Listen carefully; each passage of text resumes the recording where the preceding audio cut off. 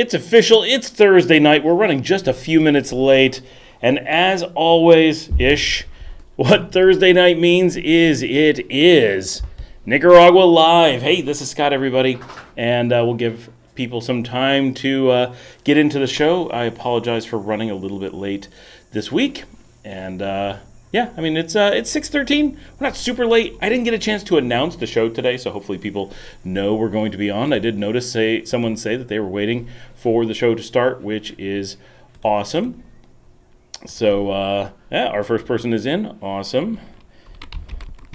And time to let some people know.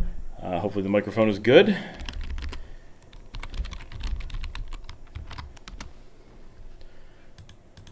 Hey, TJ is here. How's it going?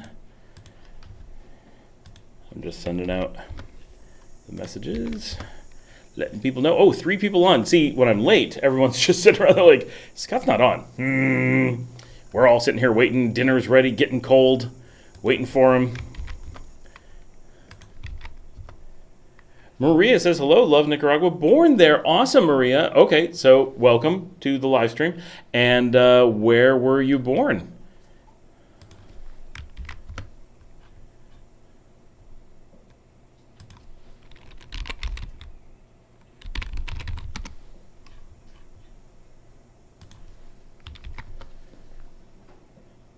Only got a couple people on so far tonight. We're brought to you by I don't know how good it is, because I've not tried it yet. Oh, come on, camera. You can totally lose my face. And oh, is it closer than it can focus? It can't find this. It cannot find this at all. Well, I'm truly unimpressed with the camera tonight. There we go. Flor de Caña Premium Seltzer Tropical Berry. This is the last of the new Flor de Caña seltzers for me to try.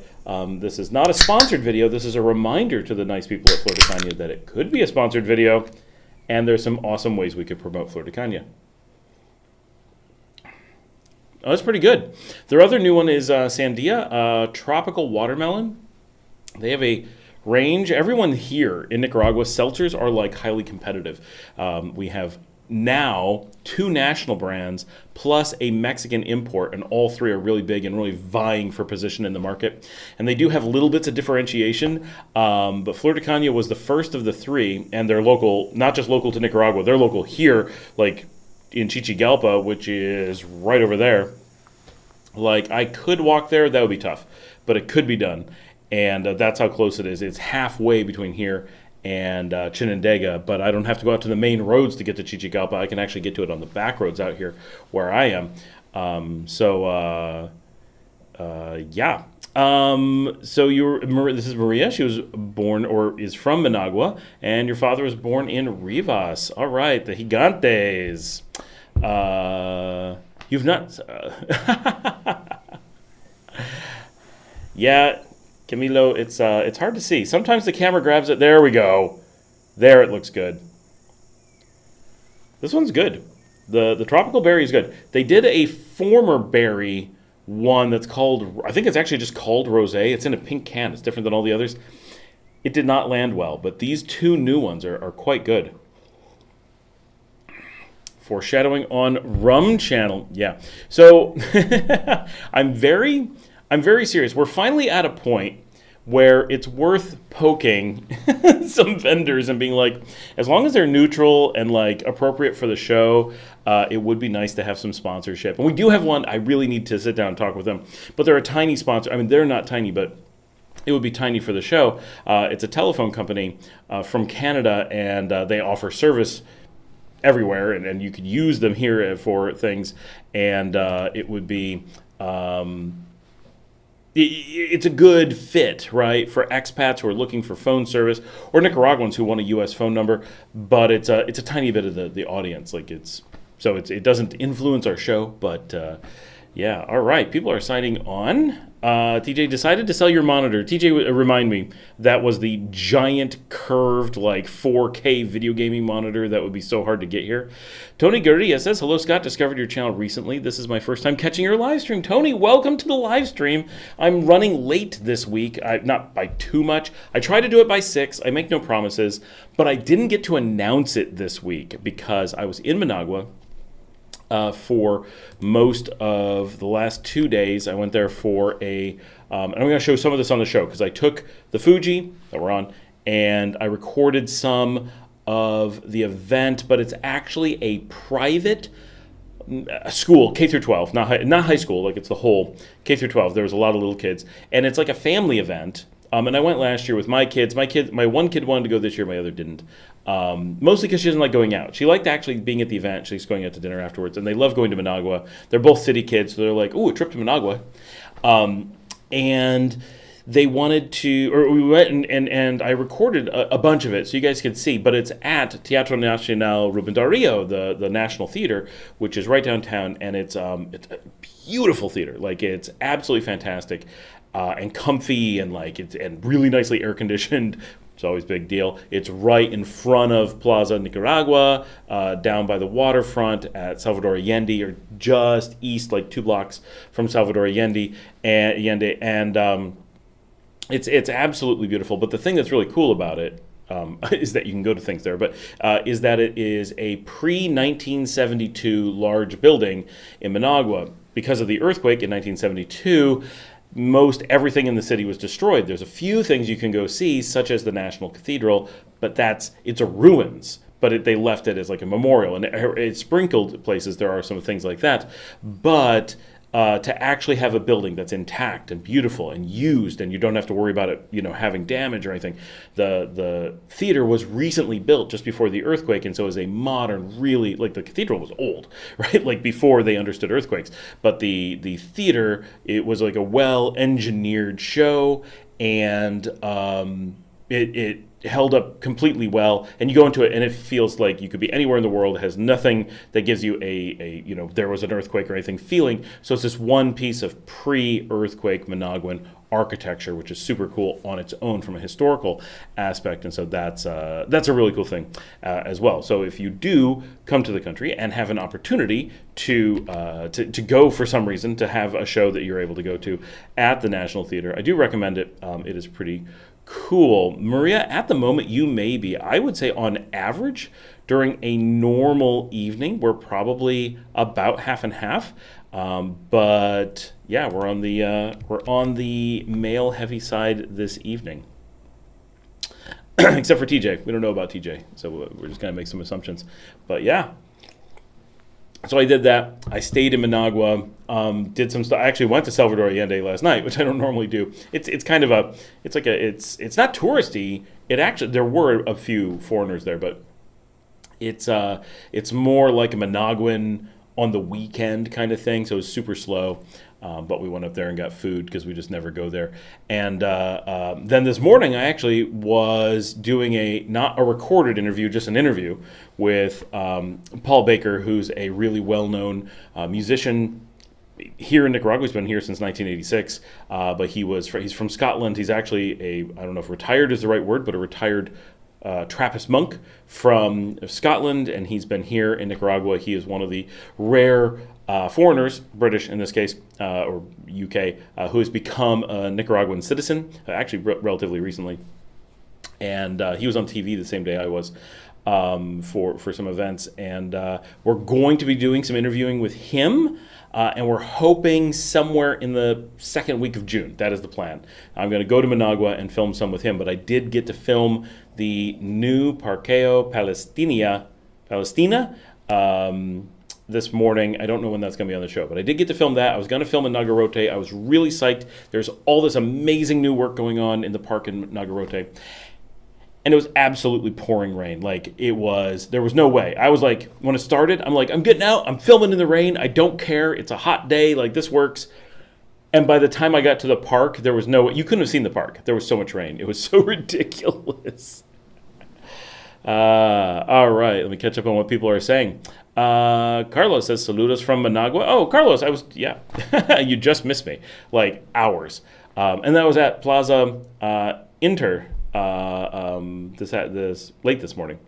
TJ says, how much is the import duty on electronics percentage? I honestly don't know what the percentage is. I don't know how they calculate it. That's something that just aduana knows. And there's two pieces, so you have to add them together. So aduana, customs, has their own thing. And the problem is that you can say what's the import duty on electronics, but it's not that simple.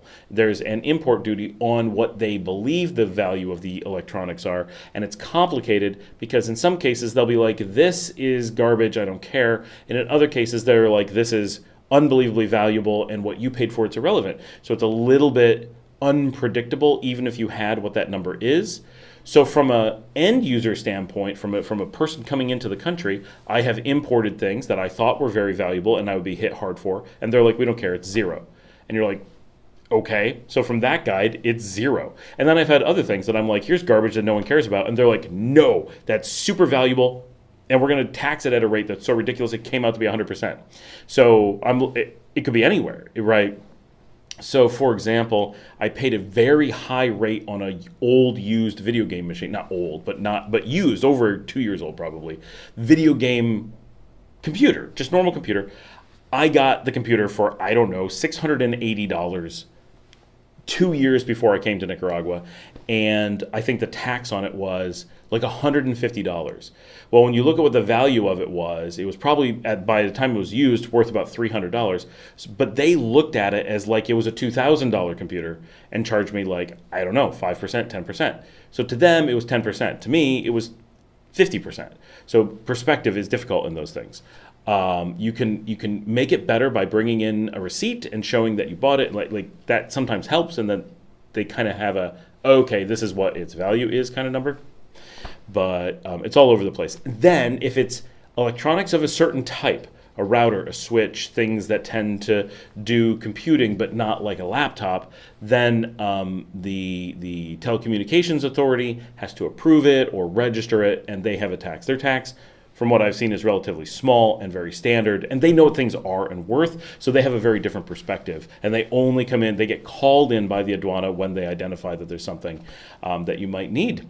Juan Carlos Urteco says, great acoustics in that theater. It is. It's very good acoustics. It's a nice theater to see things. I'd like to see more things there. I've only seen a handful. I mean, I've only lived here for so long. How often do you go to the theater? But I would love to see, and someone asked me about this just recently, a symphony or something of the sort. There are some like chamber orchestras and stuff, and actually, so I started asking about this because one of you guys was asking me, and I'm like, honestly, I don't know what the resources are, and immediately I got hooked up with a conductor of a chamber orchestra. So stuff that's in the works. Maria says, how is my Spanish so far? Well, más o menos. I do speak Spanish every day, and a lot of the day. I work on Duolingo every day. I have taken classes. I don't at the moment. It's come along, right? Like I carry on conversations regularly. I've been on TV live a few times, and people are gracious and say that it's good. It's probably not that good, but am I conversational? The thing that I think amazes me, and maybe this is a guide, is that when I first came to Nicaragua, when I first moved full-time to Nicaragua, I spoke very little, but I took it in school. I have lived briefly in Nicaragua previously. I had lived in Panama previously. I lived in Spain previously. All those places speak Spanish. I have visited Mexico. I've visited Guatemala, El Salvador, Honduras. I've added up a lot, Bolivia. Not at that time. I've added up a lot of places. I work in Spanish every day. But I didn't have, like, when I first got here, it was full-time. It was very jilted. It was like I get some words, I can read the things, like I was functional Spanish. Like I could go to a business and get the job done, but I couldn't just casually carry on a conversation. I knew I had that barrier. Now I still have the memory of not being able to speak Spanish, so I'll go into situations and be like, oh man, I'm not gonna be able to speak Spanish. And then I walk up and I'm like, and then we just speak Spanish. It's like, and everything's fine. And I'm like, oh, I forgot I speak Spanish for the most part. So it's very funny to me that I'm at that like cusp of where I still remember not that long ago not speaking Spanish, and now suddenly it's like, well, no, I actually can just jump into conversations. If I have a lot of background noise, I am useless, but I barely can understand English either. But if I have a nice, quiet situation where someone's speaking to me and I can hear what they're saying, then surprisingly, I can get quite a bit. So it's come along well, and my wife speaks Spanish better than me, we've both noticed that there's been this leap forward, and it's pretty decent. Tony says, what are some regions and towns in Nicaragua with cooler climates? Is there a highland area? Yes. And so we actually refer to that area as, brace yourself, the highlands. So there's a relatively large region, mostly in the north center-ish, it's kind of west, of Nicaragua that is known as the highlands. There are some highlands sprinkled throughout the country. So there are places where you can get cooler weather, even in, say, Managua. But it's a very limited area, very small. It doesn't have like a city or anything. But if you're looking for an actual region known as the Highlands, Juan Carlos jumped in. The Matagalpa, Jinotega, and Esteli are the Highlands. Those are the three major Highland cities. All of them have cooler weather. All of them are higher altitude. All of them are nice cities. They're very different from each other. You're not going to be like, three of the same, I can't pick. No, they're very different cities. And especially Matagalpa, but all of them have large regions around them full of villages. So you have city options. And this is interesting. Jinotega is the small one. It's not very dense. It's not very big. But if you like a small city, Jinotega's got you. Esteli has the highest population density of anything in the region and rivals Masaya, the highest density in the country. You would think that the highest density was Managua, but it's not. Masaya and Esteli have the highest densities, but very small areas. Managua is a much larger area. So Esteli gives you more of a downtown, like cramped city, but then immediately ends. But it's a good-sized city. Matagalpa is the largest sprawl of metropolitan area. It's so large that it actually is noticeably larger than the region of León, which is the second largest city. So as a city proper, León is far and away the number 2 city in the country after Managua, obviously. But Matagalpa is actually a bigger region of the city, and you really notice when you go out from Matagalpa that it feels like kind of attached to the city, going on for quite some ways, and it's a big area, and gives kind of a more urbane feeling than León does. León is colonial. Matagalpa and all the Highland cities are much more modern, and kind of just they've designed themselves organically, whereas León and Granada being really old cities. And of course, up in Nueva Segovia, you have Acotal, which is also in the same range of age as these cities. They all have this colonial thing. They all have this Spanish planned feeling in their main cities. And so they have one vibe because of that. León, honestly, I like because of the people that are here and the culture and the proximity to the beach. But we have such a great community of people that we know and friends, and the outgoing nighttime culture is so good. Like León has a great culture. It is hot. And honestly, if I had to pick from an architectural standpoint, I wouldn't pick the colonial of León, right? Like it's beautiful, it's neat, it's a living museum, but for an every single day of life, those things have a lot of constraints to daily living. The streets can't be upgraded in certain ways. You can't construct buildings in certain ways. It's very hard to do things, and they're doing an awful lot. Like right now, they're upgrading the water supply system throughout the city, and it's a huge project. And I mean right now, like you go down the road, it's tough getting down the road because there's so much construction going on. But that stuff is happening, and so that's fantastic. But it's it is challenging being in a colonial city versus, say, Matagalpa, where it's like, oh, you want to put up a high rise right here? Just do it, right? Oh, you think this thing would be cool there? Just do it. And they have a much more open urban planning capability because they don't have to maintain the city as a historic center and museum. So that's a big thing. But yeah, so the weather gets much cooler up there, like significantly, and you have a range of options of things of all sizes. And then, of course, there are other towns that are not officially the Highlands, or we don't think of as the Highlands, that are still much cooler than what you often get told is Nicaragua, right? Because most people are referring to Managua, Granada, Leon, Jinotepe, Rivas. Like right there's a bunch of core cities that outsiders are aware of or talked about, like people talk to them about in the country. And those are all within a certain amount of temperature of each other. They're not wildly different. Jinotepe is the coolest of those. Leon is the hottest, but the variation isn't that much with Managua in the middle. Managua is kind of the middle of everything. For everything, right? No matter how you look at Managua, it's kind of the middle, except for population.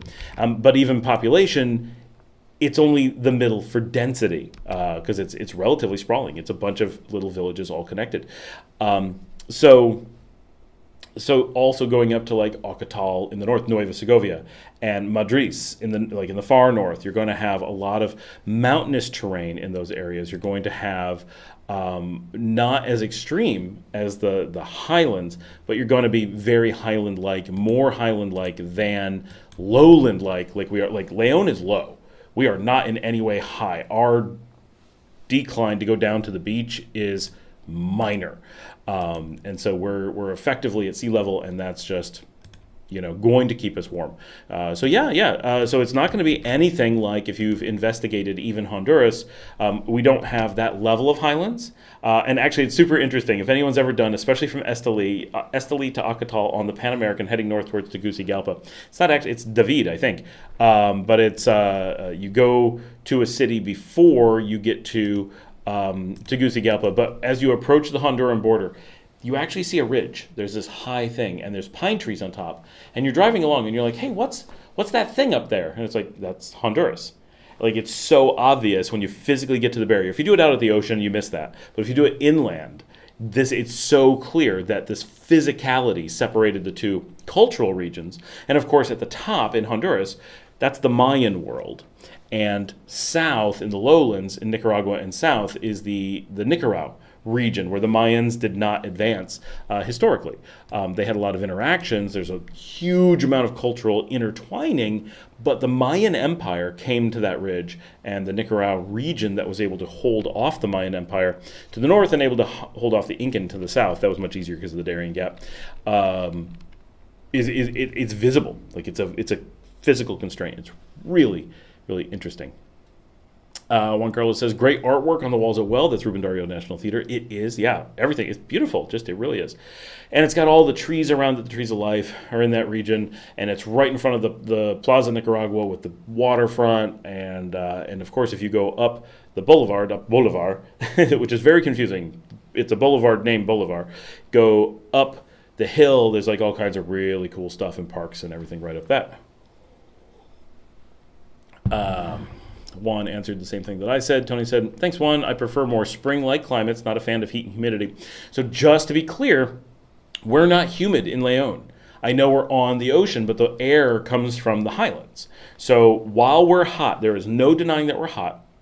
We are on the dry side. We're not a desert, but we are on the dry side, not on the wet side, not on the humid side. So that's a common thing that people say to me all the time, like, oh, hot and humid. And we're like, whoa, super hot and not desert, but we are not humid.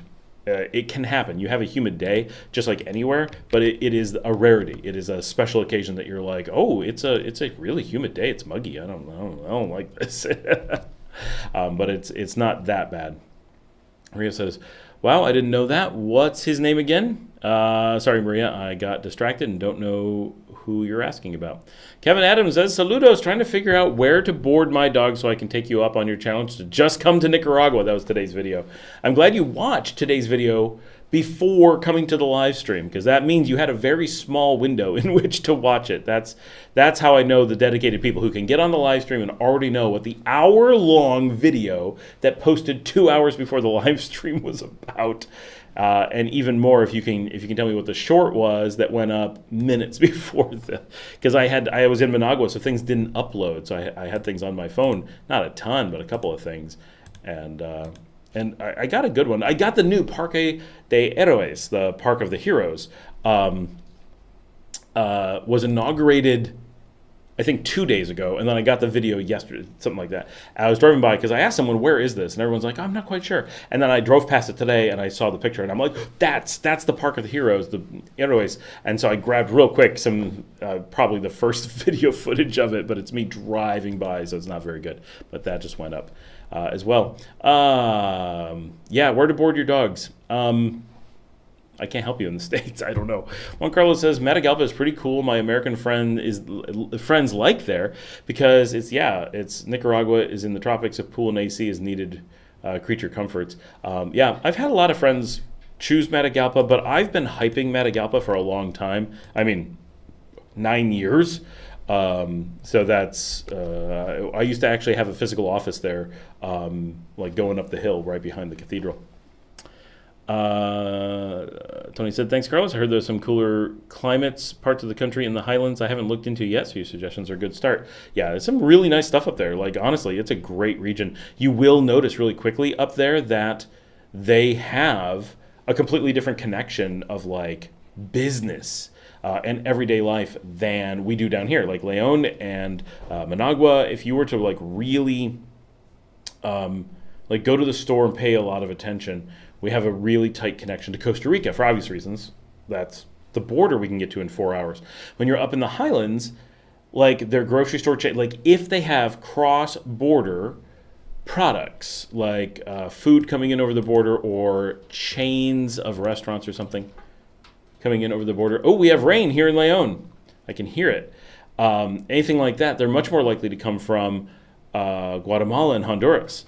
And so you'll notice that if you're used to doing stuff with the northern countries, they seep over the border there, and Costa Rica is much more influential down here, just from brands and stuff. So that's interesting. Obviously it's easier for them to ship food up there.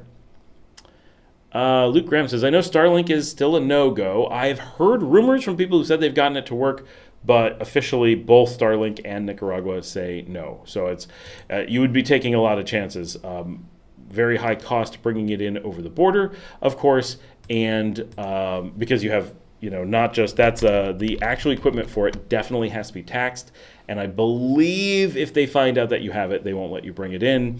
But that you don't know, right? That's something you'd have to ask the telecommunications group and see if they'll permit it. You really can see the lizards running around there tonight, can't you? But the taxes on it will be high, and Starlink is supposed to not allow service when you're in Nicaragua. So some people say you get lucky. Some people have tried it and it didn't work, and so it's all over the place. But definitely a risky thing to do, but also in most cases, why? Why bother? How does that high-speed fiber compare in speed? The fiber, yeah, that's the thing. The fiber crushes Starlink to such a degree that I'm unclear why you would ever want Starlink in Nicaragua. Beyond the obvious, I'd like just so many levels of backup. But Starlink costs a lot more than our fiber, or you're in a remote area where there's nothing, right? Like, obviously that exists. Our fiber here from Teco, which I'm on, which I'm doing the show from, is like a third the price of Starlink. It doesn't have any of the bring your own equipment in kind of problems. And you could, if you're like, well, I rented for a year and then I moved somewhere, they'll move your account. Like, it's not like the U.S. where they're weird about it. And it's incredibly reliable, incredibly fast, really, really good. We had an order for Starlink. Now, we got pretty upset when we found out that they were scamming people in Nicaragua, mostly because we were the people they were scamming, that they had actually canceled services, never coming to Nicaragua. And they didn't tell anyone. They just kept selling the unit. So you would pay however many hundreds of dollars for the promise of when it's ready. And when it's ready, it was supposed to be 2021. And then it was 2022. And then by 2023, we're like, what's going on? And then you do a whole bunch of research. And they never told the customers that they had canceled the plan. So it wasn't that it was delayed anymore. It was canceled. And they just kept the money. Now, I think we managed to get the money back at this point. But they were just taking the money and running. So it was a full-on scam. I don't consider Starlink a real company, right? I know some people have them working, but they're crooks, right? Which is not a surprise given a lot of things about how they operate. But full-on, if they might as well be operating out of San Juan del Sur, if you know what I mean. but the need for it, just, when we came here, we didn't know about Techo. When we came here, meaning 3 years ago, sight unseen, we signed up for everything right away, and we're like, we got to, we know Claro, we know Tigo. We had been here 9 years ago, so we had an idea of the internet from 9 years ago. And getting here 3 years ago again, we were not prepared for the leaps that Nicaragua had made in infrastructure. Like 9 years ago, if you said, should I get Starlink? I'd be like, my gosh, I don't know how you'd operate without it, right? You have to have it. But 3 years ago, we got here and it was like, wait, why did we bother ordering Starlink? We're such idiots. We're already, and we're talking, our house is in a remote area. We're really far from anything. And now we have empty land on a dirt road in the middle of nowhere. And we're like, can we get fiber there? They're like, yeah, give us a day, right? Like no problems at all. So obviously there are places you're like way out in the jungle, an hour south of Bonanza. That's a real place in the autonomous zone. And you say, can I have fiber here tomorrow? They're gonna be like, what? No, but within reason, no place that anyone I know has ever looked at. No fiber. If you want fiber, just get the terrestrial fiber. It's fantastic. Could it be better? Yeah, it could be a little bit cheaper, but you're comparing it to like Google Fiber to come up with a better option. The normal fiber in the U.S. is not as good. The thing about the U.S. is you have regions that are so bad and regions that are amazing. So like Austin has like Google Fiber and it's amazing, but then you go just outside Austin and you can't even get internet, right? So you have to really carefully define Austin as a very small city limits thing to say it has good internet. Whereas if you come to Leon and you say, does Leon have good internet? We mean Leon and all the villages around it and the countryside around it and the next city near it and the villages around that, and on and on. And so it's a completely different thing that when we say we have internet here, we mean everyone has internet here. And is it good? Yeah, everyone has it good, not just these isolated people who have it amazing. So that's a big thing in general. Lost where I am. Jillian's here. Hey, Jillian. My neighbor more than once. Much like Mario, who's not on yet. So Maria now has Jillian, so now there's more than one of you. TJ, I'm just trying to decide how I'm going to get my computer in. It's all custom. Honestly, you just bring it in your luggage and see if they care. Half the time they do, half the time they don't. Things like that are very much a kind of random thing. So on the time that I brought mine in, my very custom, unfortunately, video game computer came in and they were like, this isn't reasonable for a tourist. You're importing this. I'm like, okay, that's fair. And so they tax me on it. But then they pull out my Mac, the one I'm operating on right now, right? Full on, brand new, or almost Mac M1. This is like hardcore Mac, right? They pull it out. They're like, what's this? I'm like, that's my desktop. They're like, cool. Put it back in. No questions. Because a desktop is a reasonable thing to travel with for work. But do you need to work? Well, yeah, the company might need me to send emails. I got to, as a traveler, it's reasonable to have that. But as a traveler, it's not really reasonable to bring a big custom video game rig. So that gets flagged. And so it was a reasonable logic process, but it was very surprising because the cheap video game machine, $650, $680, got flagged. But the expensive work desktop, the Mac, did not. So I could have gotten stuck paying a lot more taxes on something more expensive, but it ended up being that it was the lower thing. But if you bring in like a Steam Deck, that's reasonable, or a Nintendo Switch. Those are reasonable things for a tourist, for a traveler to have. And so there's no worry on those kinds of things. They're mobile devices. That's exactly what they're meant for. So it may just be high tax on that one item. For cooler weather near Managua, El Crucero is high up there with overcast weather, foggy mornings, good prices on home up there too. It is. It's amazing. It's one of my favorite regions, but it is worth noting that prices are low because the sulfur air erodes all the building construction. So you end up rebuilding all the time. I must record Rivas. I know, Maria, I do need to get down. Rivas is one of those places I'm there regularly, right? Like it's no big deal to get to Rivas, but it's to actually sit down and I need to get a hotel. I need to spend a couple days. I need to walk the city. I need to go to different restaurants and stuff. And that I just have not had a chance to really do. But it's a nice city, and people give a lot of credit to it as a great city for families. It's a little bit more quiet than a lot of the other cities. Nicaragua is a loud party country. Like, it's just the culture, and Rivas is supposed to be a little bit more low key. Larry says, I can only hope and pray the show lasts until 1 a.m. tonight. I doubt it. I've been pretty busy, but well, let's see where we go. Maria says the name of the British person who's now Paul Baker. So reminiscent of Tom Baker of Doctor Who. Probably not related, but it could be. His full name is Paul Baker Hernandez. I believe that is correct, but he's been here a long time. Someone recently found him on television from Vermont Public Access. Maybe television, a long time ago on the Internet Archives. He's out there. He's a musician and does a lot of especially Chilean revolutionary music, like cool stuff. So he's an interesting character, and he'll be good on the show. I really think so. Larry says, big extensive heat warning from Guatemala down to Chinandega. Luckily it's only to Chinandega. Who cares? As long as Chinandega's burning, they're used to it, right? Canceling a mini vacation for Memorial Day. Going to bring my quad to Las Penitas. Will Desperados have brisket? Yeah, we should have brisket. I don't see any reason that we'd be running out. We're open. We're not open tonight. We're open tomorrow. Maria says, Nicaraguense Ciudadano. That must be you, citizen. Starlink map claims coverage. I suspect the fiber was better. So the thing is that they do have satellite coverage. There's no question. It's whether they allow it to operate. That's the thing. I don't know. TJ says one of the Starlink beta testers, it was okay-ish. Joe Blackson. Hey, Joe. Do I need to have the COVID vaccine to visit Nicaragua? No, absolutely not.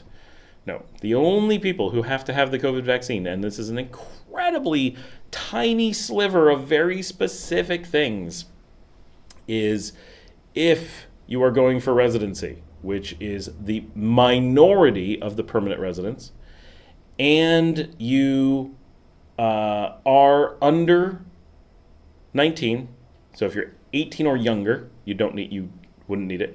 If you are 60 or higher, you don't need it. So it's only from the day you turn 19 until your last day of 59. And honestly, if it's the last day that you're 59 and you don't want the COVID vaccine, I don't know, call out sick that day. So problem solved. Because once you're 60, and then if you have a condition, if the reason you don't want it is because you have a medical condition, then you don't need it for that either. It is only if you're healthy, have no reason to not have it, fall between those ages, and specifically are going for residency, and it is only recent. Like, we've heard maybe around March 15th it started. We don't know the exact first date. That's what we know. So it's an extremely tiny number of people. I happen to be one of those people who's going for residency, is not sick in any way, is under 59, but clearly over 18, much closer to 59, and didn't already have it. I know a bunch of people who would have qualified, but but they already had it. They'd gotten it without knowing anything about the requirement, and then it doesn't come up because it shows up in the records, so they don't ask about it. Which is one of those things we're tempted to point out. If you see lawyers or whoever who's claiming, because I saw this, right? I just sent someone there, he didn't need it. Well, right, but is he over 18? Is he under 60? Was he healthy? Did he already have it? None of those. They never answer those things. I've never once had someone repeat that someone didn't need it for a reason other than they didn't need those things, right? Everyone avoids actually stating what the situation is. So yeah, it is needed under those really specific circumstances, but remember, so just from a practical standpoint, these rules change over time. COVID is a current thing, right? Like ish. Like, it's not current, obviously, but it was recent. And so when I moved down here 3 years ago, so I just went past my 3-year anniversary, so that COVID was still really on. Delta was just ramping up. So when I got here 3 years ago, COVID was it was at its peak here. We moved here like right when it was as bad as it could be. And so it's less than 3 years. And there's this requirement right now because they finally got the ability to do it. They haven't had the capability of having this requirement previously, so it triggered it that these things have gone through. So realistically, if you were coming down, not as a tourist, but coming down as an expat, and your plan is to move here, and you move down pretty much full-time right away, and you made the decision or went through the steps and it created a situation where residency was right for you. All those things could be true, and you fall into those age ranges. And you get to the point that you're going to get your residency and you haven't hit 60 yet. A ton of people who are doing this are like in their higher 50s, and they're like, well, I don't want to do that. And you're like, well, but you'll be 60 by the time you would need it. Right, this process, while it can be rushed, and I'm going to get Jerry on the show. He went through the entire process in 3 weeks. But I've been doing the process for more than 3 years. And I know people who've been doing it for over 8 years, right? And sometimes it just takes a long time. So you have a very real possibility of just not needing. even if all other things come true, you may not have it. But my prediction, this is not official in any way, this is my personal opinion, is that right now we're 2.5 years from the virus, and they just did it for this tiny sliver of people. The chances that they're going to still be doing it by the time that anyone considering residency now will be at a point where they need residency is extremely low, in my opinion. It could happen. Officially, it's on the books, but is it going to still be on the books there? I find that extremely unlikely. I think the doctors and nurses putting it, someone's going to be like, do we still have to do this? And someone's going to be like, you know what, no. And that's going to be the end of it, right? Because it's not a law, it's a policy. It's a policy that a single director can switch. So it's a very rapid thing that could change. So it's one of those things that I think is important for people to understand that while it's a real thing now, the chances that it's going to last a long time and the chances that it would ever affect anyone looking at it is all very low. But it's not so low as that you can't at all consider it. But just realistically, very, very low chances of there being real world impact for people who are starting now. People who've been doing this for a while and are just about to file for their residency and fall into, those are the people who are like, what, this is a requirement I didn't know about. Oh, this suddenly got me. Other than that, you're generally going to be in good shape to wait it out or whatever. And there's things you can do, right, if you needed to. If you were like, you know what, I'm not older, I don't have any medical conditions, I really don't want to do it, but I want to live in Nicaragua. Travel a little bit more and stay on the other visa program and just wait it out until it goes away or until you're old enough and don't need it or develop a heart condition and don't need it for that reason. There's ways for most people to find a way around it who qualify for it. Just says, great. Yep. Sorry, that was very long-winded, but yeah, Joe, no tourist requirements like that whatsoever. And the requirement, just to be clear, is for a shot in Nicaragua. It's not for something from somewhere else. It's an extremely recent one. Like tourists wouldn't be able to get it, essentially. Rebel Gran says, I'm a single senior woman looking to explore Nicaragua. How safe would it be for me to come and explore? I'm going to say quite safe. Probably safer than where you are now. I don't know where you are now, but the chances that it's safer than Nicaragua are low. It's not incredibly low. Canada supposedly remains safer. Although, let me tell you, so many Canadians, I'm still very hesitant to even repeat this, but so many Canadians are convinced that Canada is now more dangerous and that the government is not releasing real crime numbers because they feel that their lives in Canada are noticeably dangerous. And of course, if they go to Nicaragua, they're noticeably not dangerous, right? It's very easy to come here and feel not danger, right? And for those who saw, I did an interview with Camilo, who commented just a little bit ago. We did a video on one of the public buses here in León. Now, León is safe even for Nicaragua, so it's an extreme level of safety, but riding around on the bus, and we were talking about safety and how you really can just walk anywhere. Like, I go out in Managua, I go in areas of Managua that people are like, not Managua. Well, okay, Managua, but not that area. Like, whatever. I walk around those areas all the time, and it's like, this is what's supposed to be so dangerous? Like, what? What are you talking about? Like, come on. Now, should you, as a single senior woman who's not used to Nicaragua, wander rougher barrios of Managua? Maybe just to prove a point, but in general, no. You shouldn't do that anywhere, right? That's just asking for trouble. But even if you did, the chances that you would experience any kind of real danger extremely low. Now, if you have a purse that, that being snatched, that starts to become a real risk. But from a personal safety perspective, a little bit of effort, a little bit of street smarts, and Nicaragua will make Ontario look very dangerous. Mighty Tone says, howdy from Texas. How's it going, Mighty? And TJ says, I was thinking about just buying a gaming laptop. I don't know. There's a laptop tax, right? Like a gaming laptop costs more than a gaming desktop. Why not just pay the taxes to bring in your desktop and then have it here? That's what I did. I also brought in a gaming laptop, an old one. They didn't tax us on that because it was just a laptop and it was really old. So, but I don't know. I'm torn on that. I go back and forth. But we also so what we do now, because we're a big family, well, 4. But my wife and I and both of our kids are all gamers. So we have one gaming desktop that's like a gaming desktop. And then I have a little mini gaming machine that's right behind me. I can't pick it up to show you, but I actually use it mostly for media, like our house movies are on it, not our home movies, like the movies that we have for inside the house, like our DVD collection is on it. That and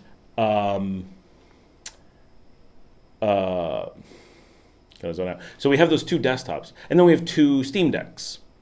And so with that combination of things, plus we have a Nintendo Switch, but that's not like a real gaming thing. So that's how we do it. And out of all that, I only paid tax on the one giant gaming desktop. And had I known and planned ahead, because when we got it, we didn't know we were coming anywhere, we could have mitigated that in some way. So it's not a great answer, but that's what we do, and the Steam Decks are fantastic. Mighty Tone says, what does the sulfur air do to your lungs after 20 years in Rivas? No, that's not Rivas. It's El Crucero. It's Boqueta and El Crucero, up in the mountains of southwestern Managua. Rivas is normal. Maybe a little bit of salty air. Not even really that.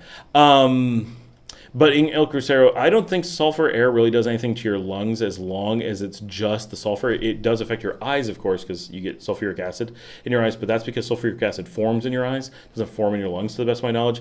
Sulfur is normally very good for you. It's stinky. I've never smelled it in El Crucero like smell. It's that it rains and it comes down in the water and it gets onto the building materials. And so it's like being in a heavily salty area, except it's slightly different. And Rebel Grand is from Canada. Okay, so called that, sort of. Maria says, when you go to Rivas, let me know. Would love to see it. Yeah, I will. It's definitely on my list. So a lot of things are waiting because I'm very, very close to having my residency, which means I'm very, very close, hopefully, to having my own car. But even before that, my business partner is leaving in a few weeks, and we share a car. And he drives most of the time because I'm really busy with work. But when he's gone, I tend to drive a lot more because I have to. I'm running all the errands. But I also have access to the car because there's no one else to drive it. So I don't have to worry about him needing it for something or wanting to use it for something. I can just take it and go.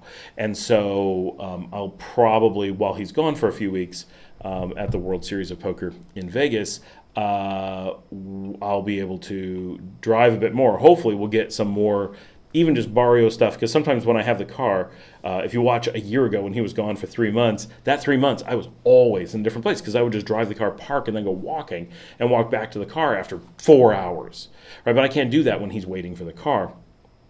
But when it's just me and no one's waiting for it, then I can drive to Chinandega and go walk around for the day.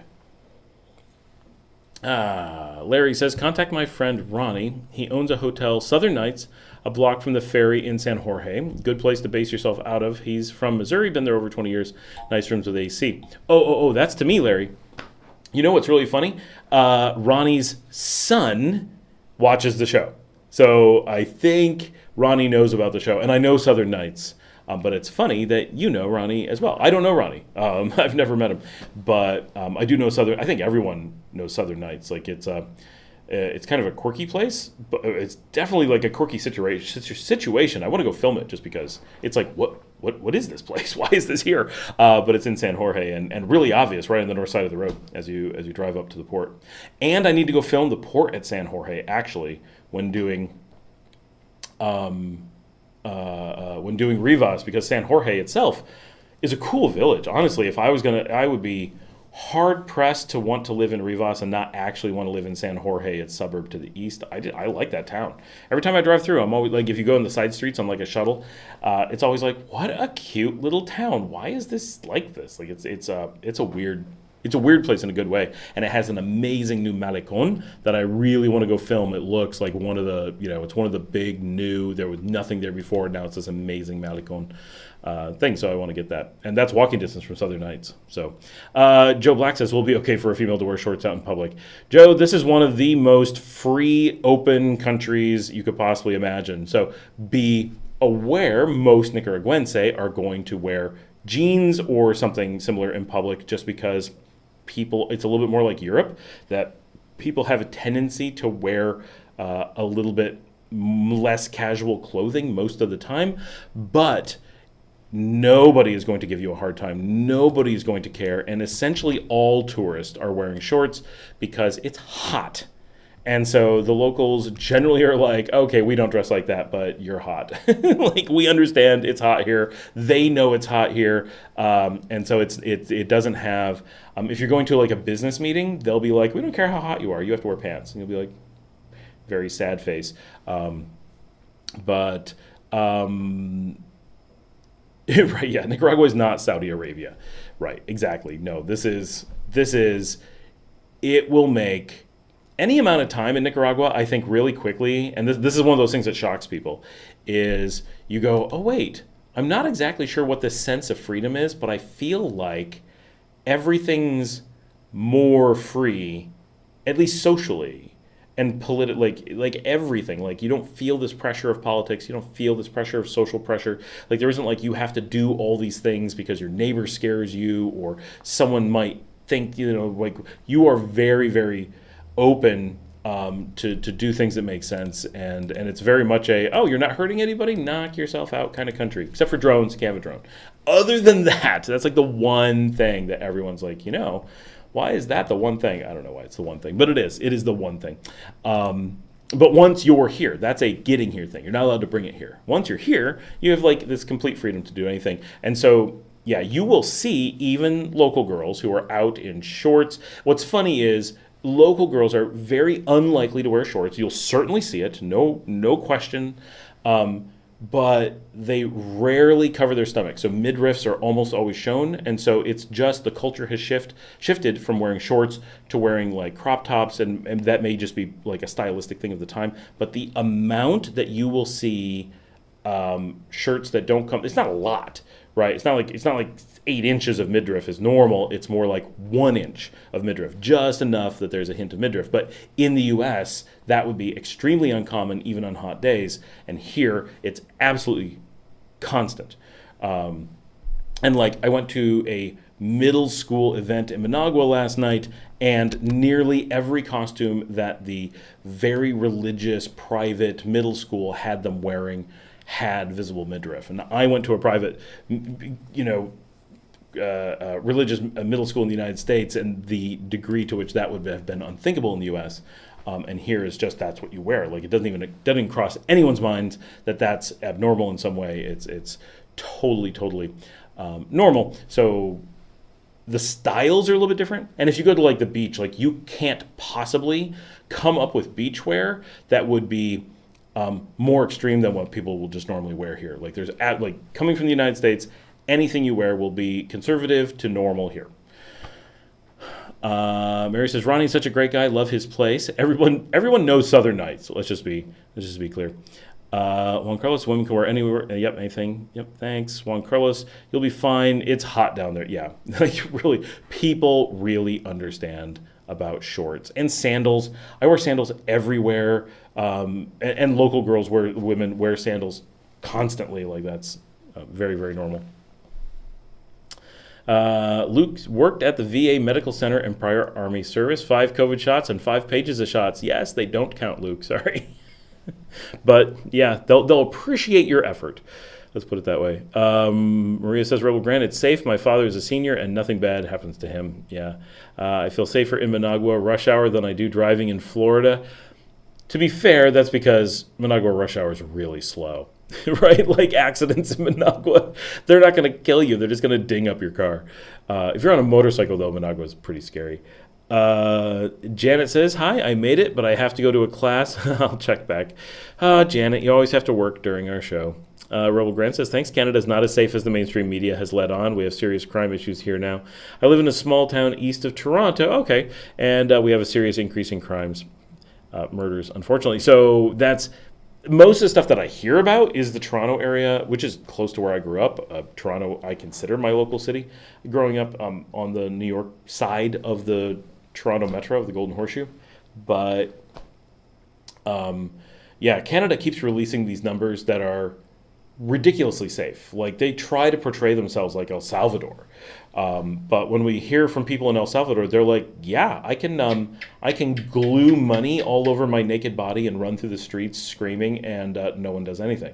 And in Canada, they're like, yeah, I'm afraid to leave the house. And so it's hard to believe that, and I'm sure that to some degree, Canadians who have been very safe for a long time, when confronted with a sudden increase in crime, feel like it's more dangerous. And Salvadorians in El Salvador, when confronted with the sudden degree of safety that they have coming from where it was, are a little bit overblown on how safe it is. Like I'm sure both have some perspective, like sudden shifts, because Canada went from crazy safe, like literally 5-6 years ago, it was really, really safe. And during COVID, it just tanked.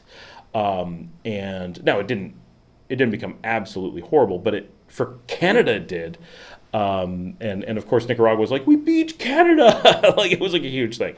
But everything I'm hearing is that the anecdotal evidence consistently, right? It's 100% of the anecdotal evidence I've heard from Canada is that it has gotten downright problematic. Larry says, I lived at Hotel California for a year in 2014. I visit Ronnie every year at Christmas. Wasn't there last year, however. I knew him before he built Southern Nights. Wow. Yeah, slow Managua rush hour. Sorry, host, what is your name again? Me? I'm Scott Allen Miller, and this is the Scott Allen Miller vlog, coming to you live from Barrio Sutiaba in Western León, Nicaragua. I could do that. Today we were joking about, we need to just make a León television station, because I've been to the Managua television stations, a couple of them, and it's super fun. Like I've been on TV in the U.S., and that's not to say something good, like as a kid doing like a game show, but it's super, super interesting how they make shows. Like the whole concept of a TV station is like fun and interesting. And I've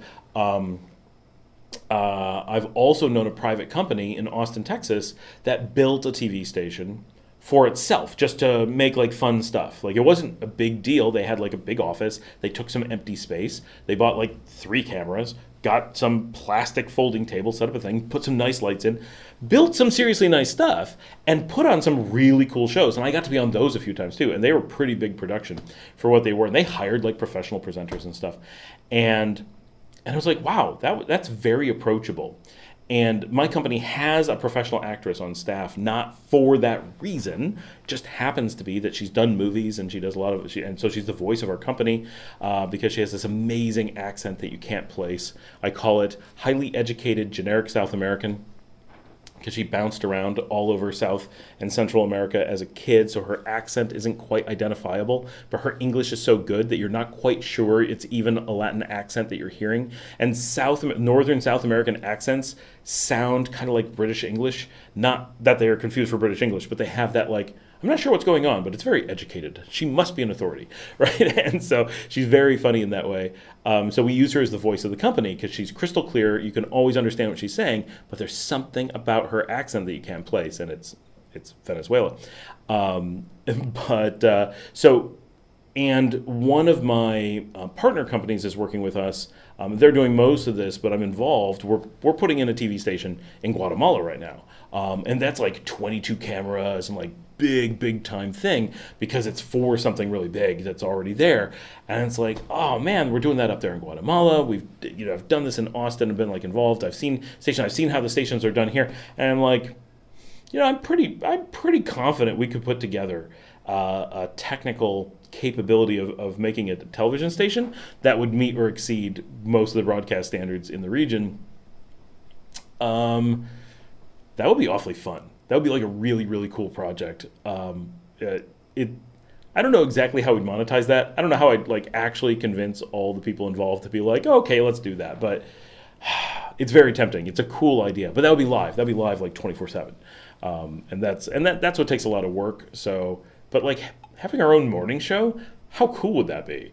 Right? I love going on the morning shows. I like watching morning shows, like having a morning show like, oh, today we're talking about this week's festivals in Nicaragua, right? And like and then have people out in the field. We're filming the parade and the procession, and right, oh, here's the storm coming somewhere, and like do all that fun stuff. And today in the cooking segment, we're going to show you how to make the best gallo pinto, and then someone comes in and attacks them with a skillet because they're like, no, gallo pinto's better, and it's it would be entertaining. Rebel Grand. I used to be able to walk at night by myself and not be bothered before the lockdowns. Now I'd be taking a risk. I'm not a nervous woman, but I'm not stupid either. So here, definitely. Now, obviously, I'm a big guy. But I also often walk with a camera. Like I kind of, as much as possible, make myself a target. Not intentionally, obviously. But I'm a big guy. So there's an awful lot of, if you are a mugger waiting around on the street and I come by, there is honestly a certain amount of, well, not this guy, right? Because one, I'm very identifiable, right? So that's not going to be good.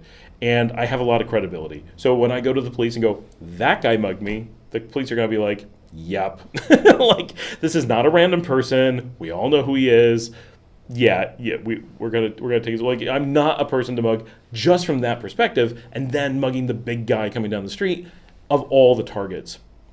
Same person. When I was in Panama one time, I was going out to Casco Viejo, the like bar district, like super cool in Panama City, and it has some rough areas. And I was walking to Casco Viejo. I wasn't taking a taxi or whatever. And my friend said, "I'm kind of worried about you going there." She said, "Don't take this the wrong way, but you're like super gringo. Like you're really white. Like there's no way you're going to blend in Panama." And I'm like, "Yeah, obviously." And then she's like, "Oh wait, what was I thinking?" And I'm like, what? And then when I got there and walked through, I saw like these really rough characters standing there. And I'm like, oh yeah, like obviously they're not going to mess with me. There's all these other people that are here that are perfectly reasonable mugging targets. They're not going to pick me out. Like that would just be a really stupid thing, especially because they're on a bridge and I'm twice their size. So there was a lot of like, I could hoist you over the side of a bridge. Like that could be how this ends, right? And it's not like death. It's like a really nasty, dirty fall that would hurt a lot. But like that's just, I'm a foolish target. In many cases, there's always another target. But that said, I do walk alone, late at night, once in a while drunk, often carrying a camera, all over the country, and never do I end up in a situation where I'm like, oh no, what have I done? Where have I gone? Oh, I'm worried about these people on the street. Like that never comes up. 9 years ago, I once was in Granada walking really, really late. I used to live in Granada. And someone came up to me on the street at like 3 a.m. and he said, dude, no, you have to turn around. This isn't where you should be. This is not safe.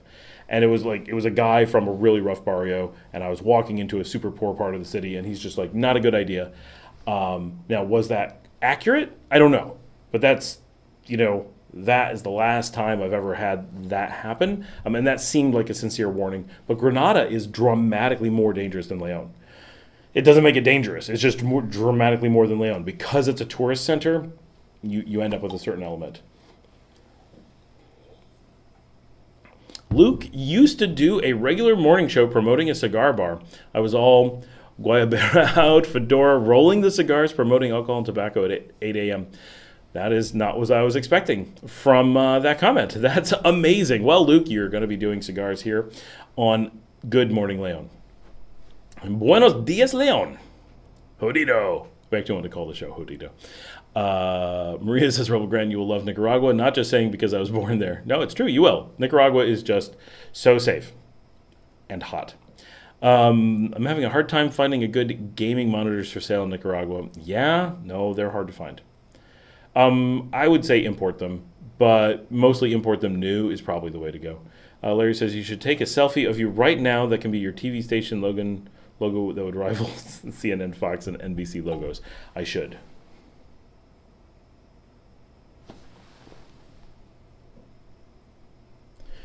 Coming up tonight, I'm Scott Allen Miller. We have news of strong winds and heavy rain. Is it hitting the beach? Find out at 11 after the storm's over.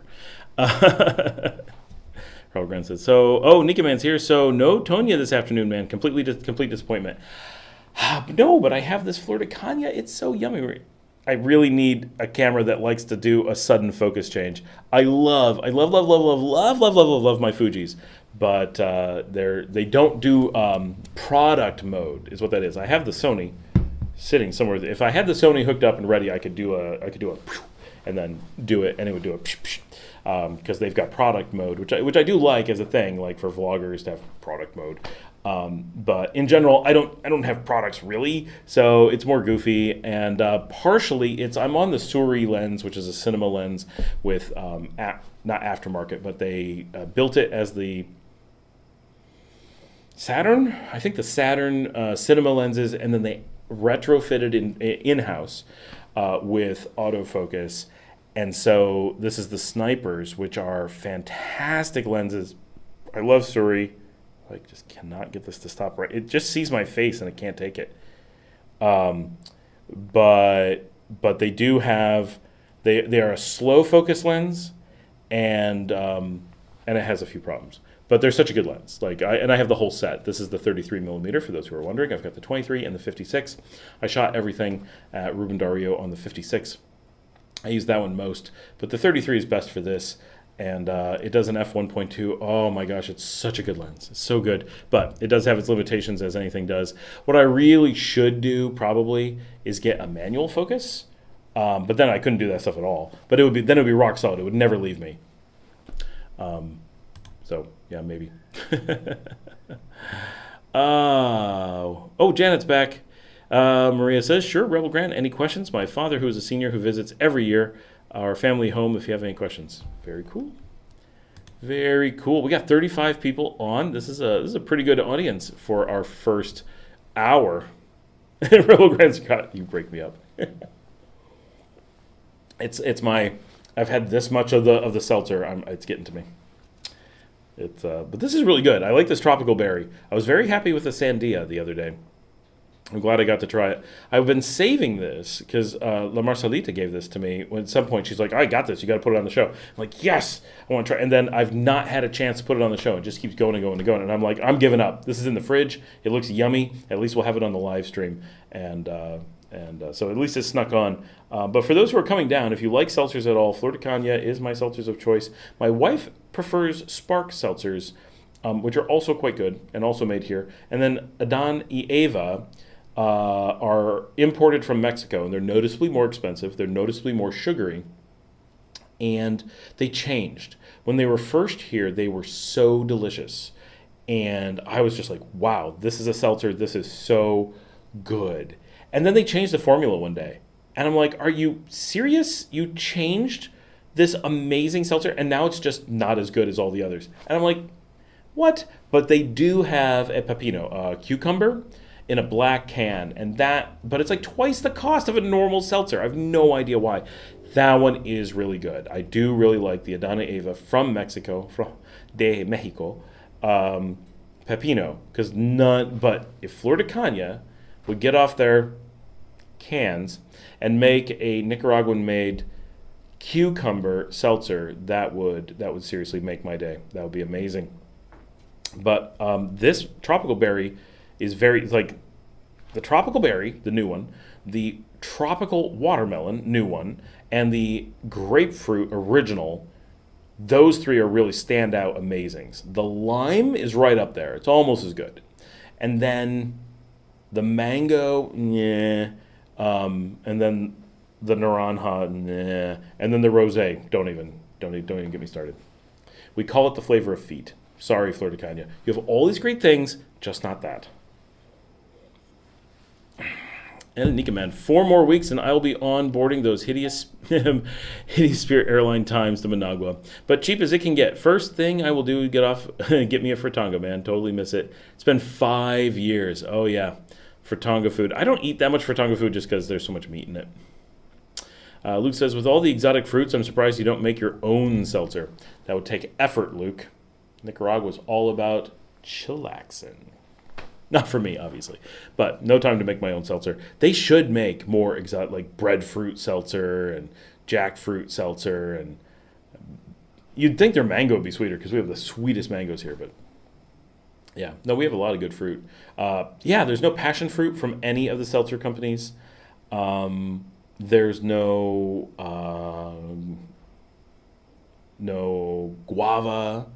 guanabana. There's no wow, my brain's just soursop. There's no soursop. Like all these things that are like local fruits that we've got an abundance of that they're not making. I don't know. I don't know what the drive is. I don't know why tropical berry is even a thing. What's a tropical berry? The banana is a tropical berry, just in case you didn't know.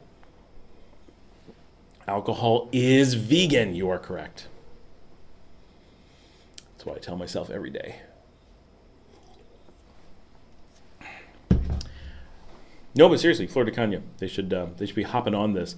Really, Flor de Caña should be hopping on this because a huge portion of my audience, which you guys could attest to right now, basically everyone on this live stream, whether you're in Nicaragua, which is just a couple of you, or you're in anywhere else, you have access to Flor de Caña.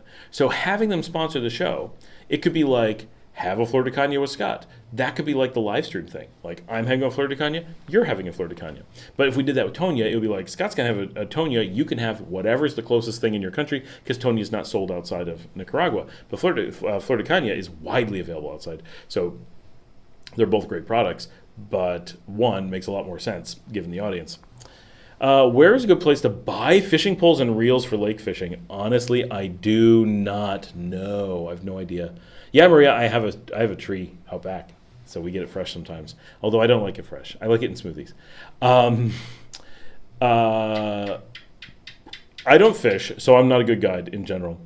But in all the time I've been here, I've never seen fishing stores, bait and tackle stores, anything like that, north of San Juan del Sur, which I'm sure is not the only place you can get that stuff, but it is the only place I've ever seen it.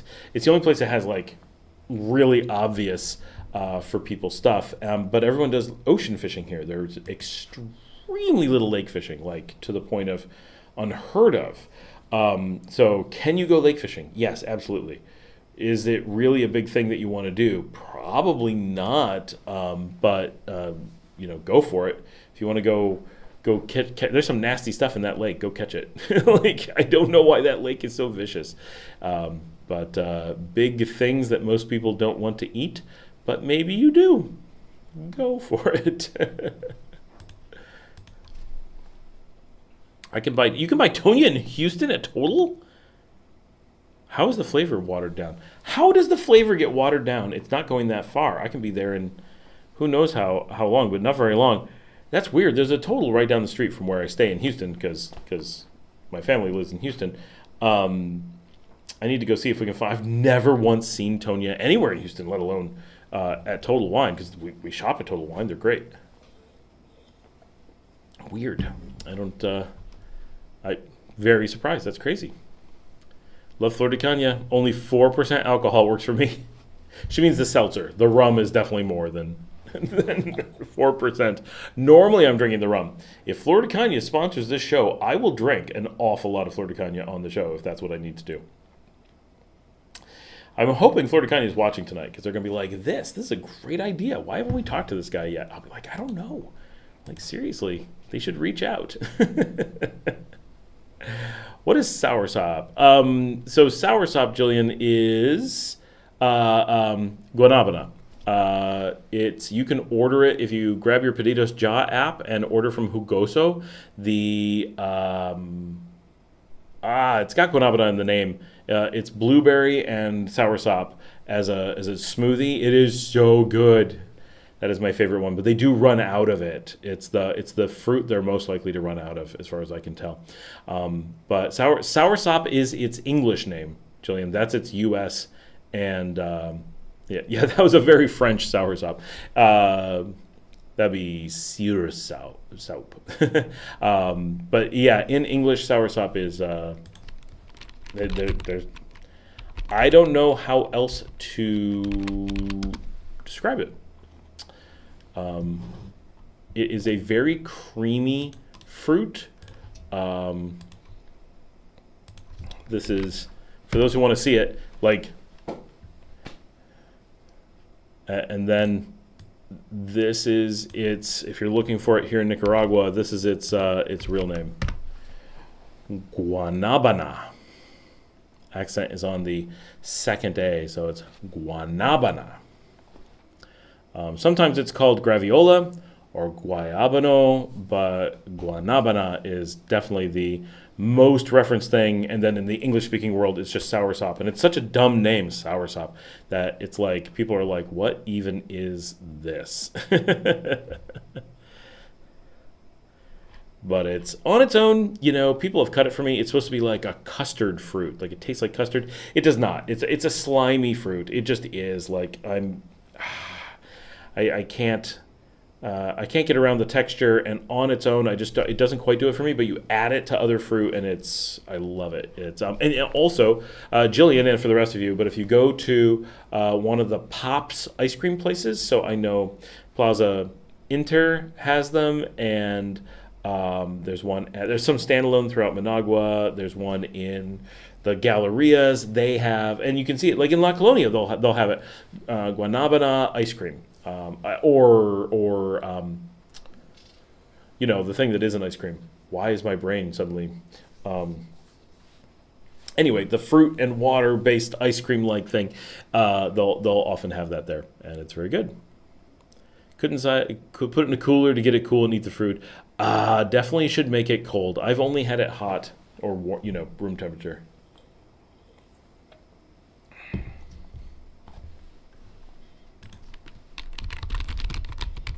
Now, I have to look up what this word is because my brain is. This is such a normal word. Normal, everyday word. I don't have it anymore. I've completely lost my mind. It is, what is it? Sorbet, thank you. Sherbet or sorbet. Wow, how did I just lose that word? Man, getting old. That's definitely the first time in my life that I couldn't come up with sorbet.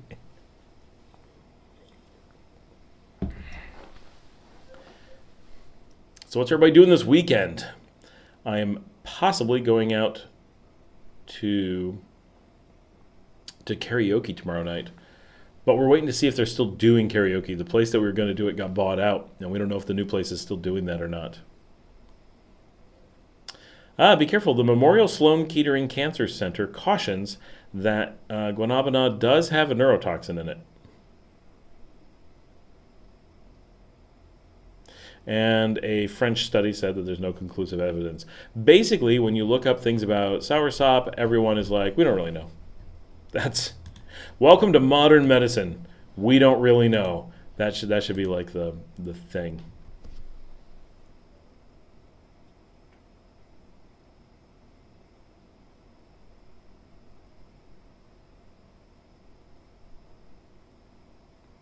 Soursop is very popular in Jamaica.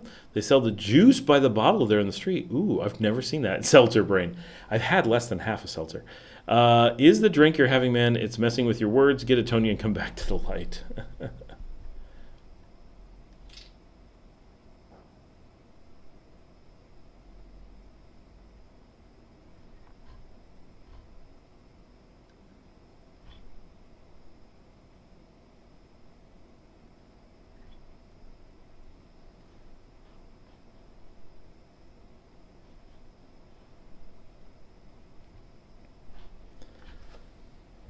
Come on, guys, what's going on this weekend? Give me something to work with.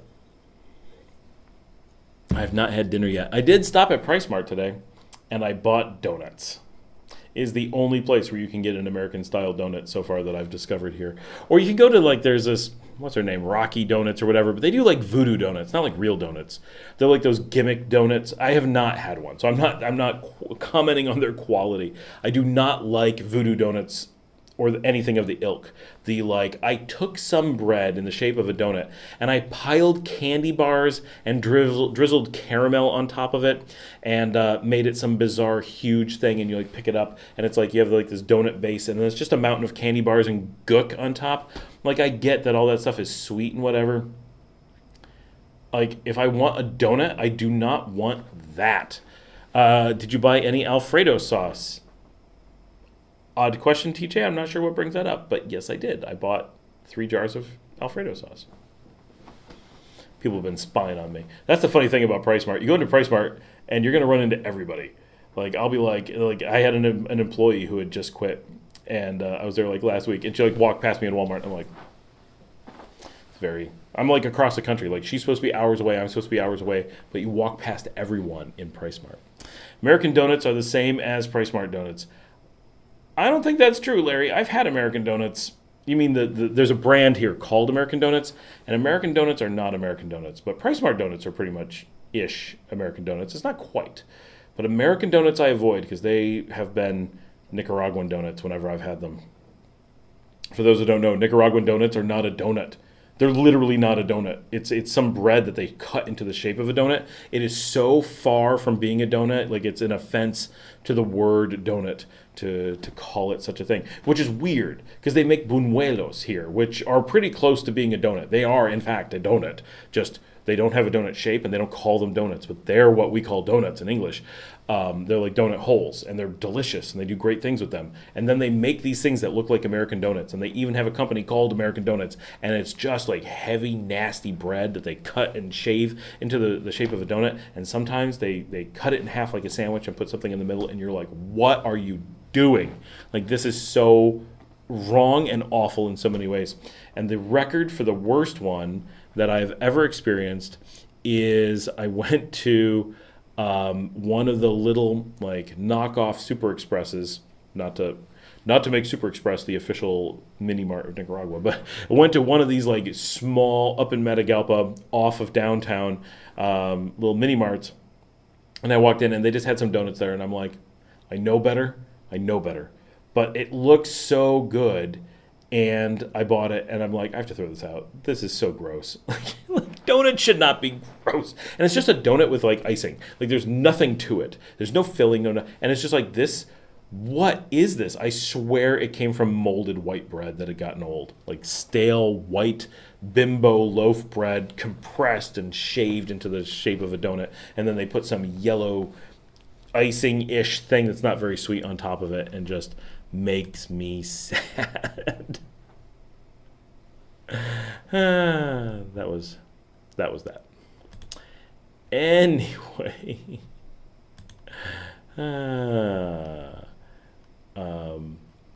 so now people are talking. May go away to Long Island for the water beach. Remember Monday's Memorial Day. That's right. I did forget, but I did know. Someone talking about, do you do that voodoo, that donuts so well? Remember, I couldn't find any the whole time I was there. Oh, yeah, that's right, TJ. Yeah, I got the Alfredo sauce at PriceSmart. Janet says, we're going to La Vieja Grifa. They're awesome tomorrow night. But, of course, I have classes all Saturday and Sunday. That's your weekend. I do kind of want to go see them tomorrow. We'll see what's going on. Freaking PriceSmart, man. 5 years ago, I was there for some quick stuff, and I even saw my cousins, and I was trying to be incognito in the country. Total mess up my incognito trip. For those who don't know, any American Express card will work there. So my recommendations on a long ago episode of what cards to get, I guess they weren't really recommendations, but I did say you should have a Visa, a MasterCard, and an American Express, just as general travel advice. And I, personally, have the Hilton American Express because I get those Hilton points, and that works at PriceSmart. So all of our shopping at PriceSmart gets me hotel rooms at Hilton. Wait, buñuelos are made of yuca dough. Yes, that's right, yuca donuts, and they're amazing. They're not actually only yuca. During the festival, they actually make them from other things as well, but I prefer the yuca dough. Yuca dough is really good. John Blair. Hey, John. Hey, about to come to Granada this week. Awesome. Congratulations. My girls and I are going to do a homestay to practice our Spanish. Can you think of any hotels that would let us swim at their pool for a fair fee? Thanks. So that would require me to know hotels that have pools. So when I lived in Granada, my house had a pool, so I never had to go out and look for one. Last time I stayed in Granada, I stayed, I'm going to double check to make sure I have the name completely right, and I'll put up a link so that you have it. Will they let you swim for a fair price? I'm going to go with probably not, but it's worth asking. Sorry, I've got the hiccups. And I really like this hotel. And it's where I will stay again, most likely next time I'm there. Although I have been tempted to stay at the Ruben del Rio just because I do like to bounce around at different cool hotels. But the Hotel Plaza Cologne is a hotel I've used logistically for different things over a long period of time, and have always liked them as a hotel. They're very nice, and it's a great location right on the plaza. So it's really hard to go wrong with them as just a thing. Now, obviously, if you're doing a homestay, chances are you're not going to want to go hang out at the Plaza Cologne, but it is a really nice place. And okay, so this is their link. Oh, it won't let me send it. It's too long. Oh, that's just, what a foolish move by Booking that they had the link. Like, that's what came up for the hotel, was to send you the booking link to take you straight there. And instead of making it useful, they made it so long and unwieldy that I can't send it to you. That seems like a really foolish move, because they have no reason to ever do that. Like, I design software for this stuff. That is never a thing that they should do the way that they do. That's just lazy, bad programming. And I could have sent you to the booking link, but instead I'm going to send you directly to the hotel. So there you go. Now, that's where you should go check out their pool. They have a nice pool. I've been in their pool, and they might give you a day pass. Price Mark, coming to Granada. But yeah, John, enjoy Granada. Granada's a cool town, a lot of cool stuff to see. Make sure you do the horse tour, just because you haven't been to Granada if you don't. And make sure you go to Pizza Valle. I really hope they're still open. Every time I say it, I'm like, oh no, they're going to close one of these days and I'm going to be so sad. But it's my favorite pizza in the country, is their very pineapple saucy pizza at Pizza Valle. Which is very cheap and just outside. Like, no tourist will go there. But if you go, tell them you saw it on the show and that I've been raving about them for years. And they'll be like, who are you talking? What? And then show them this show and be like, this guy says it's the best pizza in the country. They'll be like, what? But we used to live in Granada 9 years ago, walking distance to Pizza Valle. And we discovered it. And my wife can't eat their sauce anymore because there's onions in it. She's allergic to onions, for those who don't remember. And she's so sad that she can't have that pizza because it's so good. And we're from upstate New York. We're pizza people. One day I want to go to Price Mart. Ramon has not encouraged it because you'll spend so much.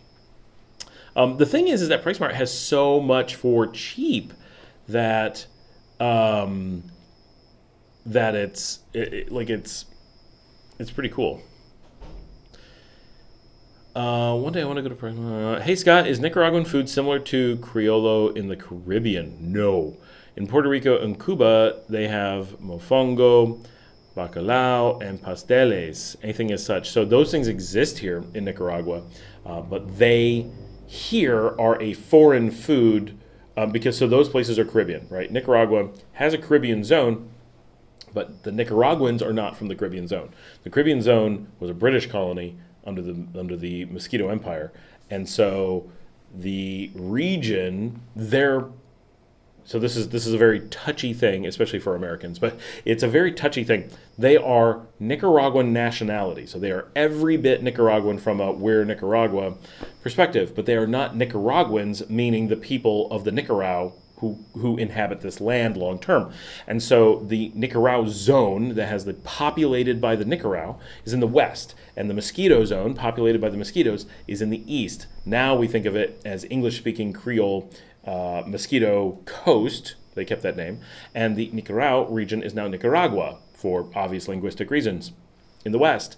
Then, eventually, the Mosquito zone was split up, and the Nicaraguan portion of it was brought into Nicaragua, and the Honduran portion of it was brought into Honduras, and the Guatemalan itty bit of it was brought into Guatemala, and the Belizean portion was allowed to be on its own. So the only portion of the Mosquito Coast that is still the Mosquito Coast with no other oversight is Belize. The rest of us have larger pieces of it. So the Nicaraguan piece is twice the size of Rich, are you saying that if it doesn't have yuca, it's not a real buñuelo? I tell you, they make different buñuelos at some of the festivals. Like right here in Leon on the street. Like they'll be like, you want the yuca ones or you want the, I don't even know what the other ones are. I need to ask what the other stuff is. But I do prefer the yuca ones. But yeah, so Tom, those foods are still, they're Criollo for us as well. So you have a lot of people who come from the Mosquito Coast and come into Western Nicaragua, and they will bring that food, and it'll be a Caribbean restaurant. It'll be a Criollo restaurant, like they'll say it that way, and it's a specialty food. So we see those very infrequently, but from here, like Dr. Bird downtown will have some of that, and it's very much painted like it's Jamaica, like it's got all the Criollo style and stuff. And if you went to Caracolitos on the beach, they'll might have a little bit because they're very Caribbean. But if you go out to the Caribbean coast, which is a completely different cultural zone in the Mosquito, then I would expect to find that stuff quite a bit. How is it that Sabaco is the crossroads of the Highlands, yet no one hasn't overdeveloped it yet? Actually, that's a good question because I love that town. Sabaco is cool. Actually, the person I was just saying that crossed paths with me coming out of PriceSmart is from Sabaco. Sabaco is a beautiful little town. It's such a neat little spot. However, if you really go to Sabaco, it's got some downsides. So one is that it's not that high, so it doesn't have the cool weather of the Highlands. It's at the bottom of the hill. You have to climb up in every direction, whether you're going to Esteli or to Matagalpa. San Isidro is also one of the crossroads of the Highlands, and especially the Empalma that we think of as San Isidro, but it's not actually San Isidro, it's a really cool area, and Sabaco is really, really cute, and it's got the road going to obviously to Ciudad del Rio and on to Managua, and it's got the road to Matagalpa, and it's got the road to Esteli, and then just outside of it is a small road to Jinotega. If you go, there's like 3 different ways to get up there, and it's such a cute little town. It is pretty well developed, actually. Like there's a lot there, and it's just a beautiful spot. But it doesn't have that super high the weather of the Highlands. So you have to have someone who wants to be relatively inaccessible, but does want to be at a crossroads. Doesn't want the cool weather of the Highlands, but wants to be isolated out in the middle of nowhere as if they're in the Highlands, and then wants to be in a big flat plain. Surrounded by farmland, which is a beautiful thing. I love driving the region. I filmed the region. You can see it on the show. And it's gorgeous. And I could totally see myself, like if you said, Scott, you got to move to Sabaco, I'd be like, neat. Right? But it's, I think the lack of the cool weather, the isolation, and it being, if you don't have a high elevation building, you don't really get to take advantage of the endless plains of rice. I will be in Leon next Thursday. Joe, hey, will you be in the downtown area over the weekend? Do you mean wandering around? I mean, it happens. I don't know what my plans are for next weekend. I am not planning on not being in Leon next weekend. I do not live downtown. I live in the outskirts in the barrios. But if I know where you're going to be, there's every chance that we can cross paths. Yes, Jillian, the current plan is karaoke. I will keep you apprised.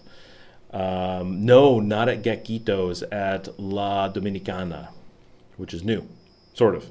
It's a place we've been going to for years, but they changed the name. Moving to this weekend, totally stoked. That's right. That's like tomorrow or Saturday. Very cool. Just to be clear, she's moving to a hostel. She's not moving to a new house, but hopefully step in the right direction. Nika Man, actually, I am staying there, but I will not book from the States. I will book when I'm there, a lot cheaper. Wait. Nika Man is going to where?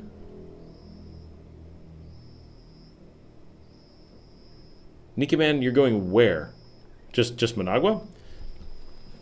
Larry says, the one thing Leon is missing is PriceSmart. That would be nice. I would like that. It's also missing a pane y vino. That is my Managua restaurant. That's like if Scott's going to be in. So the two things, we're also missing the Barrio Cafe. If we could have a Barrio Cafe and a pane y vino, I would be in heaven. Pane y vino is the chain There's like 3 of them. Italian restaurant. It's Nicaraguan, but it's in Managua, and I don't think they go anywhere outside Managua. They have a giant menu. Every bit of it is excellent. Their prices are not bad, and they have wine and a beautiful setting. And there's one in Los Robles, which is normally where I am. That's the big one. There's one in the Gallerias, and then there's one at Plaza Once. I have no idea why it's there. That's a weird spot to me, but I mean, it kind of makes sense. But if you want one of those, like, I want a fancy night out, but I don't want to go fancy. I just want like this. I'm feeling like a really nice meal. It's like that. Maybe it's a good first date where it's like, hey, we can do something fancy, but we can also reasonably eat pasta, right? Like there's like a middle ground, and like there's always something someone wants to eat. All this stuff, right? Like pane e vino is if you're willing to spend a little bit more, but not a lot. Like pasta, like salmon pasta is like $12. Normal pasta is like $9. That's high for Nicaragua, but it's not high. Actually, Larry, do you know Summer? It's a chain. They've got one at Salvador Allende. They have 1 or 2 more in Managua. They got one at Pochamil. One is opening somewhere up at Paseo Real this weekend. But they get up to like $30 for more, like $40 for meals. Like I can't imagine how they're going to fly in Leon. It doesn't make any sense to me. And their menu looks interesting, but not that interesting. We'll see. Jillian says, why am I not getting the chat comments? Only mine. Oh, that's weird. I don't know. When are you moving to the beach? Jillian, Las Bonitas. Oh, where? Where you're moving to? What beach? Las Bonitas, a good one. Nicky Man, Hotel Plaza Colón. I'll be staying there, but we'll book from Nicaragua. It's cheaper like that. I see. Nice. Plaza Colón, good place. Where is that? Sorry. Yes, Maria.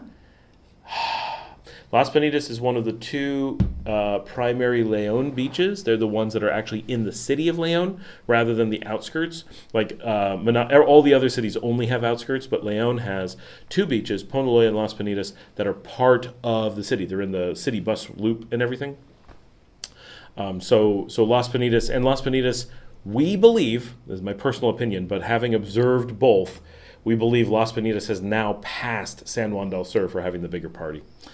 Eduardo, I was just in Nicaragua after 14 years and I'm amazed at the development made. I said that on a video that I recorded but didn't post today. Looking forward to returning. Going to start looking for property or land in Carazo in the near future. I love Carazo. I love everywhere, right? I'm like, Nicaragua's fantastic. Every time someone's like, we're going to Sabaco. Oh, I love Sabaco. We're going to the beach. Oh, I love the beach. We're going to Carazo. Oh, I wish I could be Carazo. It's a country with a lot to offer, and I'm always like, oh, but this place is so cool. Like I'm leaving Managua and I'm driving like before you get to Mata Are in like Los Brasiles. Like no one wants to be in Los Brasiles, right? But I'm driving along and I'm like, oh, this is nice. I love these fields. Imagine a house with this view. Very funny. Like just past El Doral, where you're in like, there's not even a name out there. I guess it's past Brasiles. It's Brasiles, then Doral. But that whole region from Brasiles to Doral, and then that new, and there's the new, I guess the Galleria El Esfuerzo? Is that like a real something out there? I need to go investigate.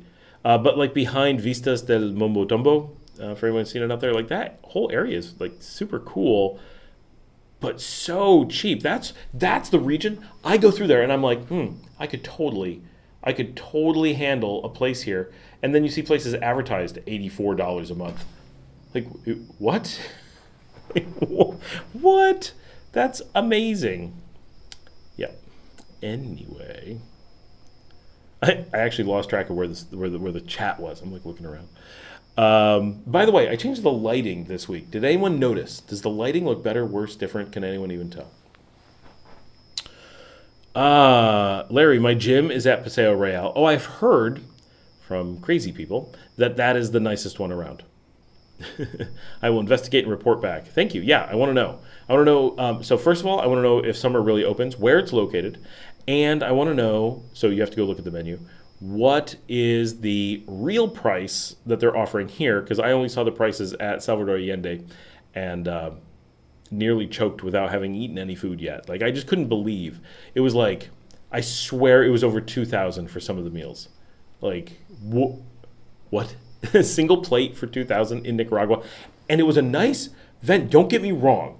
They had a beautiful building, heavily air conditioned. You walk in, you're like, wow, this is cold, on the waterfront, and you have to pay for parking.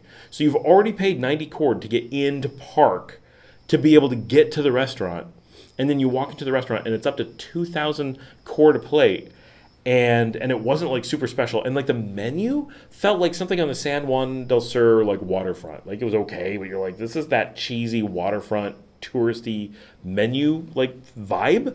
But then the restaurant itself had like really nice tables. It had like a fake tree in the middle. It almost gave you like a rainforest cafe sort of vibe, but on a much smaller scale. So that part was like, okay, this is like air conditioned, beautiful, glass encased. But no wonder there was no one eating there. I heard like one English table eating, and the rest was like, no. Like it was just too expensive. And everyone I was with was like, what? And then they didn't have half their menu items that people had wanted. So thank goodness. I'm sure the food's fantastic. The service seemed like it was going to be good, but it was like, this is a lot of money, and the menu just didn't grab us in that way. I don't know how it's going to survive here. It doesn't feel like something that the Leonese are going to be like, oh, I'm going to spend a bunch of money on a beachfront vibe thing by Paseo Real. I don't know. We'll see. It's maybe it's going to be amazing. Maybe I'm all washed up, and maybe their prices will be completely different here in Leon, and then we can be like, oh, okay, it's completely normal prices, and then yeah, we'll see. I'll have no qualms in checking it out, but I definitely don't know. Yeah, it's opening in 2 days. Here's their link for those who are interested. And I know I've got people on here that are always interested in Ciudad Sandino. There is a new Marea Alta opening at Plaza Calle sometime very soon. I saw it under construction, and I'm like, that's so much more handy than Jean Paul Genis. So I'm looking forward to checking that one out. Maria says, I was born in Managua, raised in the U.S., but love Nicaragua. I was born in New York, and now I live here because it's so much better. Eminem, or MM. No, I'm calling you Eminem now. With all due respect, can you please talk about some of the cons about living in Nicaragua? Thank you. I mean, yeah, sure. So this will be brief. No, it'll really. There's plenty of problems. So the obvious one that most people get hit with, right? It's super hot. Nicaragua is hot. That is real. Nicaragua is also relatively isolated. Now, these are things that hit me more than probably most people. I'm a big traveler, but this is real, right? The lack of connections from Nicaragua means that if I decide, I feel like going to Spain this weekend, wouldn't we all love to just say that? It's very hard. We don't have flights to Europe. We don't have flights to South America. We should. Also, my shout out to LATAM Airlines. We'd love to have you come to Nicaragua and then sponsor my show. That would be a game changer for us. If like LATAM came here, or Avianca, real Avianca, not Salvadoran Avianca, but the South American, if they came here and gave us connections to South America, we'd be like, oh my gosh, we're connected, we're all good. But everything we have, almost everything we have connects to the US, so you have like all these visa problems, you have all these high cost problems. It's not direct anything. So we have very few flights, and what we have is very inconvenient for the most part. And so that's a huge negative. We only have one real airport in the country. We're getting a second, but it's not going to be like, it's still going to be pretty central. Hopefully things improve. Hopefully the new airport does encourage LATAM and Avianca to start operating out of South America and Iberia to come in from Madrid. That alone, that would be, everything would change. But right now, we're very isolated. So we, to kind of put it into a different perspective, if you live in Guatemala, Mexico, El Salvador, or Costa Rica, or Panama, right, so it's nearly everyone around us, and to quite some degree Honduras. If you're like, oh, you know what, I feel like going, and name the place, you have a relatively easy path to get there. And you could just be like, yeah, so what are your plans? Oh, well, I'm going to go to the airport a few hours early and grab a snack. When you're in Nicaragua, you have that same conversation. That conversation is, okay, are you going to go to Costa Rica to catch a flight? Are you going to fly from Managua to somewhere to catch a flight? Are you going to, like all these different things? It's always like, how do you do that from here, unless it's something really simple. Like I'm flying to Panama City, everyone's like, okay, you're flying Copa to Panama City. Or you say I'm going to Mexico, everyone's like, okay, Aeromexico to Mexico. Other than that, it's like, how are you doing that? And it really shows how hard it is to get places. So as a launching base for travel, it's incredibly limiting. As a travel videographer, that we can't have drones here is a major hit for me.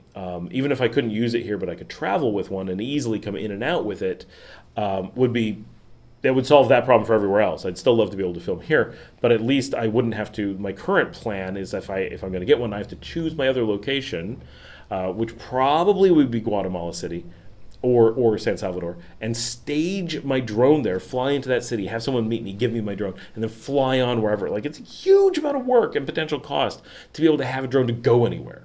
Whereas normal people, wherever they're flying from, they have a drone, they put in their luggage, they fly, get back, whatever. If you transit here through Nicaragua, you can't do that with a drone. So people are like, what do you do? Like, it becomes a big thing. So those don't impact most people most of the time, but they are things that for me are a really big deal. A thing that's really big here, that if you watch my videos for sure, like there's no way to hide this. Nicaragua is much like the United States in the 1970s. We have a really dramatic trash problem, and that is, that's real. Right? People litter like you wouldn't believe, and it's going to take a lot of work to change that culture.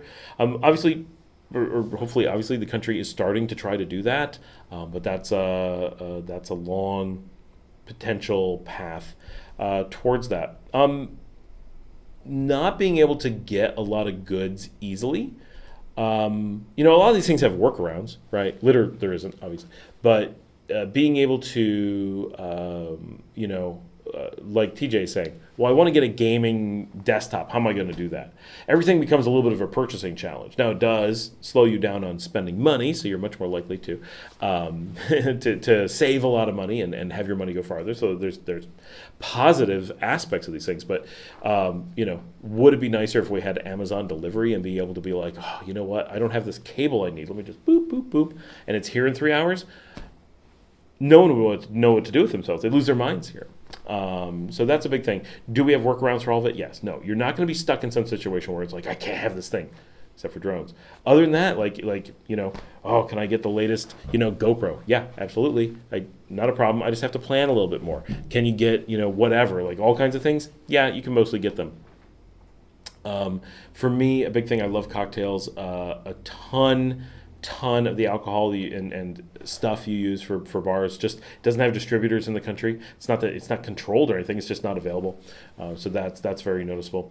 I had something I wanted to say. For a lot of people, right? A lot of things only like everybody has different things that affects them.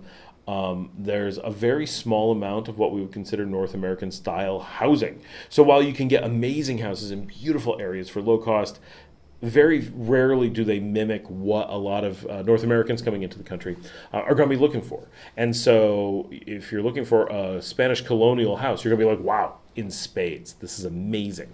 But if you're looking for I really want this like kind of cookie cutter American style, not in a negative way cookie cutter, but like little McMansions that are very affordable and they could be in huge. Could you find one? Could you build one yourself? Of course. It's going to be hard to do. People aren't used to it, and they're not well suited to the environment. For me, a major thing is a lack of a big city. It's not that I don't like the cities that that we have. Managua is a fantastic city, but it doesn't fulfill for me a desire to have an urbane environment. And an urbane environment is more than a feeling, right? If I go up to Guatemala City, for example, which is my favorite city in the region, I absolutely love Guatemala City. Now, this is a positive, right, for Nicaragua. Guatemala City is within our border zone, and it's an easy bus ride, easy flight, all kinds of stuff. And that's fantastic. So it's not just, as Patricia's pointing out, it's not just that there's American style stuff, but it's that there's like modern urbane. If I'm in Bolivia, if I'm in Guatemala, if I'm in Mexico, I get like Latino modern, right? Like high rises and beautiful apartments, and they're not American, but they're more like American, but they're regional. And Honduras has them, and El Salvador has them. Guatemala has a lot of them. That kind of stuff, and a symphony, and an opera, and like huge shopping centers and cool weather, right? Like there are things that you get in giant cities that we can't get here in Nicaragua, because we don't have a city like that to support that. And so that whole thing is something that we don't have. But do we have access to it in other countries? Yes. So that there are cities I really like and not that far away, that's fine, right? Like I can go to San Jose, Costa Rica. It has some of that. It's a nice city. I really like Panama. That's not that far away, but Guatemala City is by far my favorite. And, it is a hike, 21 hours on a bus. It's a couple hours on a flight.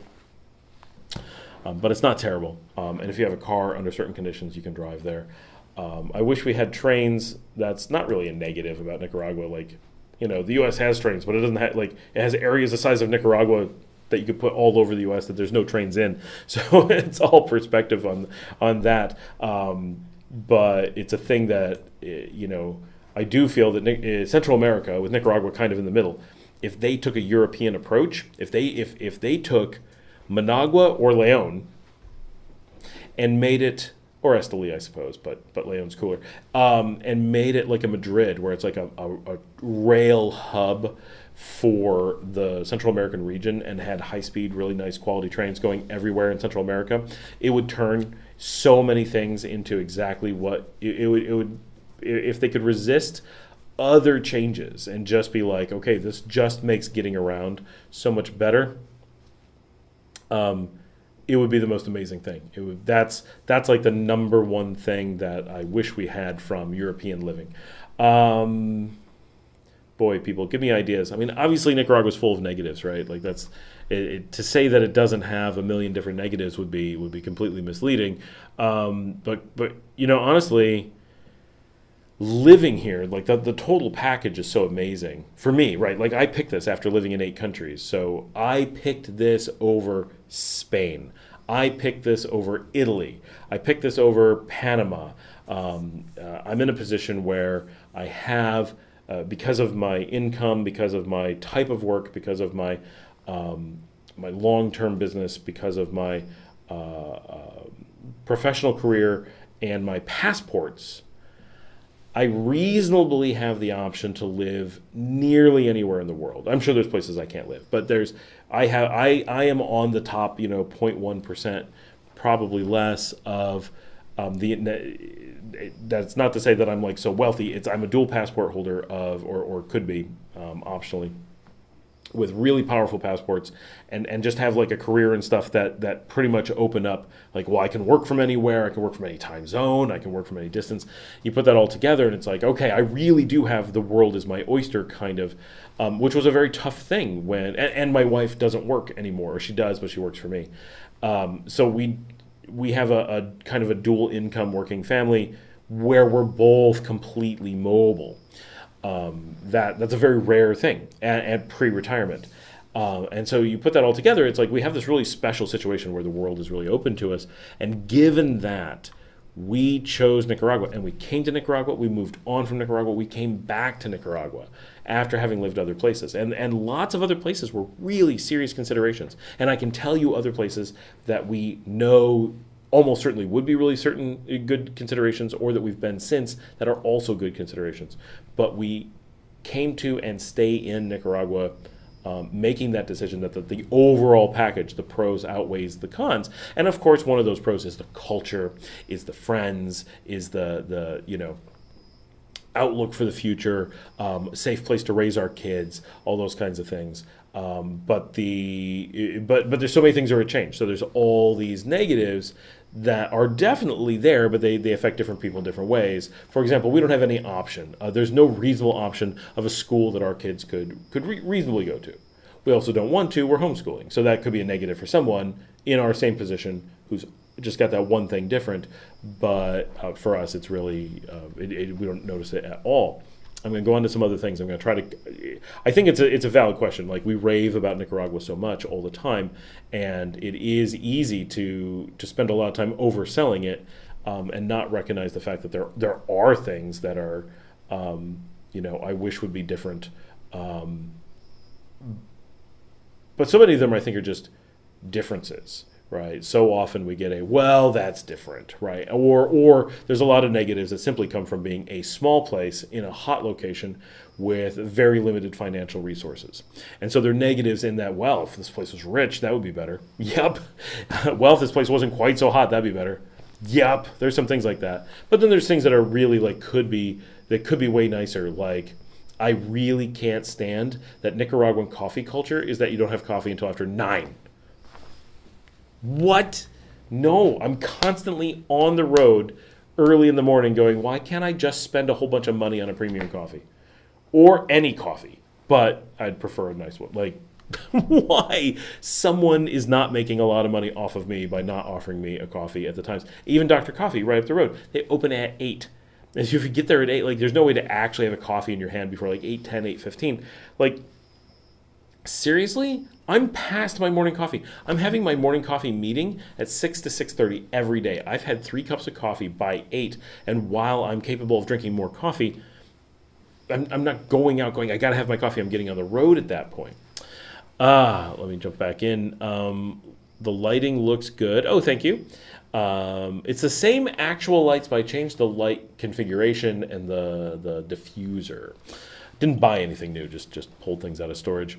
Jillian, but I have the keys to my new house at the beach. Yes, we're looking forward to. Jillian is going to, at some point when everything is finalized, the dust settled, and we have final answers as to how things turned out, we're going to get an interview with her. She has been on the show previously. She is the first person who sent in when I asked for people to send in your comment videos, she's the first one who responded, and then Mark just did this one. Only 2 people. You people, that sounds funny. You people here on my live stream, you're my most core dedicated audience for the most part.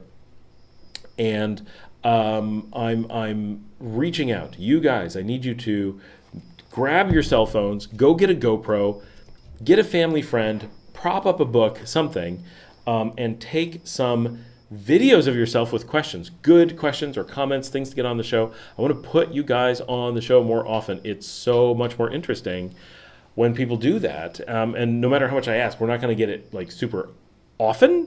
So it would be great if people did that, because it's just cool that I can pop you up and have you ask a question and then respond. And it connects you guys to each other and to me. It just makes us all connect. It's really fun.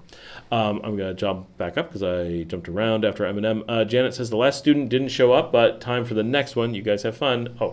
Jillian says, I'm jealous, Janet. My students are not in the same hemisphere, so I start classes at 2 a.m. Sunday. Well, hers are not either. Hers are very weird times. She works all through the night. Lana Noble, so sad I can't book at the Simple ahead of time. Oh yeah, Lana, I did talk to them. There's some disconnect. They don't have access to the email. They didn't even know about it. We had a complete change of management. My firm is not involved over there anymore, and they completely flaked and didn't know. So they lost their manager in the switchover. It's all very we talk to each other every day. It's just apparently the processes and the handling of all the stuff through the website was being done by someone who didn't stay, and no one took that over, and they lost all knowledge of it. So we're trying to find a way to get them access to it and find out who's got it and what's got to happen. So they're unaware of how to reach you at the moment, but I will get them in touch with you, because I did, obviously we had a back and forth. Now I don't know where I talked to you. Was it on Instagram? Somewhere I talked to you, but I know that they're trying to figure out how to respond to your email. But if they're booked on Hostel World, they are probably booked. They're booked quite a bit. But I'll definitely try to have them reach out to you. Actually, while I'm here, yeah, it's not very late. Let me grab the old manager and ask her if she can help them temporarily figure out what to do.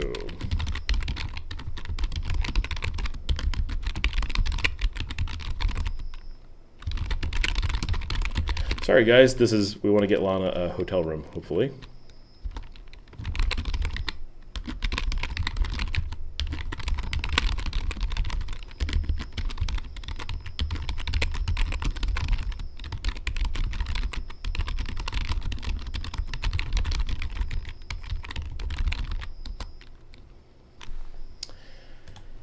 All right.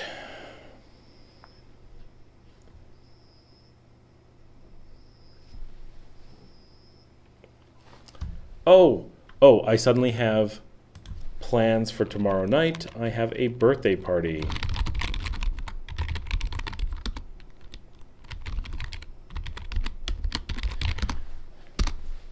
Okay.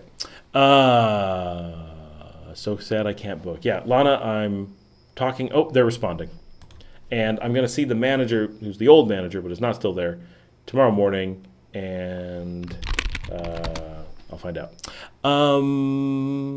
Special studio lighting makes you look like Charlton Heston in the 10 Commandments. Oh, thank you. I have that movie, by the way, on my movie server right here. I've not watched it in a while, though. Patricia says I'm in the USA, and Amazon doesn't have same-day delivery in my area. 2 days best they can do. Wow. When I was in New York, it was normally the next day, I think. But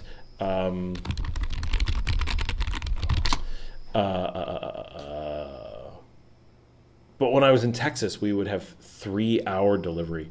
It is crazy.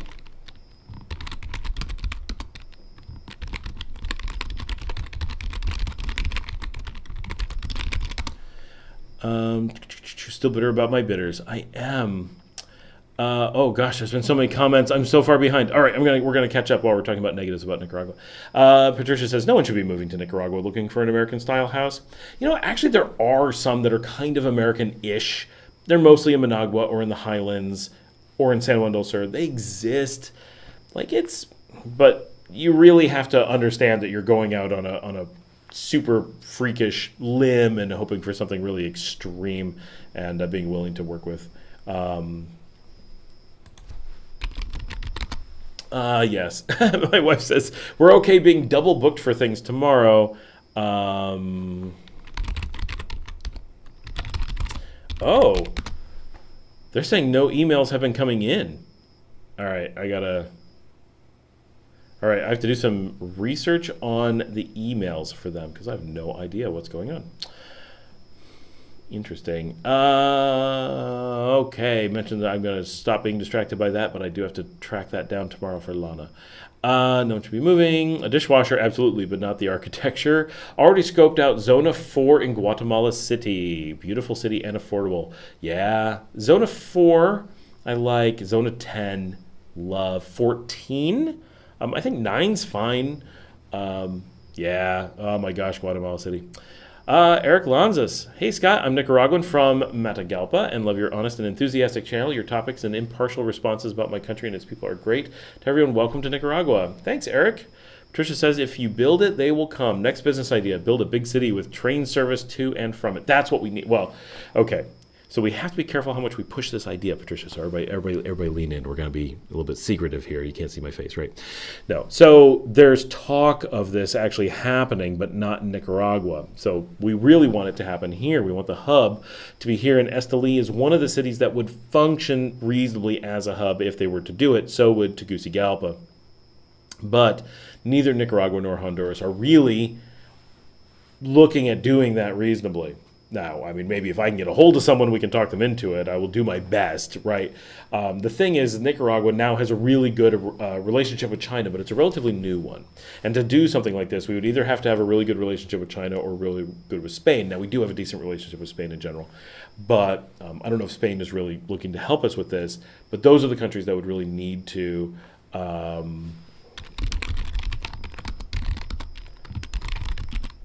sorry, they found the emails, it looks like.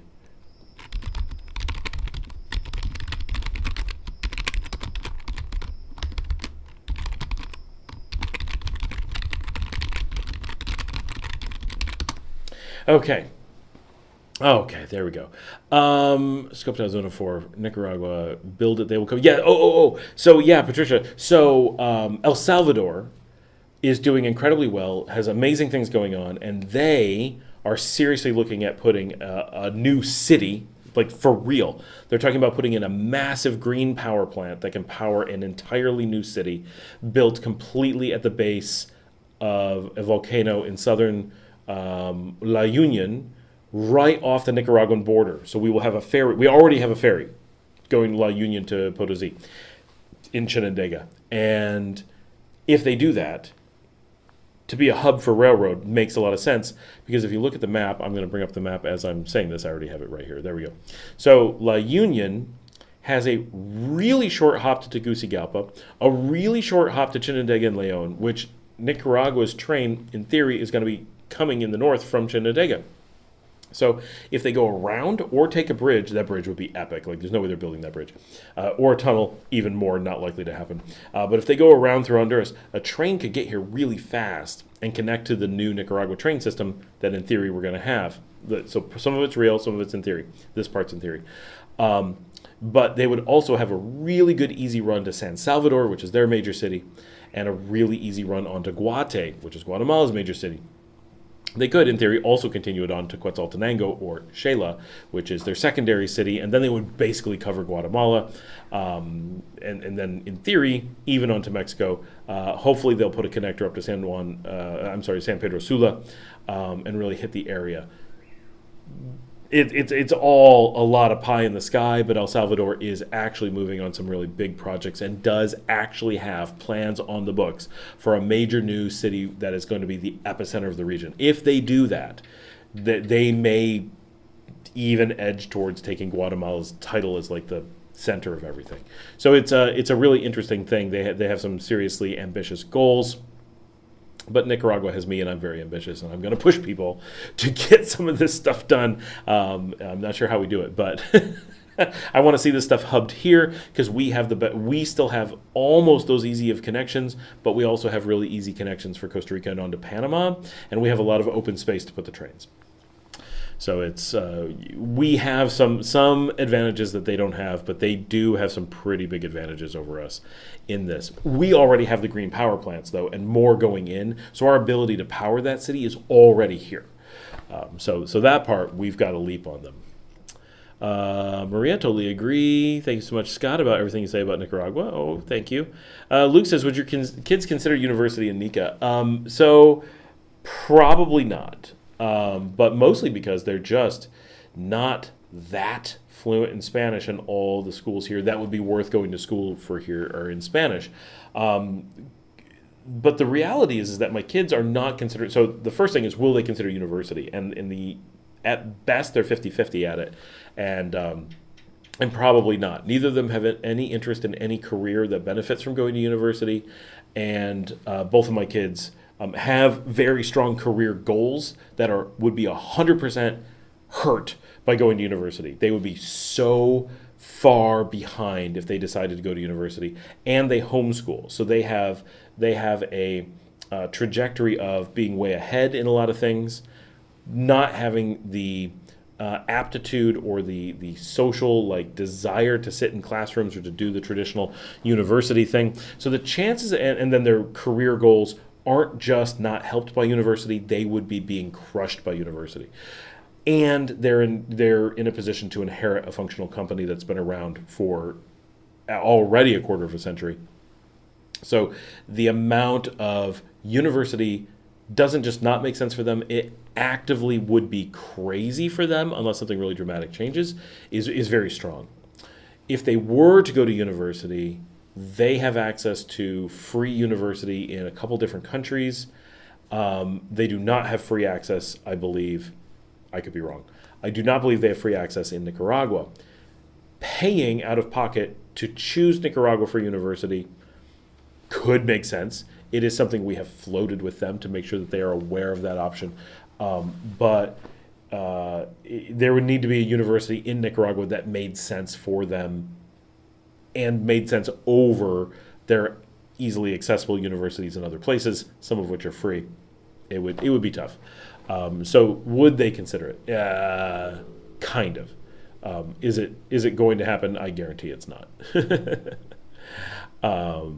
But, and if they wanted to go somewhere for university, most of the Nicaragua universities are here in Leon or just 90 minutes away in Managua. So it wouldn't qualify for going away. University. John Blair. Hey, Scott, one more question. What do you think of a late night commute by a private driver to Granada from the airport in Managua? Oh, yeah, easy. Like every time I do that. So For Granada, because it's so close. Now that is where they're putting in the train. So in the future, there's a reason why they're putting in the train there. But it's cheap and easy, and just gets you to Granada, and you're golden in doing that. And everyone does it. The late night flights are there. If you feel you can't find a driver, you just don't feel comfortable doing it or whatever, the Best Western is directly across the street. It's not expensive, and it's very nice. I mean, it's not like, whoa, yes, the Best Western, right? But it is a perfectly comfortable, nice hotel that we recommend all the time. And I point out, my kids actually request going to the Best Western from once in a while. They'll be like, you remember that place? I want to go there and we're like, we're not going there. It's by the airport. Like, it's just, the location is perfect if you're flying, and really stupid for anything else. No one has ever stayed there that wasn't going to the airport. But if you are coming in or out of the airport at night, and you do want to avoid a nighttime drive, you're good. Stay at the Best Western. Have them get you a driver in the morning. You're fine. But would I be hesitant to grab a late night driver and go to Granada? No, not at all. It's not a far drive. It's just basically going down the Carretera Messiah directly to Granada. There's a new bypass at Tipitapa, so what used to be a traffic problem and like crazy driving through the barrios to do that drive when I first moved here in 2015 is not like that at all. Like, seriously, my introduction, actually, I need to record this somewhere, he says as he records it. So in 2015, my first trip to Nicaragua, keep in mind, I lived in Panama previously. I had to go work in the United States for a little bit, and instead of returning to Panama, we decided to venture further afield and tried Granada. And so we flew into Managua in mid-ish 2015, got to the airport. Clearly, Managua Airport is much smaller and much crazier than PTY in Panama City, which was our other Latin American place that we had gone to. And of course, we've been in like Mexico City, but it's enormous, right? And so the introduction to Nicaragua there is like, wow, this is okay. This is a different place for sure. And it's so much nicer now. Now there's lounges and nice restaurants. None of that was there then. It's the same structure, but it is a different world. And you come through the airport, and back then it was people just crowding you and begging to take your luggage and stuff. And it was so awful. And then you finally got to a car, and we had arranged a car ahead of time. I think our home rental had arranged a van that came and got us. And the van took us in the middle of the night, and it had to drive through Tipitapa. Now, Tipitapa is the rough barrio. It's not really a barrio, but it's a separate city that's on the outskirts of Managua to the east. And we kind of forget about it now because there's no reason to ever go there other than the famous song. But at the time, there was no highway connecting Managua to Granada from the airport side. It was like really hard to get there. And so instead of wandering through Managua and trying to get down to the Messiah Road, because the airport's just in a weird spot, people would drive you way out to Tipitapa, drive you around out there, and then go down to Messiah, and then catch the Messiah Road in Messiah. It's probably not called the Messiah Road in Messiah, but you know what I mean. Route 4. And so going through Tipitapa, first of all, it took you way out of the way. It took so much time. It was crazy. Half the time of the drive was this loop going out in the middle of nowhere. And when they got into Tipitapa, they would drive through dirt roads and like really sketchy back streets because like nothing in town was designed for you to go this direction. And it was so weird, but so few people were flying in and being tourists at the time that it was just like, okay, that's how it's going to be. And so it was such an introduction to, and for years, every time I did anything, we had to go do this. And it's burned into my mind still. What a crazy drive that was. And that was our introduction, was going through this very rough, very kind of urban, small towny thing with like all the bars close into the street. And I could take you through the same streets now. And of course, some degree is like, okay, I'm used to Nicaragua. I know exactly what I'm looking at. It's not surprising. But it would still be mind-blowing to do it today and be like, this is the route between the airport and the tourist city. This makes no sense at all. Now it's a highway. So you get down, they go, okay, we're going to go to Granada. Whoop, and here we are. Right? At no point do you ever leave a beautiful, pristine, brand new highway. It's so much better. But it totally throws you off. So yeah, I would definitely do that. Patricia, I'm still trying to think of a really awkward, controversial question that I can submit on video. Maria Scott, do you know a number of Americans or people from other countries that have moved to Nicaragua? Oh my gosh, I know tons. Yeah. Our rough estimate, and this is a very rough estimate, but our guess from this channel is that just in interacting with people from this channel, we feel like it must be around 1,000 families have moved to Nicaragua. I'm not going to say because of this channel, but used this channel and interacted in some way that we're kind of aware of them. I regularly, if I'm out and about, now keep in mind, I'm in León. The majority of people who move to Nicaragua are not in León or going to be in León. They're going to be in Managua, they're going to be in Granada, they're going to be in San Juan del Sur, they're going to be probably almost as many in Rivas, and then there's a bunch of people scattered around, and quite a few in Matagalpa. I can be out anywhere, and I will randomly, sometimes it's not random, but I can randomly run into people. People will just stop me. Someone stopped me in the gallerias, right, just recently, and they're just like, hey, want to thank you for your channel, like, live here now. And like, you know, sometimes it's people who've already lived here, but there's so often that it's like, I moved back because I was born here, but lived abroad, came back. Or I never had thought of Nicaragua until I found your channel, and then this opened my eyes. Or, you know, we wanted to come, but we just didn't feel confident. And your show, like, showed so much of Nicaragua that we felt we weren't going in blind or whatever, that they had the confidence or the knowledge, or they were able to convince family members because of it. The amount that we get that is unbelievable. And I don't just get it here. I've been recognized in the United States by people who were helping family. In this case, it was people moving back. But yeah, it's I know of a number of Americans and people from other countries who have moved here before me, moved contemporary with me, and lots of them, but the number that I know that have moved after me that are now coming in and often referencing the show in some way it's a serious number. Like, it really knocks my socks off how many people are like, and I mean, I get it. Like, if you do searches on a lot of this stuff, the show's going to come up. So that's not, it's not too shocking, but it's something. And the amount, for those who know, you know, we had a couple controversial videos go up, and the number of people who are getting the information from there, or somehow connected, or businesses that felt threatened by the information being exposed that lost their minds was crazy. Like, the actual number of people that just responded to things is like, wow, you know. So yeah, I know it's a big thing, especially now. It is picking up. The number of people that are looking to move, and some of this is the word is getting out that Nicaragua has so much to offer that this specifically is a huge draw.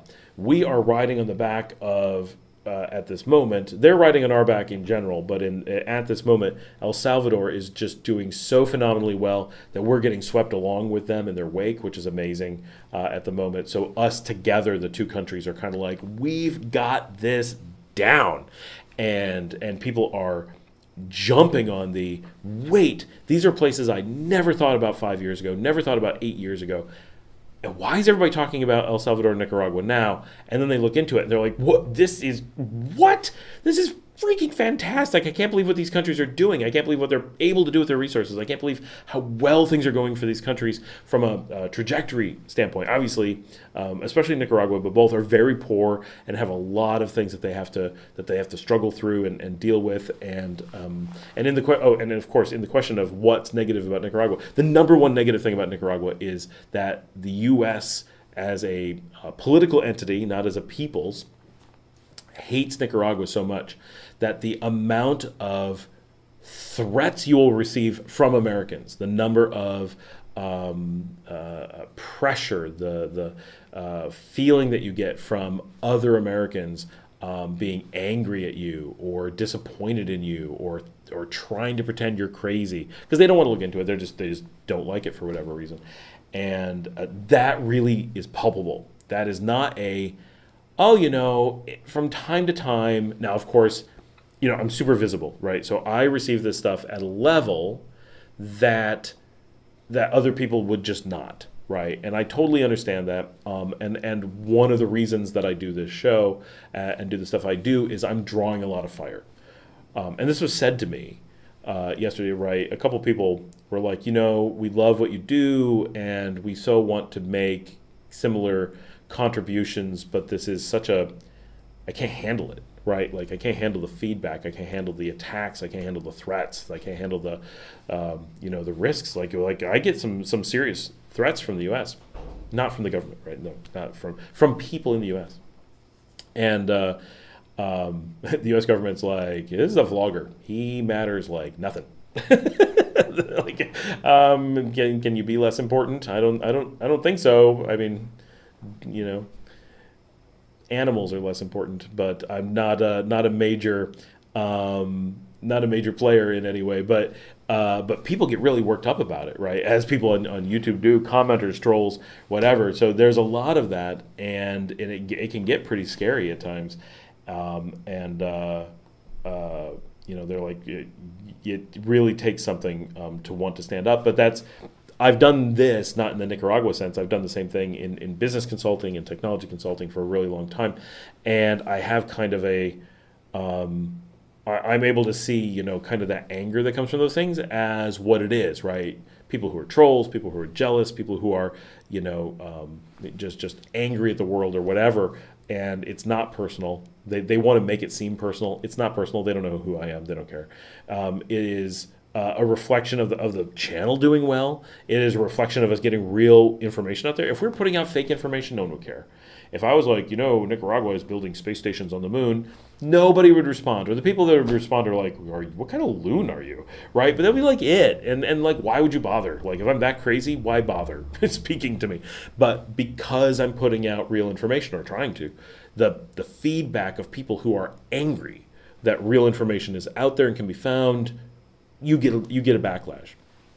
So I would say, especially being an American, but anyone who wants to come and really be able to openly enjoy living in Nicaragua, a huge negative is how much so many countries that are very powerful nearby really do not appreciate being exposed for how well Nicaragua is doing, despite not only having a fraction of the resources of those other countries, but actively and publicly being aware that those countries have tried extremely hard to squash Nicaragua, and that Nicaragua is often outperforming them at a fraction of the resources while they're trying to squash it, and while they have for a very long time.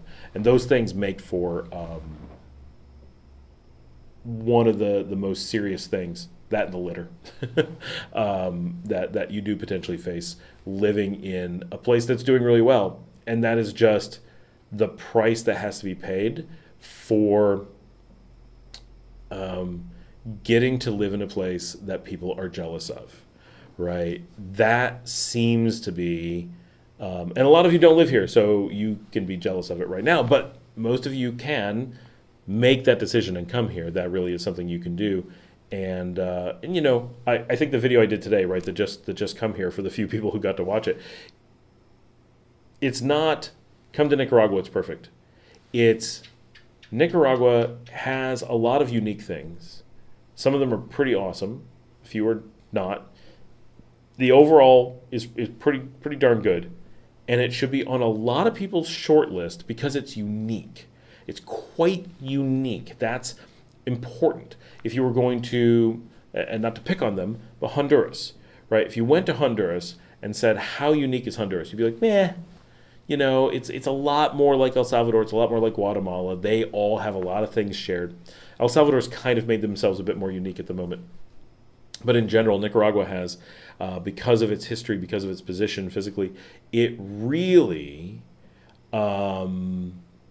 is extremely different than all its neighbors in how it approaches things and how it works and all that. And that's what sets it apart. If it has the things that you want, it's unlikely that anyone else is really going to be the right country for you.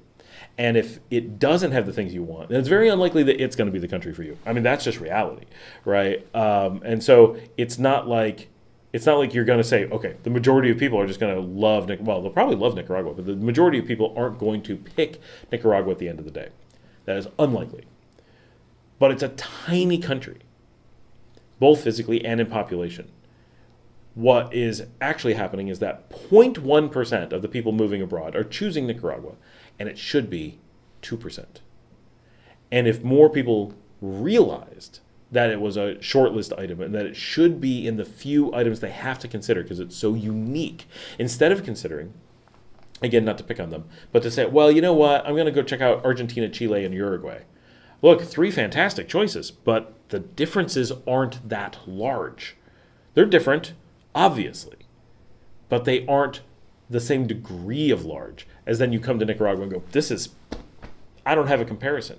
Because every other country, generally you can go to the bordering country and be like, okay, so this is like a soft conversion from the last country. You're in Guatemala, you go to El Salvador. It doesn't have this leap of change, but you go from them into Nicaragua and you're like, oh, I couldn't have predicted this, but everything's a little bit different. And so you got to get here and smell the air and feel and be like, is this the place that just clicks with me, or is it not?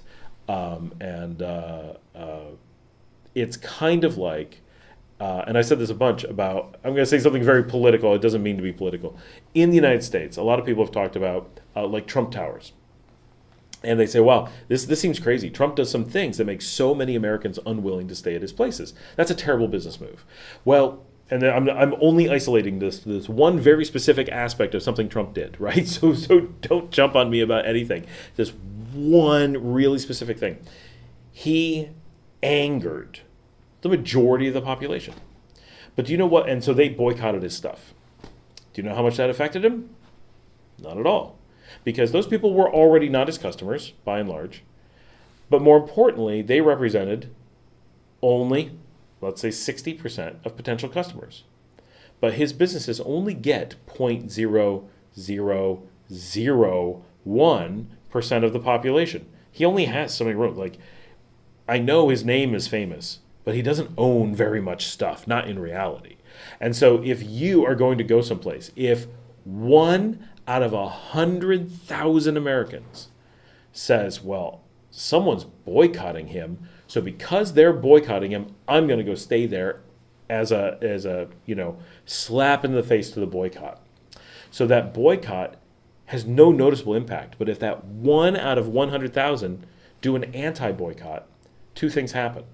1, that number is larger than his existing customer base. So he just got a swarm of customers because of this. And 2, those people aren't discerning. They don't have to do a good job. They don't have to give them a good price. Now they can raise the prices and lower the quality of service. And those people are there just to spite all the people who are boycotting it, who aren't really boycotting it, right? It's kind of like, a lot of people boycott Chick-fil-A. Well, I could boycott Chick-fil-A. Do you know how much Chick-fil-A cares? 0, because they have no vegetarian items on the menu. So whether I was boycotting it or not, I was never going to eat there, right? It doesn't matter that I'm boycotting it. I wasn't in their target audience. But if they cause people like me to boycott them, then people who dislike people like me, if 1 out of any number of them, 1 out of a million of them decide to go eat at Chick-fil-A anyway, they will have gained audience. And so Nicaragua is kind of in the same position that from a business standpoint, that it is a tiny, tiny piece of the pie. Like, it's such a small number of potential expats to move here that if it can do something unique, it doesn't have to be this like negative turn people off thing. That's an example of how things you think will backfire won't. All they need to do is do something unique that makes some tiny percentage of people go, ooh, no one does that well. I want that. Nicaragua's the winner because they stand out in a really unique way. And so that's getting that word out is such a big thing, because once people know that Nicaragua has this set of features, it's a pretty good number of people that are like, oh, I don't know any place that has that going for it. And so that's where Nicaragua, and to some degree El Salvador, really need to get that word out. Those are small places that their biggest problem is recognition, not the reality, right? All it takes is getting people to know who Nicaragua is, where it is, how to get here, and then show them a little bit of it, and then it's like, oh no, I got to check that out. Once they're here, sure, every other person isn't going to just move here, but 1 out of 10 is. And because they're going to go, well, yeah, I'm not going to search the entire world to try to figure out how to get a tiny bit better than this. This is as good as it's reasonably going to get. I need to just make my life good and move here. Okay. Here's the question friends in Spain asked me. Nudist beaches, or should I say textile optional beaches? I think I've heard rumor of one, but I honestly don't know of a single one. Nudity is not a Nicaraguan thing, which is amazing because almost nudity is a very Nicaraguan thing, but they do have a limit, and I feel like maybe in Chinandega there's like some remote area that has maybe a private just running into them. Mr. No Good, I looked for something in El Salvador, but I can't find anything that rivals Ometepe, plus I don't have fritanga in El Salvador. No, but they do have pupusas, and those are awfully good. For me, actually, the pupusas are better than fritanga just because there's always meat in the fritanga. But El Salvador does have a lot going for it, but no, it doesn't have. There's a lot of things that we have that they don't have.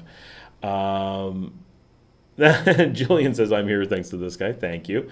Mr. No Good says, yeah, I didn't care about Chick-fil-A until the boycott. Now I eat it regularly, right? So boycotts send a message, but quite often create a huge business opportunity. It's just how it is. And honestly, if it wasn't for the boycott, I would never think of Chick-fil-A, right? There's such a, like, people would say, Chick-fil-A. And I'd be like, is that a, like, they weren't around when I was a kid, so they're not part of my fast food mentality. Whereas like an Arby's, which I also never eat at, at least I remember there was Arby's when I eat meat, so I have a memory of it. But I haven't eaten meat in 24 years, I think it is now. It's getting pretty high. Okay, Patricia says, is the retired American journalist who was just deported to the USA making news there? No. Was there a retired American journalist who was deported to the USA? That's, every so often people ask these things, and it's, we have so little news about that stuff, and quite often we then find out about it, and it's like, is that an actual thing? So if you send me a link, I can look into it. Like, it doesn't mean it's not news here at all, but just deported to the USA.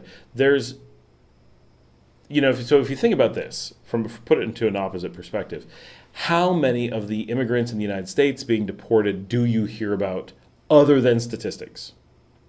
Right? Getting deported as a foreigner living in a country is a super normal thing. And growing up in the United States, like I did, it is a constant thing that people talk about how much they want it to happen, how they want everyone deported, how they deportations is like an everyday thing in America. And it's in the news constantly. Everybody talks about deportations. And in America, when you deport immigrants, it's a good thing, right? Now, I'm not saying it's actually a good thing. I'm saying that Americans respond. If you say, there were lots, we had 100,000 deportations today, Americans typically respond with, yeah, right? But then when they're the illegal immigrants somewhere else and their people get deported back, it's like, oh, I can't believe they deport an American. What are you talking about? Like, of course they're going to deport an American, right? If you're committing crimes in that country or whatever, I have no idea who this is. Well, she lived there for over 40 years. Right, but did she live here for over 40 years legally? Like, there's lots of people, immigrants in the United States who get deported. You'd have to have a lot of information. What was she deported for? Right? Was it, is it, I don't know. We just don't have enough information. But my point is that deportations are a normal part of government functions. All governments do it, right? And you don't have Mexicans going, some Mexican who's been in the United States for 40 years has just been deported to Mexico and then making news about it. You don't have the same thing being deported from the U.S. It never makes news. Nicaraguans are being deported in hordes from the United States on any given day. And nobody's saying, Nicaraguan deported from the U.S., even though they've been there for a really long time. But if one person gets deported from Nicaragua, the U.S. puts it into the news as if that's news. The fact that something like that makes news in the United States alone kind of tells you just how significant the United States sees every little thing that Nicaragua does. If it's something the U.S. does, so there's two things. One is the United States takes the tiniest thing in Nicaragua and makes it act like it's big news, and ignores the fact that it's certainly done the same thing on the same day and didn't mention it. And the second thing is that whatever the U.S. is accusing Nicaragua of, almost always is something major that went on in the U.S. within the last few weeks. And so watch for this pattern that, for example, if the U.S. has a major, let's just say, religious thing, some big religious outcry has happened because, for example, we know that the United States is now detaining people of certain religious bents and questioning their contacts in religious organizations within the United States. Certain religions are being targeted inside the United States. So we know that's happening, right? That's in the U.S. news, that's in the British news, that's in the, that's not Nicaraguan news. That is international news. From both inside the U.S. and like The Guardian, like really reliable sources. And it's completely normal things, right? That it's happening should not be a surprise by any way. They're not being deported, they're not being arrested, they're being detained, right? They're being questioned. It's not right, it violates the Constitution, but Border Control claims they're not under the Constitution, there are no laws, according to... there is, yes, but again, we don't know the details on that. They're not excommunicated. That's religious. They were deported. I have not followed, honestly, the Miss Universe stuff. I know that some of that stuff has happened. I know nothing about the background behind it and what the story is, right? But it's a very high-profile person that they do talk about that here, but they talk about it in Spanish. It's not something I've followed. So that one I can tell you nothing about. I wasn't even in the country when that happened, so when she became Miss Universe, I was in Bolivia, which makes me oblivious to it. But the general thing is so if something happens in the U.S., typically, there's going to be, so they have this new thing where they're detaining people from that don't support certain religious things in the U.S. They will now specifically target making up news about religious things in Nicaragua because what happens, this is how propaganda is really effective, is you look for a thing that's happened in the US, in your own country, right? And say, okay, so people know this is happening. So they'll be very aware that this can happen in governments. And so if we accuse another government of it, it'll be very believable, because our own people are already conditioned that this is a problem. So if the U.S. was to do something, raise taxes, right? So, we just raised taxes extremely high. And then they want to then they're like, well, we got to make other countries look bad. What do? Well, we accuse them of raising taxes, even if they didn't, because no one's going to look into it. Often people don't have the proof. It's a really effective thing. And because it just happened to them, they'll be like, oh, it must be happening to everyone else too. That's reasonable. And that now it's in the news, so I've got to believe it, right? And so we see this as a pattern coming from the U.S. all the time. We hear about these things and it's like, the U.S. has some problem with land seizures, so they accuse other countries. So they accuse other countries of land seizures because Americans think land seizures are normal. So it's very easy to think that other countries will have lots of them because they're told the U.S. is very stable, it's very safe. It doesn't, everything's better in the U.S. so that if they have land seizures, other people must have lots of land seizures. Whereas you come to Nicaragua and you're talking to people about, okay, how do I protect against land seizures? And they're like, what? Protect against what? What? You think the government can take your land? You're like, yeah, isn't that like a thing everywhere? And they're like, that's a thing somewhere? Like, I mean, obviously everyone knows it's a thing somewhere, but that it can happen in the U.S., Nicaraguans are like, that can't happen in the U.S. Like, no, like, I had my land taken as a kid. Like, it's a normal thing. You didn't take all of it, right? But it's a normal thing. Lots of Americans have land just taken by businesses, taken by government, taken by neighbors, and, it just happens very casually. And Americans are so conditioned to it. And not just like they took your house. It can be like, well, we took the frontage along the road. Because the government owns, you buy it, but the government immediately gets it. And you're like, here in Nicaragua, they're just like, they can't even understand that those are things because land is so protected here. But the U.S. specifically makes that claim against Nicaragua all the time. And you live here and you're like, how could they, but it's, That is, yeah, even Nicaraguan news, Jillian says, Miss Universe wasn't here.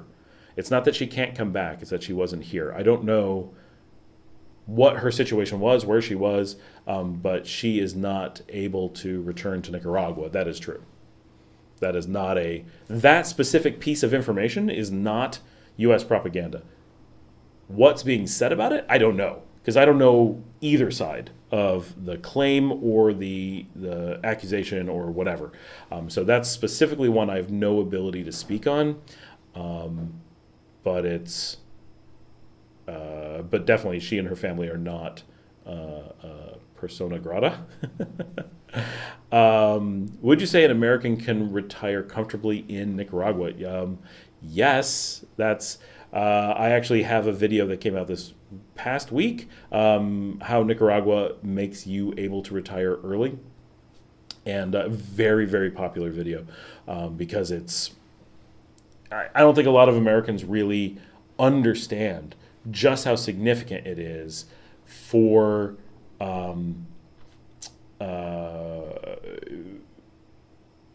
the way that their money is treated here. No, I don't mean the dollar. I mean like their retirements, how that's impacted, how they're able to spend it, how they're able to rent a place. And when you put that all together, you have this like, oh my gosh, I can retire 10 years earlier and have more money every month. Wait, this is math that makes my head explode. That's a really big thing. If you think about an American that needs, say $10,000 a month to be able to retire in the United States. Okay, if you need $10,000 to retire in the United States, what do you need to retire in Nicaragua? Well, maybe $2,000. Living on $2,000 in Nicaragua is not that far off from living on $10,000. It depends how you're pulling it, depending on the taxes. Because a lot of Americans specifically don't understand that their income, if they have an income, that's tax-free when they're living here. And considering how, and most Americans don't understand how high their taxes are. Right, most Americans have a hard time coming up with their actual tax number, because you'll hear Americans say like, "Oh, I get taxed at 30%." Well, I know when I was in the U.S., I was taxed at 52%. When you put all the taxes together, and they don't realize that like their health insurance is one of their taxes. You have to pay it; it's required. It's a public utility, and then it still doesn't cover a lot of things. Right, so that you come to Nicaragua and suddenly you get public health care, and you can do private at a fraction of the cost if you want, and you don't have to pay any specific insurance, and there's like all these things, there's no taxes around it, and you're like, wait, like this is such a mind-boggling thing. And then you do property taxes. Yes, the property taxes are a fraction of U.S. Property taxes. That's a different type of tax. You start adding those things up, and people are like, oh, I thought I was only paying 30% tax. Now I realize I was paying 50 or 60% tax.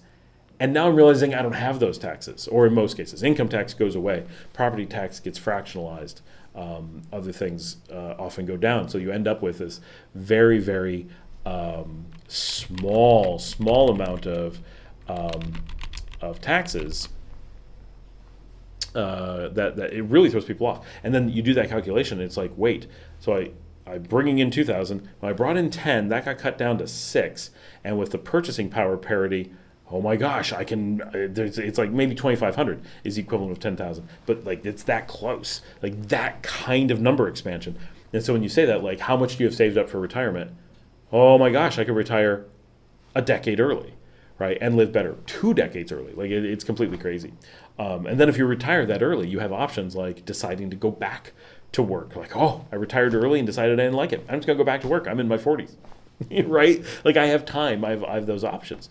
Yeah, I think Nicaragua is the dream retirement location for so many Americans specifically, because of the way the U.S. specifically gives tax benefits to Nicaragua, and Nicaragua does to the U.S. Like that, they have a system that is completely not designed around each other that totally meshes in like the most amazing way. And really, Nicaragua has designed a lot of their systems because they want retirees, they want certain types of expats, and so I mean that's how tax systems work, right? The purpose of a tax system is to create a framework that generates income, but in a way that controls or suggests how a country wants things to behave. So, for example, this is a great example. The United States manipulates, has a tax regime that encourages incorporation and large-scale businesses. That's what America wants, so their tax system encourages it. Nicaragua, similarly, has a tax system, but they don't want to encourage that. They want to encourage micro businesses and sole ownership or dual ownership. So they have a tax system that favors those businesses. And so those in the so if you go to the United States, seeing large businesses that are constantly trying to grow and accumulate other things is the norm because the system rewards that. And in Nicaragua, what you have is every other person is going out and starting their own little business and not trying to accumulate other things and not trying to grow too big, but they are trying to, everybody wants to be an entrepreneur. And because that's what they want, and the system encourages that. And so just the tax system alone and a little bit of incorporation paperwork really encourages or discourages different behaviors and is used in that way. So Social Security is not taxed in Nicaragua. Okay, so just to be clear to Winkler Michelle, I think I said it right, American Social Security income is not taxed in the United States. I'm sorry, American Social Security income is not taxed when it comes to Nicaragua. That is correct. Yes, me too, Maria, that's my plan. I retire officially next year from Jillian.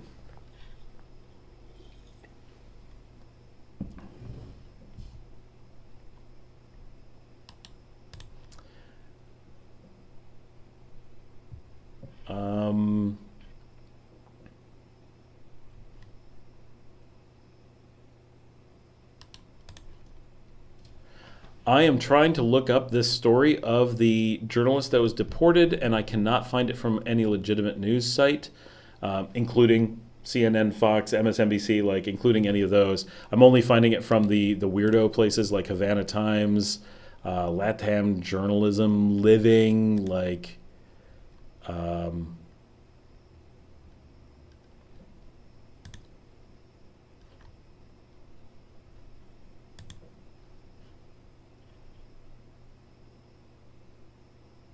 So this is, I assume you're talking about Judy Butler, came to Nicaragua in 1983. Let me see, but I've not yet found that story in newspapers.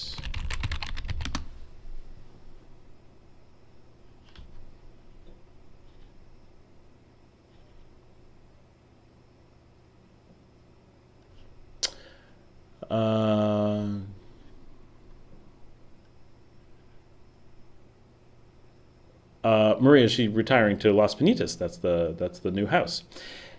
Hey, good to see you too.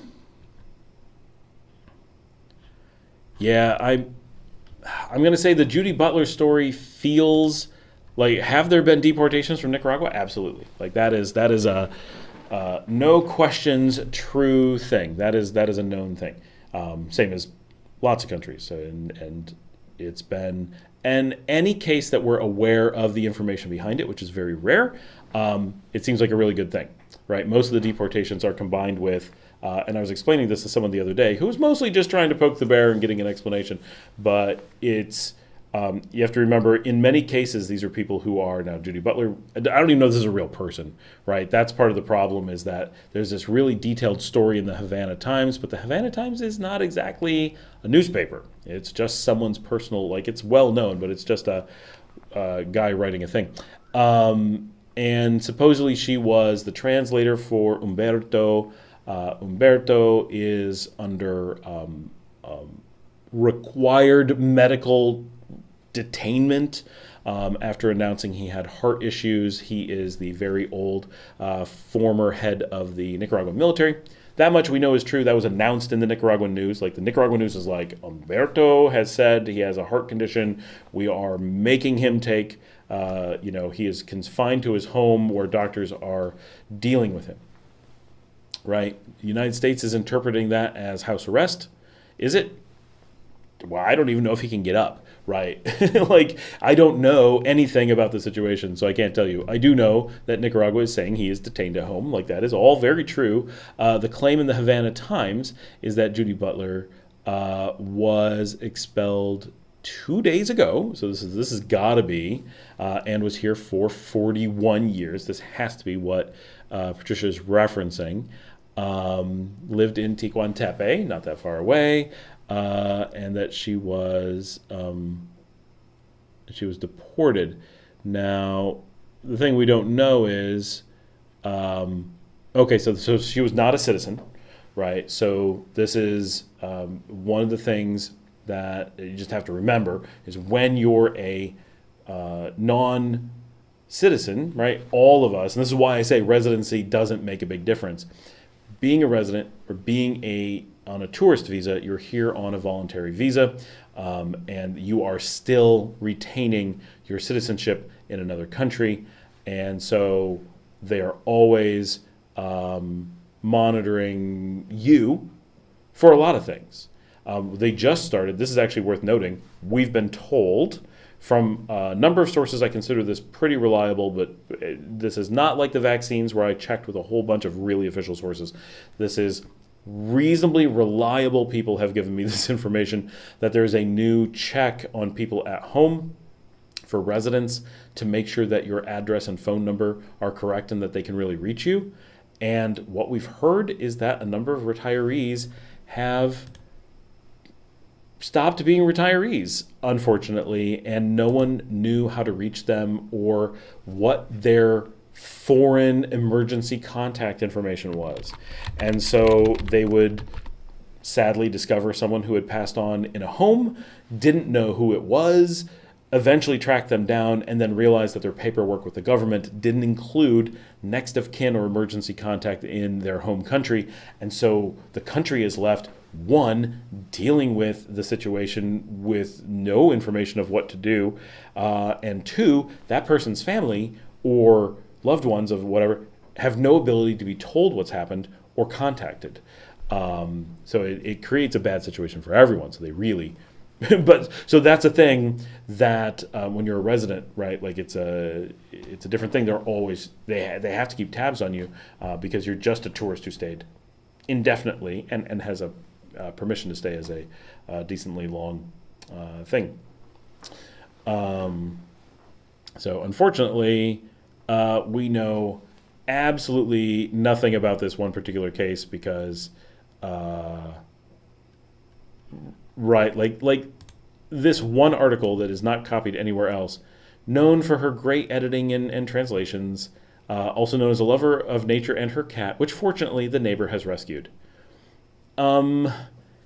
It's interesting, right? I mean, I get it. Like, we want to personalize the story and add that the neighbor rescued the cat. But in real journalism, we don't normally talk about something that we consider a serious issue of deportation worthy of being in the news, and then talk about the person's cat. Personally, the cat is the far more important player in the story for me, so I get that aspect of it. Like, we had a terrible fire here recently, and the only thing that we were really concerned about was the animals who were in the building, right? People did not die, so that would also be concerning. But otherwise, it was just a loss of structure. That's the thing. Like, so I get it. I get that people worry, but that's a bizarre thing for an actual news story to include. And I'm going to say that the Havana Times ran this, and that no U.S. news source picked it up means that they feel extremely confident in the ability to disprove the story. Because the U.S. will, if given an opportunity, run those stories heavily when they can. They're gonna jump on it. I consider her being deported without her cat extremely serious. That is true, Patricia. I want to know. That is the thing I want the answer about. Why was the cat not shipped with her? Good to know. I'm pretty confident that the answer is going to be that there is no such person and that they made the whole thing up. But who knows? But the bigger thing is, so normally, and this is definitely not an indicator, but if you're much of anyone in the country as an expat, you will have a very easy to find online presence. I understand that, if you're 83 You may just be someone not in my audience, even if you're 83, because you're on YouTube watching this, but a lot of people who may have been here for a long time. And I was hanging out with Paul this morning, Paul Baker, and he's barely online, right? He's not on Facebook. He's not on Instagram. He's on YouTube, but only like he doesn't watch things. He doesn't even know about my channels. And he knows me. Like we're sitting there, we're wearing the shirts, and he's like, "You have a channel? What's your channel?" I'm like, "This one," and he's like, "Well, I don't get it." But everyone writes about him. There's articles about him. There's things like all these things because it's such a weird thing to be here for so long. That stuff, that if we search on her, that she doesn't exist with anything before 2 days ago,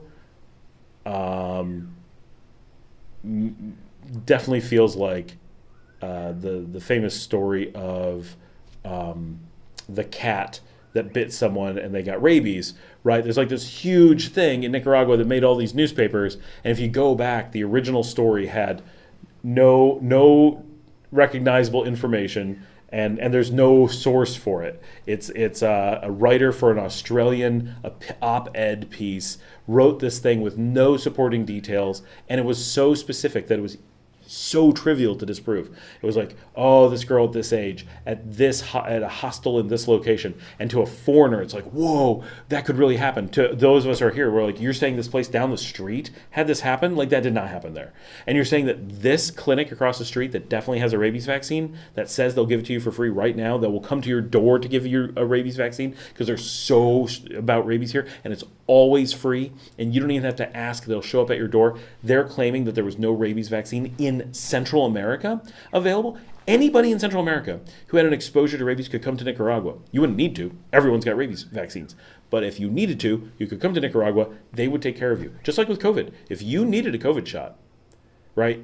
I'm not saying, I understand the people who don't want them, but if you were a person who did want them, and you were like, I can't get one. I have to leave Nicaragua because I can't get a COVID shot. You'd be like, you do understand that other people are upset because they really pressure you to get one, right? Very, very, very few people are required to get one, but they definitely offer them to everyone. They go door to door. You sure you don't want a COVID shot?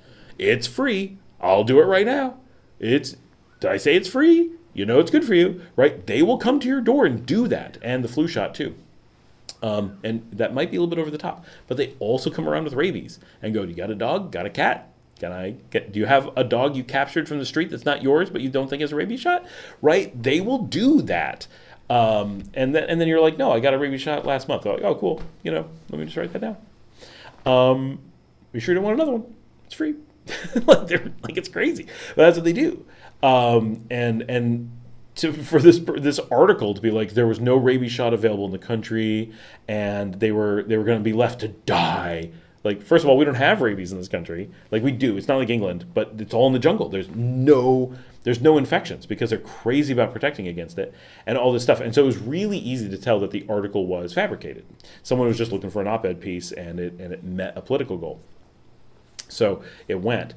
That's what this looks like. In this particular case, the Miss Universe thing, real, and I don't know the details. Some of the deportations that happened a couple years ago, I actually had some connections directly to that and knew some of that and had first-hand witnesses that were like, oh, no, yeah, no, I that totally did that thing, right? And we knew first-hand people who were there and were like, the U.S. is reporting like all this detainment, and they're like knocking on the door, can you come with us? Like, it's like super chill. It's a completely different thing. And then they went to jail, and they're like, look, you committed a really bad crime. Like, you're definitely here. He's like, I did. Yep. Big crime, like not even claiming you didn't do it. It's just this, I don't think I should be in jail for it. They're like, this is a pretty big crime. Like, this is huge. The U.S. would probably execute you if you did this in the U.S., right? Like, you'd be screwed. And in Nicaragua, it's just like, well, jail. And then after, like, I don't know, 6 months, they're like, look, here's an idea. If we make sure you never come back, like, you can just stay in jail. Like, you earned jail. Like, we're done. But you're a drain on our resources, and Nicaragua's a merciful country in general. And they're like, look, here's a deal. We think the U.S. is crap, but the U.S. says they'll happily take you. So if you never come back, we're willing to put you on a plane and let you not serve your jail time. And I'm sure the deal is also if you return, you immediately go back to jail. Like, I'm sure he's allowed to return to go to jail. That's probably maybe even a thing. I don't know. I'm making that up, but I can assume, right? So he opted to go to the U.S. The U.S. then declared that, and this is my favorite thing. This is the most extreme statement the United States has ever made that I've caught. They claimed that a criminal who admitted to his crimes, it was a very serious crime, being given the option, not required, just the option to walk out of jail a free man as long as that freedom began, didn't have to stay in, but began in the United States and did not include returning to Nicaragua. Just having to transit the United States as part of his freedom and not being able to return to Nicaragua, but having access to the whole world as a free man. I don't think he got his pardon. He wasn't pardoned. He was just let out, right? So, I mean, technically, if Interpol said, is this guy got a record? They say yes, because he does, right? They considered that an inhumane punishment. So just to be clear, getting the option to enter the U.S., not being forced to the U.S., not being deported, just being given the option to voluntarily go to the U.S. is inhumane. That was the claim that the U.S. made, which is extreme. Even as an American who doesn't really want to get sent back, that's an extreme way to look at life in the U.S. and to be an official policy from the U.S. as like their thing. That's kind of crazy. All right, Winkler Michelle says, are you a resident, Scott, or do you go back and forth every 180 days? So, yes, Patricia, being deported without your cat, or no, you said without your dogs, but yeah, super serious. That's your worst nightmare. I'm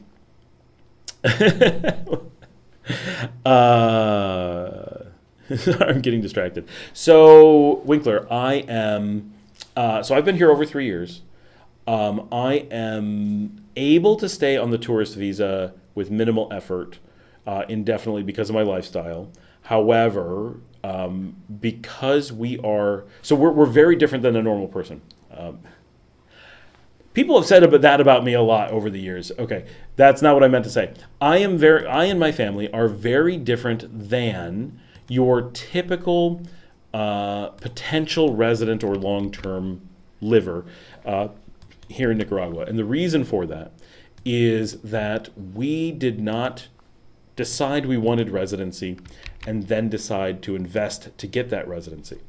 We already knew Nicaragua from years of being here, knew we wanted to live here, knew we wanted to invest here, not for any reason other than wanting to invest in Nicaragua.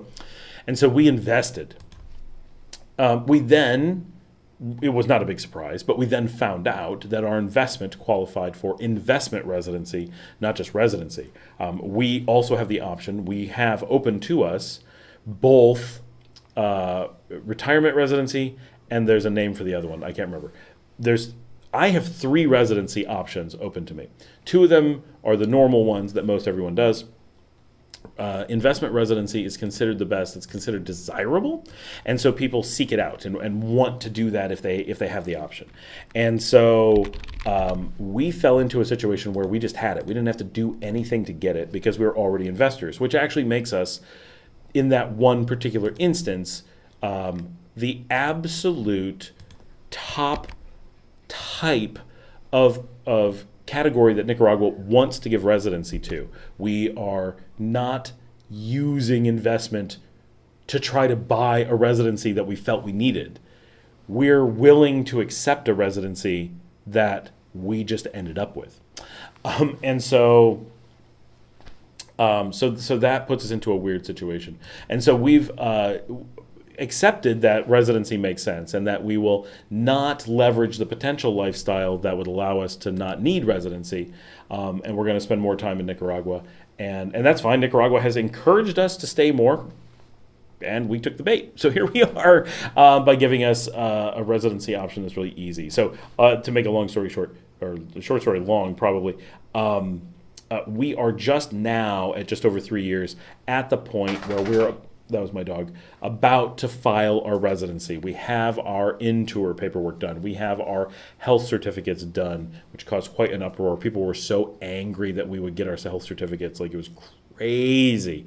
The number of people that came out with like, you should just get them forged. Like, it was crazy. The nasty, weird anger that came out of the community over just getting our health certificates and reporting it was nuts. We have all of our documents from the U.S. That's all in a row. All of our investment stuff is in a row. All of that is done. We are about to, and we have our final paperwork. You don't have to do it last, but there's a very final step you have to do in Managua. We have that paperwork. It's mostly filled out. It's going to be filled out possibly tomorrow. And then we're filing, and then it takes weeks to a few months. You have to do an interview.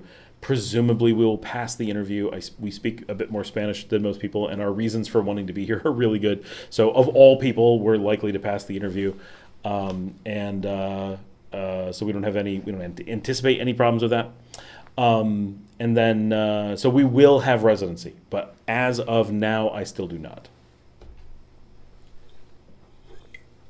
So I do cross the border every 180 days. However, I work outside the CA4 border zone, and so and we vacation outside the border zone, and we have family in the U.S. So going home for Christmas, visiting family, going to a wedding that happened to us just recently, going to work, or taking any vacation, all those things cause us to go outside and reset our stuff. So we have had to do a total of 2 border runs the entire time we've been here, and in one of those cases, we turned the border run into a vacation. So it was a border run, we just made it a Costa Rican vacation, and one time we just wanted it over. So one time we just went into Costa Rica, straight back 10 minutes, and we were done. But that's it. We've done only one truly true border run and 2 caught in a border run system in all that time, which is one of the things I tell people. Once you're here and you're like doing normal things, the chances that you're actually going to have to hit a border run start to get pretty, like, I figure every 2 years it'll do like 1 border run if I didn't go into the residency thing. So it's actually, the residency is actually more work for me than the border runs, because I have to go into Managua every 6 months. It's easier than a border run, but it's every 6 months. Whereas my border runs are about every 2 years, just by the nature of other things. So it's, that is where we are.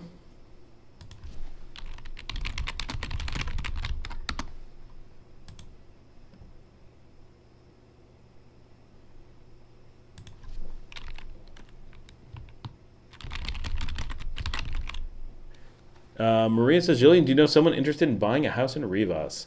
She probably doesn't. She's very new here. Rivas is very far from us. We're all in Leon. If you want, I need to do a show in Rivas. So Maria, do you have someone who's living in that house now, or is it empty?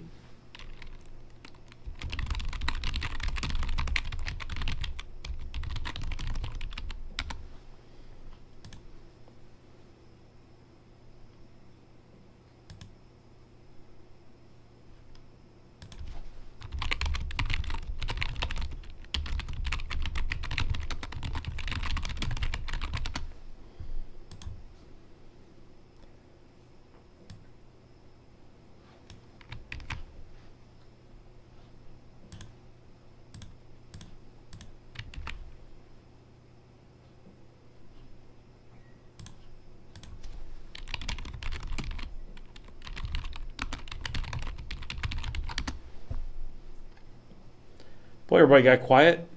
Try to sell a house and everybody just runs away. We have 35 people on. This is a lot. We're at 240 views. This is pretty crazy. We have a lot of people on. You guys are a little bit quiet.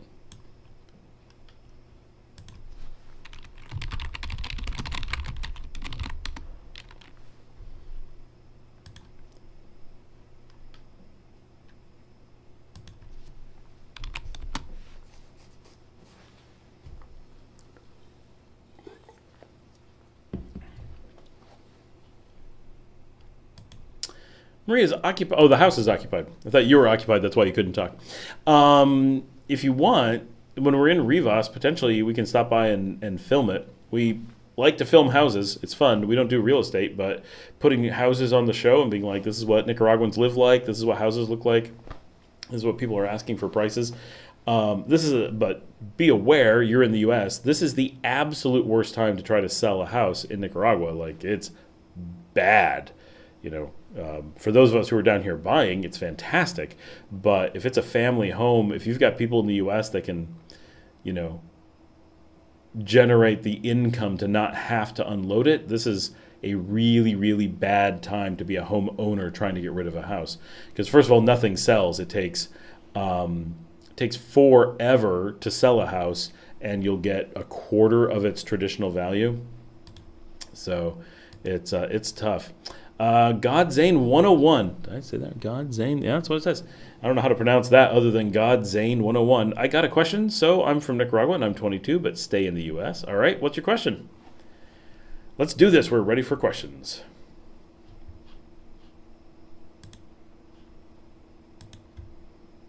It's coming. I'm checking all my mail in the background while we're waiting for Godzane 101 to write his question. Her question. Who knows? Is worth financing a house? So probably not. So first of all, financing a house here is incredibly hard, just in general. Just it is. All right, Zane, thanks. If you were to get financing here in Nicaragua, chances are you're going to get a terrible rate on the house. It's like 20% or something, like something completely absurd. And the banks are loath to do it at all because home values are so low and it's so impossible to sell a house that having a house and using it as collateral basically is worthless. So, you could be like, oh, I'm not going to pay my bill. You can just take the house away, right? And the bank's going to be like, yeah, what's that going to do for us? We can't sell that house. No one's buying. And so they're very hesitant unless you have other collateral, right? Like, oh, I have this cash in the bank account, but I feel like taking out a 20% loan anyway. No one's going to do that. Oh, I have this business that I own. I'll put it up as collateral, I guess. Like there's circumstances where you could get a loan. It is extremely hard, and you'd have to do it in Nicaragua. No U.S. bank will give you a loan for business in Nicaragua. They will not entertain it. If you're going to get a loan from the U.S., you will have to take out a personal loan that you somehow collateralize or just have personal wherewithal to be able to take out a loan of that magnitude. Now, obviously, a home in Nicaragua is a much lower cost than a home in the U.S. So in the U.S., you'd be like, I got to take out $200,000. But in Nicaragua, maybe you're talking about $40,000, right? So you might find some way to take out a $40,000 personal loan in the U.S. It's going to be very, very hard to come up with that kind of money and then say, because you have to be in a situation where you're not telling them what you're doing with the money, which is what a personal loan is. I want a personal loan. I want to take all the money and set it on fire. Hey, as long as you're good for it, we don't care what you do with the money, right? That is how a personal loan works. But if you're taking out a loan where it has some kind of collateral and they expect some kind of protection, so it's going to be very, very difficult. Now, that said, the one place you may be able to get lucky is if you go to a builder in Nicaragua. So they've already built the house. They already own the house. They've got to unload the house. And giving you a loan for that doesn't really put them in a more dangerous position because they already are in the position of needing to sell it. So in that case, you might be able to get away with it. Of course, you're going to have the high interest rates, and you're going to be stuck buying from a builder in like a gated community, like that kind of thing. But that's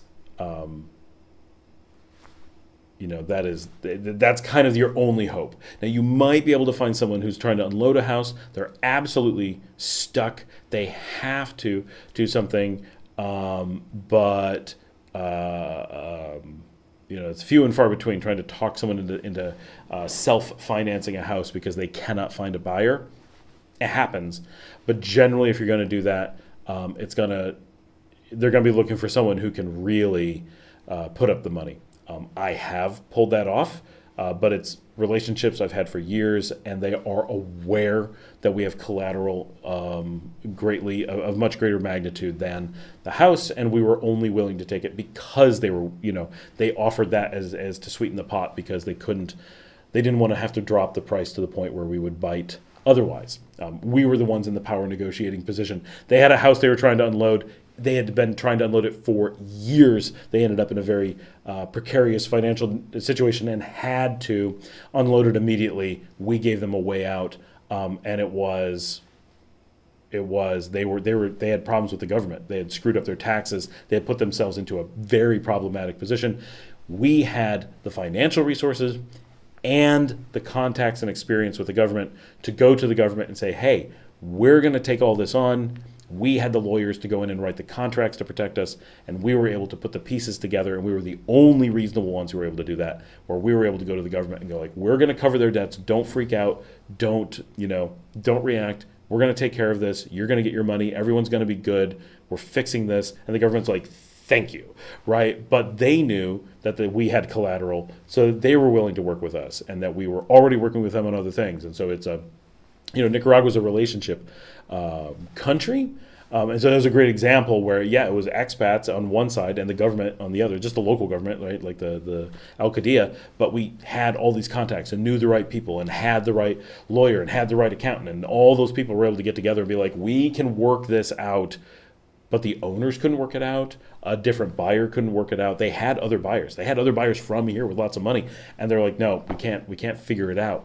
So it was, we knew they had people backing out constantly once they found out what the encumbrances were, and so we went into it with we're going to fix the encumbrances and we're going to hit them hard with a deal, and they're going to have to take it because we know. But literally 3 years working on that deal, so it can happen.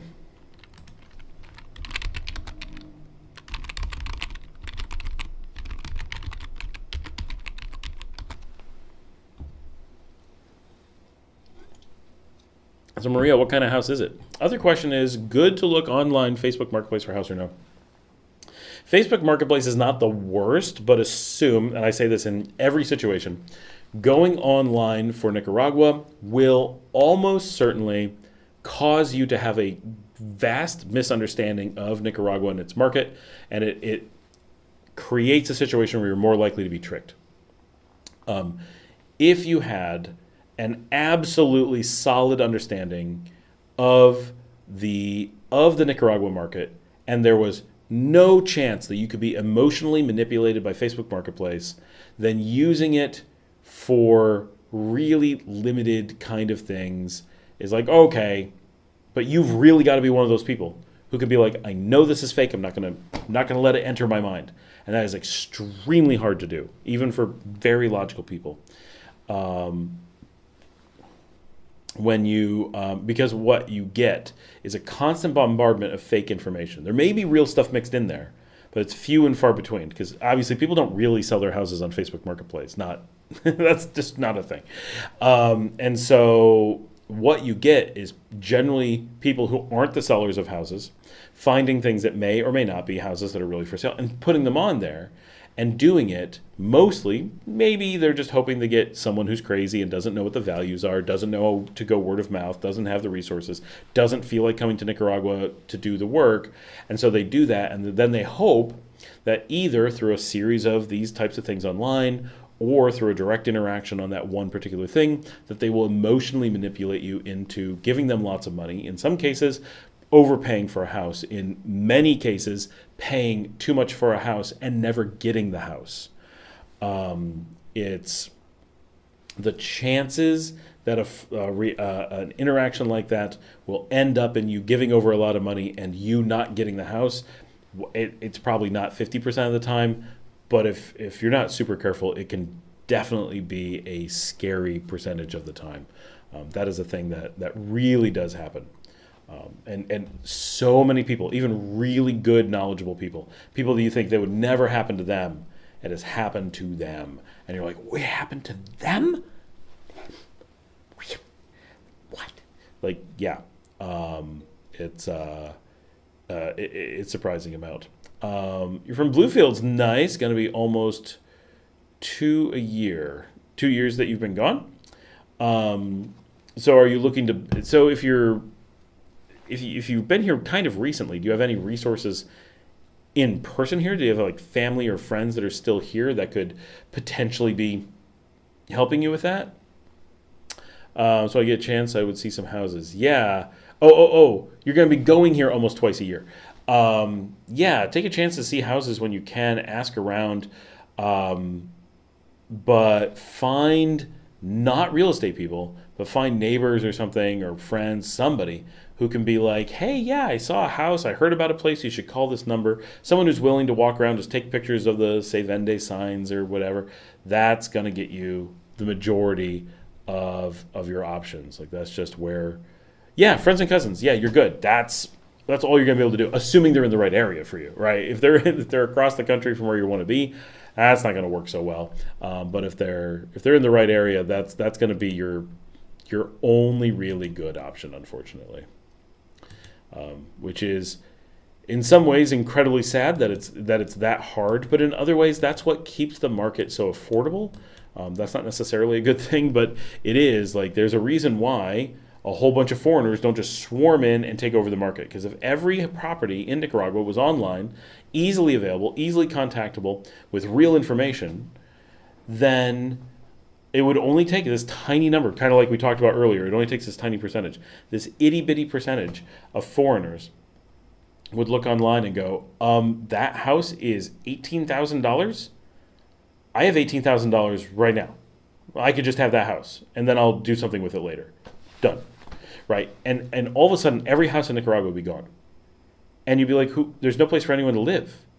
And now everyone's got to go buy new houses. But they're not going to go buy houses from the people who just bought all the houses. You think, why not? Why not just raise the price, make them some money, and then buy those houses back? Because those people aren't reachable. They weren't like serious investors by and large. Now they own houses they're not doing anything with. So you can't even get a hold of them to try to make a deal. And they don't want to make a deal anywhere that's affordable because you'd have to pay all the taxes and stuff on top. So the house just got so much more expensive because of the transaction. And so this would just be suddenly the entire population would need to move somewhere else to a different part of the country where nothing has been bought or sold. It would be crazy. And that's a problem that a really small country like Nicaragua faces if everything was clearly available for what it is actually worth. Now, of course, if that process took time, eventually the prices would come up and it would protect against it.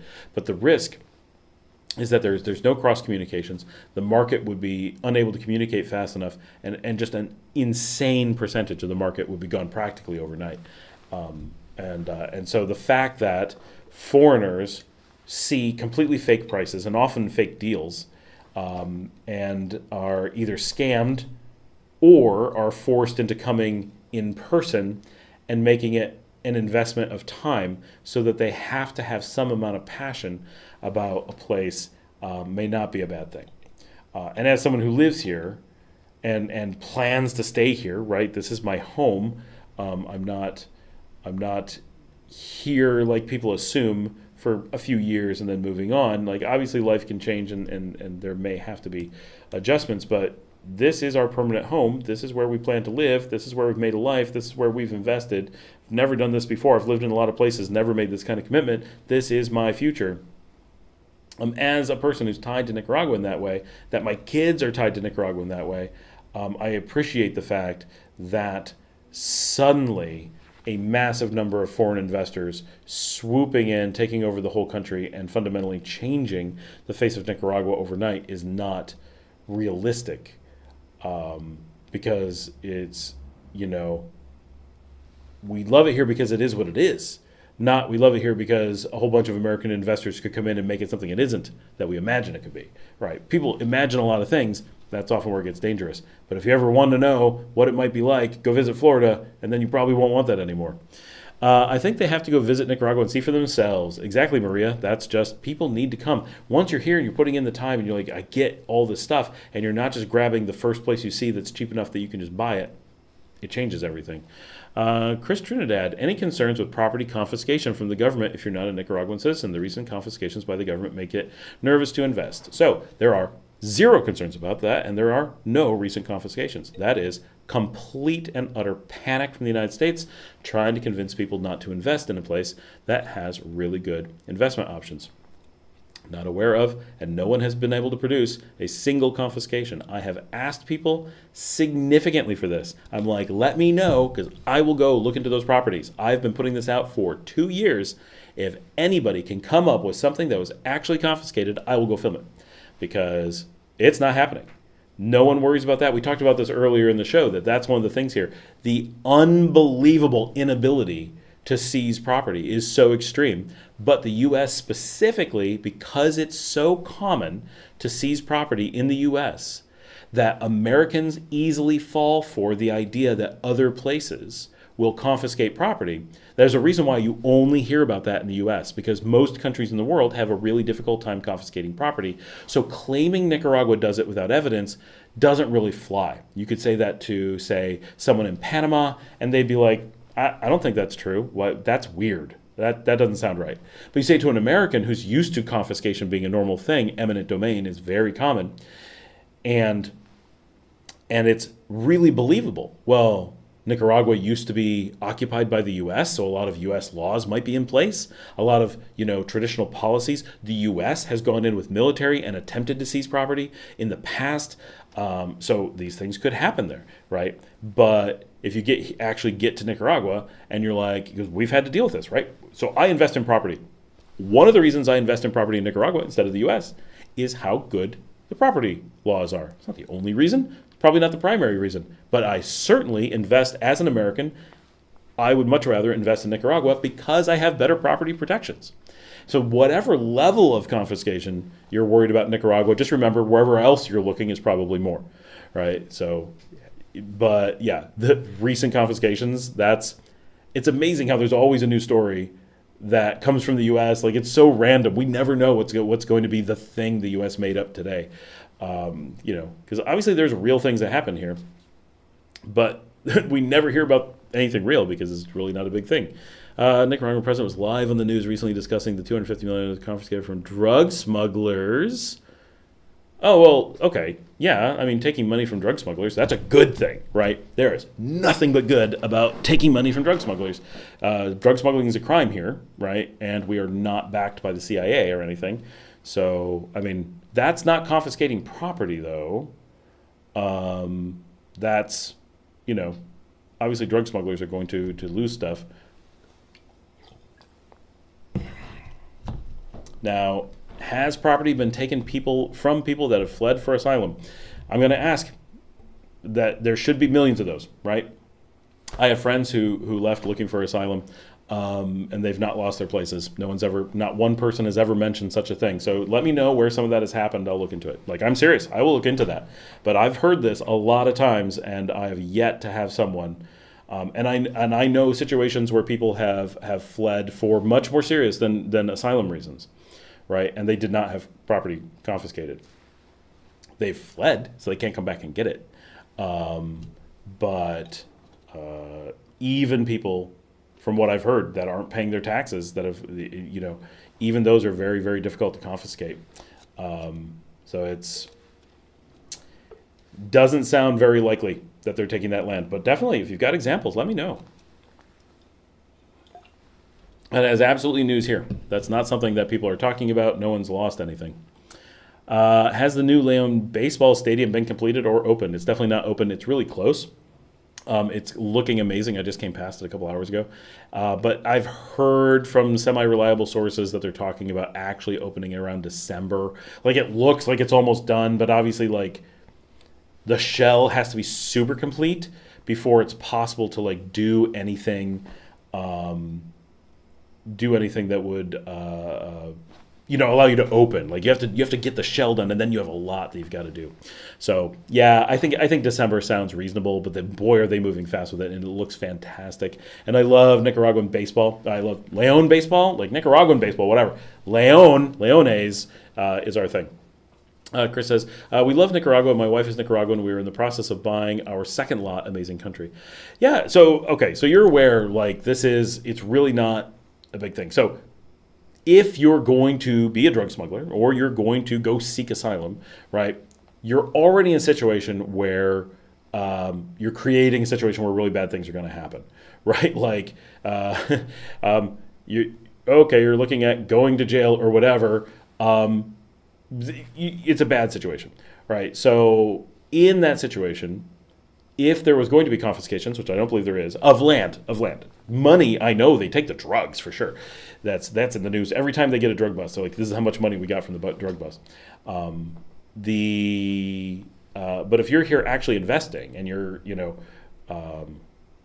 right, none of those things really would apply, even if they were true, right? And imagine being in the U.S., assuming, you have some connection to the U.S. If you were caught drug smuggling or you ran to another country for asylum, you would expect your stuff to be claimed in the U.S., right? They'd say, oh, you didn't pay your taxes, you didn't come in to do your stuff, your land's forfeit, right? And we wouldn't call it a seizure because it would be a natural reclamation of the land. It would be classified by the U.S. as a voluntary returning of the land or whatever. And so if you think about it in that context, it's an expected thing in most countries that if you abandon a property indefinitely and you don't maintain it, Nicaragua does have tax and maintenance laws. Now, I've never seen a property claimed from those, but in theory, they're supposed to, or supposed to be able to. But that's not seizing land. That is reclaiming land that has been abandoned. So it is a very different thing, right? If someone claims asylum in another country, they're unable to return. That doesn't mean that the land shouldn't pass on to someone in theory, right? But you have to see what the laws are, see what they have. But if they're not here to do it, that can cause problems. So in many cases here, the land is lease. And so if a person abandons it, then they could voluntarily give up. They could end up voluntarily giving up a lease because they're not there to maintain the lease, which the leases we prefer because they're really, really strong. They're really, really protective. But that's a situation where, if we had a lease and we fled the country for some reason, I would expect the lease to, at some point, stop being a lease. Is it true they're constructing a road along the Pacific coast that runs along the entire coast? No. It's not true that they're constructing one that runs along the entire coast. They are constructing Pacific Coast Highway, and it is covering the majority of the coast. My information, which is easily not true, is that it is covering about 3/4 of the coast, and the northern portion of the coast is not being included. It is there's certain areas, if you really look at a map and study it, you're like, this doesn't make sense. There's no way you're going to put one road up the entire coast. I think it's more likely that there is a series of very well-connected roads that will cover a good portion of the coast. That's the reasonable thing.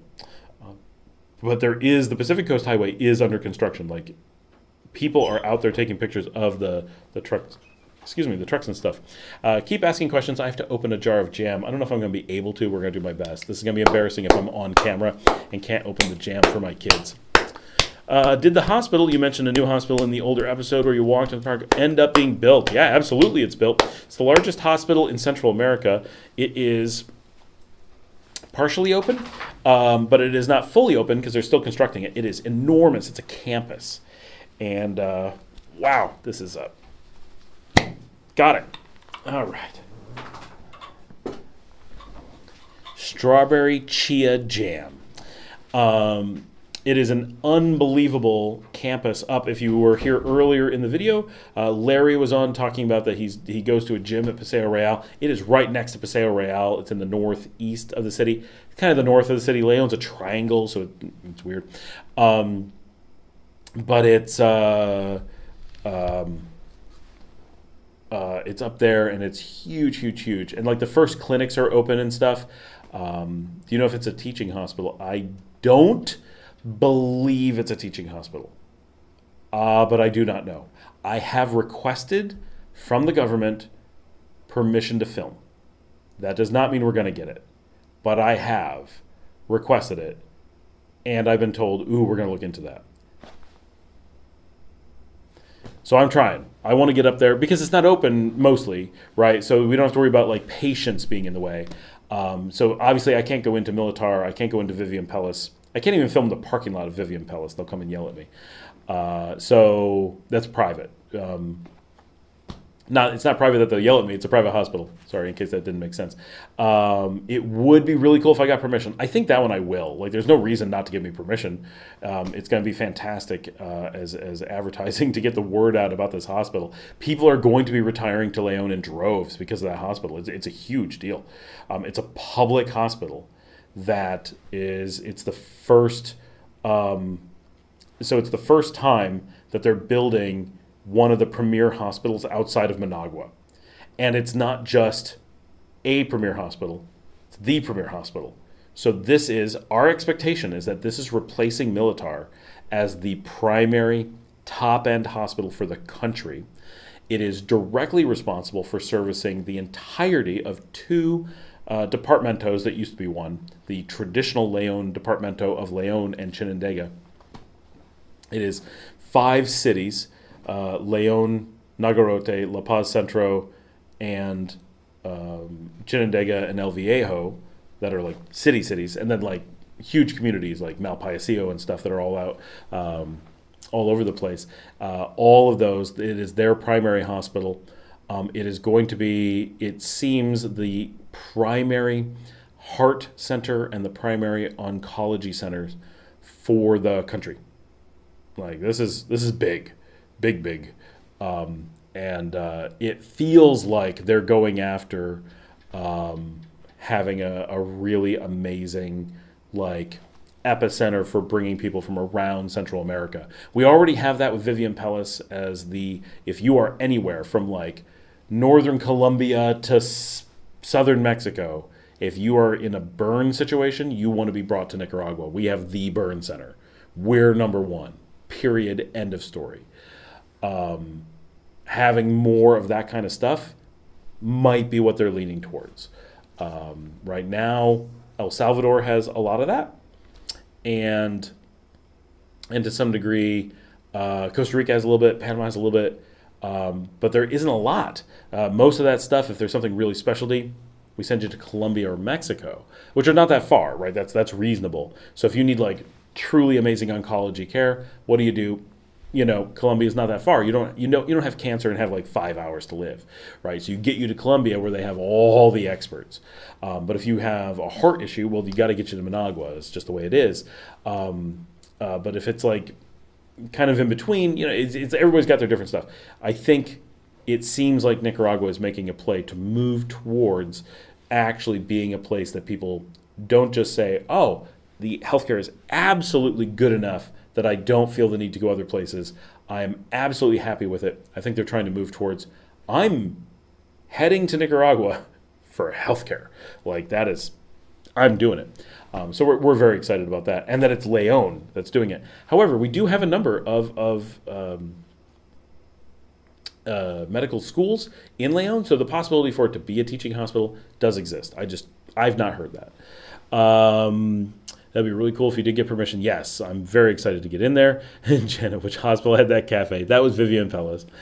Are season tickets very expensive? I love baseball. Used to play on a provincial level. Oh, that's really cool. So season tickets are not a thing here. We are, Paul. Paul and I are pushing for season tickets. We want them. We want tickets number 1 and 2. We are working on it. We are talking to everyone trying to get them. We're very serious about our team. Scott, great live first look. My first, look forward to the next. Have a good night. Maria, that was awesome having you here. Hopefully we see you on the channel on our regular shows as well. Feel free to comment, send in a video question, of course. I am hoping probably about 30 more minutes. We're going to go a little while. It's pushing 10 o'clock at night here. I know it's late for a lot of you guys too. I have not had dinner yet. I tried to get lunch at Burger King, found out that the one Burger King that's at Plaza Inter, that's a fake Google entry. I have to see if I can get that deleted. There's no Burger King there whatsoever. I'm very disappointed. For those who don't know, I am a vegetarian, and Burger King Nicaragua has an amazing vegetarian menu that blows away Costa Rica and the United States. I don't know why Nicaragua has the amazing Burger King veggie menu other than me pushing it hard, and they must have been like, we're going to get on the Scott Allen Miller vlog. We got to make this happen. But they always had the veggie Whopper, but here we don't have the Impossible Whopper or the Impossible Whopper. It's a Polish one that really we like better. I still like the Impossible Whopper in the US. I'm not complaining. I do like going to the US and going to Burger King and getting their alternative Whopper. But the Whopper here with the Polish patty is, I think, healthier, and we like it better as an everyday Whopper. So we're very happy with that. We get them all the time. But the thing that we got to test in Costa Rica briefly was their vegetarian chicken. Now they do chicken nuggets. Honestly, not thrilled with them. Like I'm very happy that they have them, and I'm very they turned out okay. But it's not like I'm going to order them, right? There's something just lacking for me to be like, I want to eat that, even with different sauces. But they make their chicken sandwich with the big chicken patty and the lettuce and the mayo, and there's some combination of that stuff. Now I used to work at Burger King, so I missed some of this stuff. I was a manager for a region once upon a time, and having their chicken sandwich as a vegetarian option is so good. We like it so much. Like for us, we will stop in, and it's something like 10 sandwiches every time we go. If I'm swinging by, I'm just like, okay, I need 3 veggie Whoppers, I need 8 the veggie chicken sandwiches, and 3 orders of the nuggets, and an onion ring. And they're just like, oh no, and it's like a big thing. But they definitely, all the Burger Kings know us. We do it all the time. And I've been in the U.S. recently in the last weeks. They don't have it. They have the Whopper. They don't have the chicken. We were in Costa Rica not that long ago. They had it, and then and we were like, this is amazing. We were so excited. One time they had it, just once. Next time we were there, they're like, nope, it's gone. We're like, so disappointing. But now it's here, so we don't care. But we were literally making trips to Burger King in Costa Rica just for that. We tried, and then they didn't have it. We were so bummed. Okay. Patricia says, would anyone from the private hospital let you interview them to discuss their services? That's probably true. I probably can get an interview with the private hospital. I just can't film the hospital. I can definitely, and I need to do this, so Vivian Pellis is the private one in Managua, but Amaxa is here in Leon, which is much smaller. They don't have the acute services, but it's one of the things that makes Leon such a great place to live today. And for most of you who are looking at coming here, you will not use, under normal circumstances, the giant new hospital. That's actually not true. You would normally use Amaxa, the little private hospital. It's in the middle of the city. It's closer to where most of you would live. It is very affordable. Their services are amazing. They have their own ambulance system. I followed them to Managua yesterday. And I can absolutely get an interview. I can get anything we want at Amaxa any time. So that's something we need to do. We need to get into Amaxa and interview them and talk about things. That would be really, really cool. But realistically, that's who you would really use. Because it's private, you're guaranteed, you're going to walk right in. You're going to get anything you need. They're going to move you wherever you need to go. They're going to have all the connections. There are limitations in the public hospital, and you won't have those in Amaxa. It'll be, what do you need? Right, and we've been there for acute care where there's heart issues. I mean, they go so far beyond U.S. hospitals. Holy cow! It is, this is the Nicaragua U.S. hospital experience. The U.S. is we have leading hospital systems, and you're never going to have to wait, and blah blah blah. Nicaragua's hold my beer.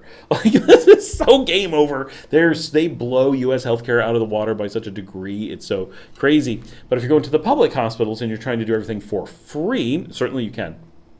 You're going to be okay, I see why people don't necessarily like this. I'm super thrilled at the price. I'm super thrilled that they're taking care of me. I'm super thrilled that I can go anywhere. There's so many things that are great about it. But there's going to be things you know what? The public hospital doesn't even have a cafeteria. I bet the new one does. But normal ones you go to around the country, they don't have a cafeteria. They're dark. They're just lackluster, right? Because they're free. And it's a very low-income country. There's not so many resources they can throw at that. So when you go to the private one and it's a completely different experience, you're just whoa, this is healthcare, right? I have 10 doctors in the room, just like that. Anything I need, just like that. All the answers, all the consultations, everything's immediate. Everything's we're get it done. Just make it happen. You need to get in and see people, they're going to let you in. It's a totally different experience, and it's so cheap that not paying for it, I realize some people just can't, and the public hospital is going to still blow your mind with the level of services you're able to get, and that it's free. but almost everyone is going to be like, oh, it costs so little to get such good care at the private hospital, and I have so much more control, so many more options. Just going to do that. Marty, almost 15 years ago, I went to a baseball game in Granada. They're a minor league team. They're not one of the majors. And one of the concessions sold was a bag of peanuts in a sort of spicy oil. Is that a standard item, or does it vary a lot from stadium to stadium? Oh, it certainly varies from stadium to stadium. So Nicaragua's cool like that, Granada's not that far away. But it definitely has a different street cuisine and stuff. So Leon, I'm used to, because like when I take the buses here in Leon, like there's a certain set of things you expect to have: tajadas and the deditas de queso and the pan de queso. There are certain things you get every time you go to any of those street food things, and then of course the real food, right? Hot dogs and fried chicken and that stuff. So that's absolutely the case. That stuff's clearly there. But yeah, some of those like peanuts and spicy oil, that's not what we get here. We totally get peanuts here, but we don't get the spicy oil. We get the like dust. But yeah, you'll get some variety for sure. Nica Fuego says, Scott, are you learning Spanish? You should do a Spanish language video. So I am learning Spanish. I've been learning Spanish for a long time. Very bad at it, and I cannot respond to anybody. My thing has locked up. Hold on. There we go. Nope. I have no way to respond. What is going on? Well, that's a bummer. Why does it hate me? I've read some Facebook posts about people having good experiences at the free public hospitals. One American tried to tip the doctors. Yeah, I'm not surprised that they tried to tip the doctors. But yeah, the experiences are quite good generally. And it's amazing. So I've done a little bit in the public hospitals. I've gone with friends to the public hospitals. Some of you know La Marcelita from my show. Her kids get sick. They needed me one time to go stay in the hospital with them. So I went to one of the rough barrio clinics and stayed. And when she was there, she like got angry that it wasn't clean enough, and she grabbed the mop and she mopped it herself. Because she had nothing to do. She was just there with her kids, just had to wait because they were sick, so they're there resting. But they're kids, so you keep an adult there, so they were cycling through, and they didn't have enough adults, so I came in and stayed as well. And in the public hospital, especially in one of the smaller clinics, it was a lot of people in just a giant room. And so you had like a little space of your own, but you had your own power. Like you could go charge your phones. You could go order in food. They had like concessions outside. You could pedidos ya food to the hospital, walk outside and have like restaurant food. Like my experiences in a hospital in the U.S., like they're bright and they're clean. And like there's a bunch of things that you're like, okay, this is what a hospital should look like. And here they're not. Quite often they're much darker. They're not here to sell you the hospital. Right? They're here to provide healthcare. They don't care if you think it's clean or not. They're just bleaching everything. So it's different in that way, and that takes a little bit getting used to. But it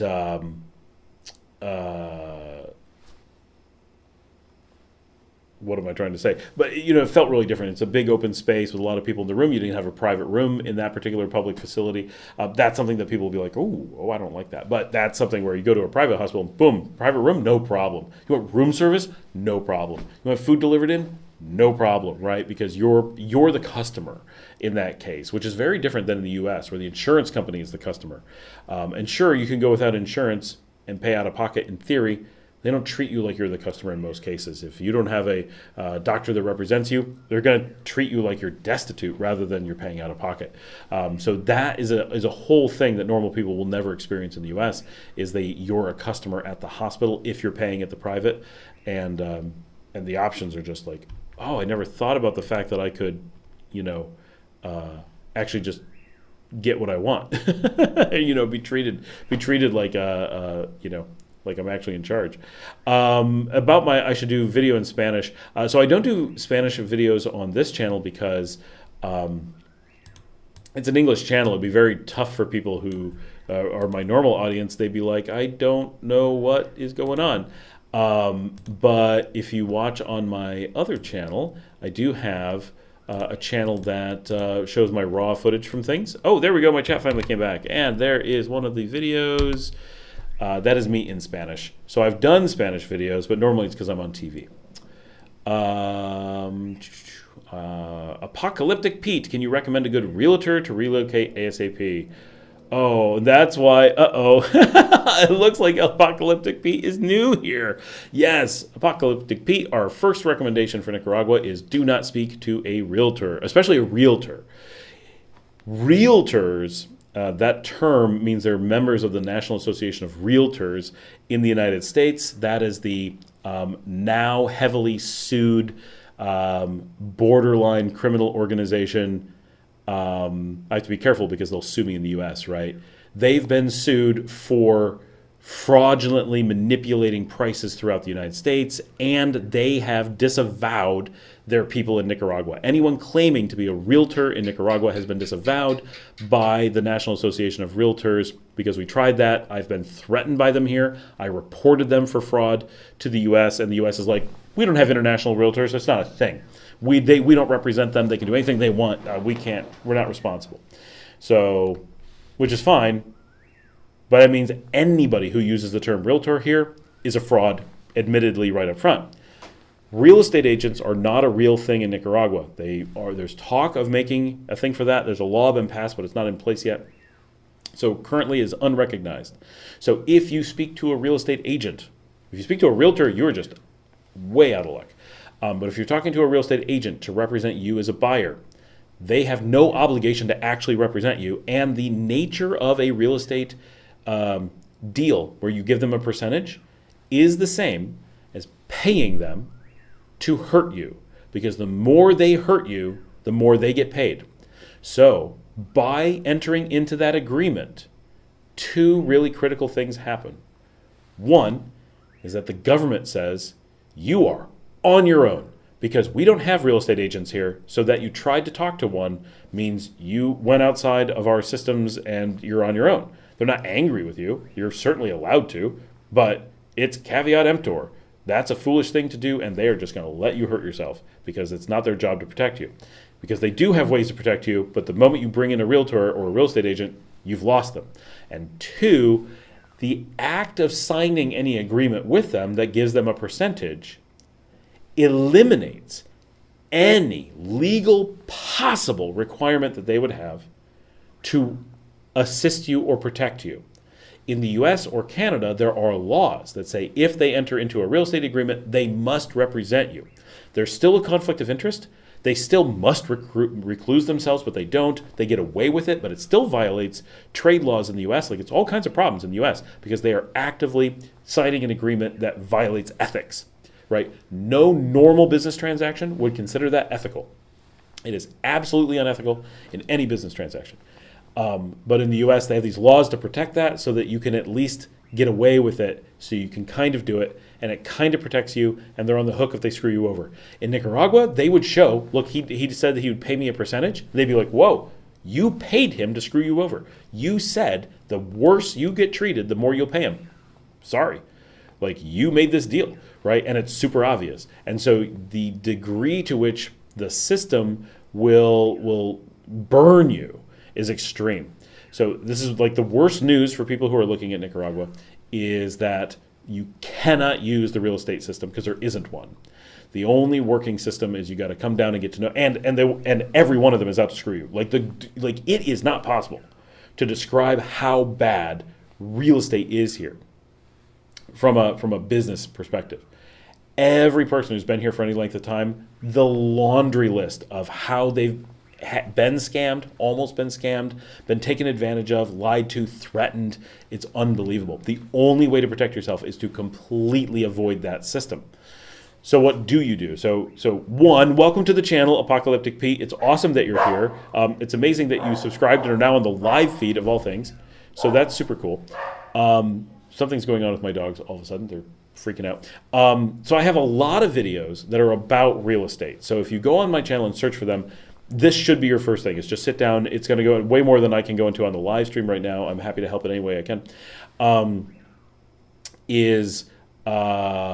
Just real quickly, I'm going to answer Zane. No, I do not charge to view houses. If I'm going to show houses, it's going to be on video and it'll be free. There's complications in Nicaragua for showing houses. that make it just there's no way to do it. I would have to charge so much money to do it. And again, never were we real estate agents. We used to charge just a fee to take people around, arrange things, and let them see the house. And it was a flat fee. We don't even do that. We won't. It's if people invite us in to film their house, we're all good, and we can put up information. Here's how to contact them. Here's how much they're asking. Whatever. All that's fine. We can if you guys are interested in houses, we can even have a thing where we pop your picture up and say Zane would like a house, right? Like that's fine. But what we can't do is actually take you to a house and say, here's Zane, he'd like to see this house. That actually creates a legal problem in Nicaragua, so we don't do it. It's unfortunate because there needs to be some way to see houses, and it's super hard. But okay, so back to Pete. So there's no good answer. So I have a whole bunch of videos on this because it's one of the most popular things. I have things that explain why the real estate agents don't work. I have a thing that explains why there's no MLS. I have things that explain why I go into depth. Every single listing you see online is fake. Literally everything. There is so much money to be made in scamming foreigners, and there is so little money to be made in doing honest real estate. That's the thing that people don't understand, is that houses are selling for such tiny amounts of money. Houses sell so infrequently that anyone who works in the real estate space is in a sheer panic to make anything. And the only people to make that money on, because no one who lives in Nicaragua and knows anything about Nicaragua will ever talk to the real estate agents. So their only audience is foreigners who haven't caught on yet, foreigners who haven't put boots on the ground. And one of the things we say is never try to buy a house before you live here. You cannot possibly have enough information about Nicaragua to be able to make that decision. And don't get me wrong, you may have enough information from my amazing channel to know that Nicaragua is the place you want to live. That's not actually true, but you could have a really good feeling about it. And today's video, please come down, check it out, and answer that for yourself right away. When you do that, you will immediately have so much more information about Nicaragua. But even so, Nicaragua's not like the US. It's much less predictable in I came down, I like this town, I like that town, I like this thing. You're going to come down, you can only see so much of it, and there's going to be all these questions. So definitely, Pete, give us more information about what you're looking to do, because we'll answer, and I need it popping up so I can answer for you. But there's a lot of questions here. One, why would you want to buy a house if you haven't been here? Why, if you've not already relocated? The last thing you want when relocating is to buy a house before you get there. When you relocate to a new country, you want to spend time and get to know the country. You may want to rent a place, and maybe that's what you mean. You're looking for a realtor to help you rent. That's great. That's the right thing to do. It just can't be a realtor.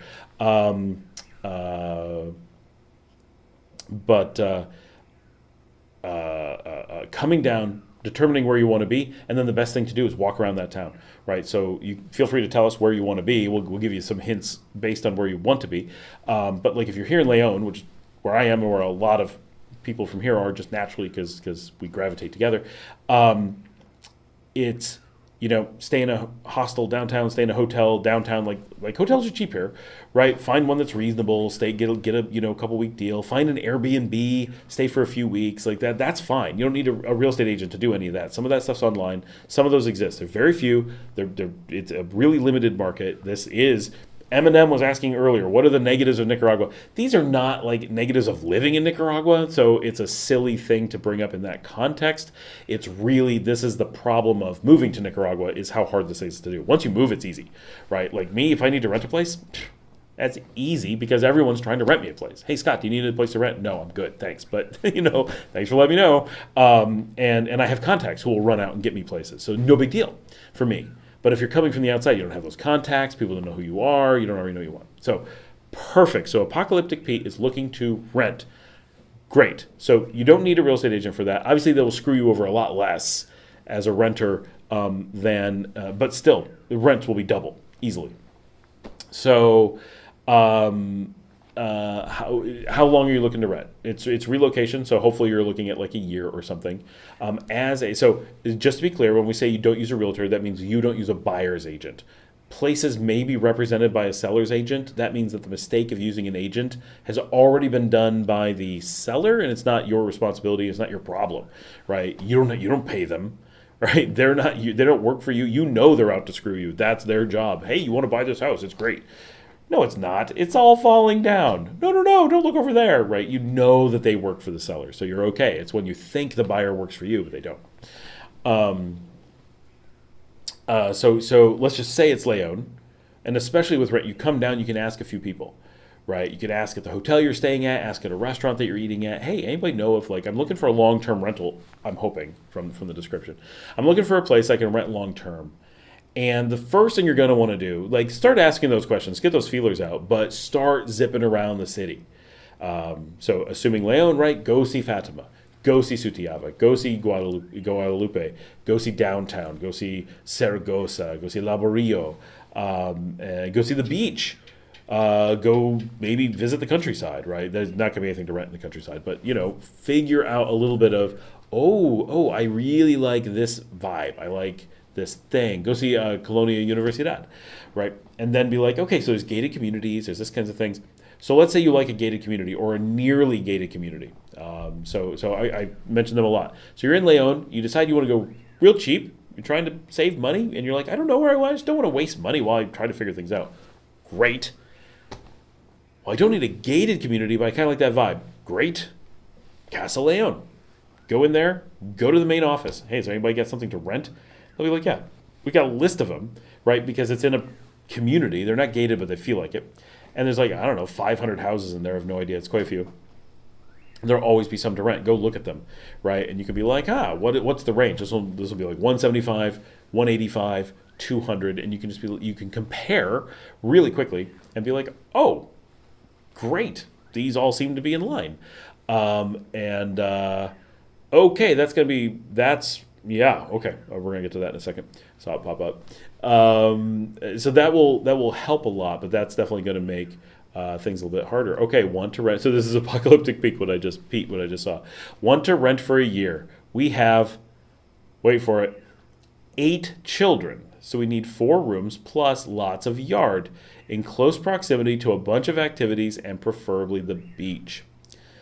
Okay. So little places like gated communities are going to be extremely hard to find in just because they typically go up to 3 rooms. Finding 4 rooms in one of those, super, super hard. What does exist, my pleasure. What is out there, so close to the beach.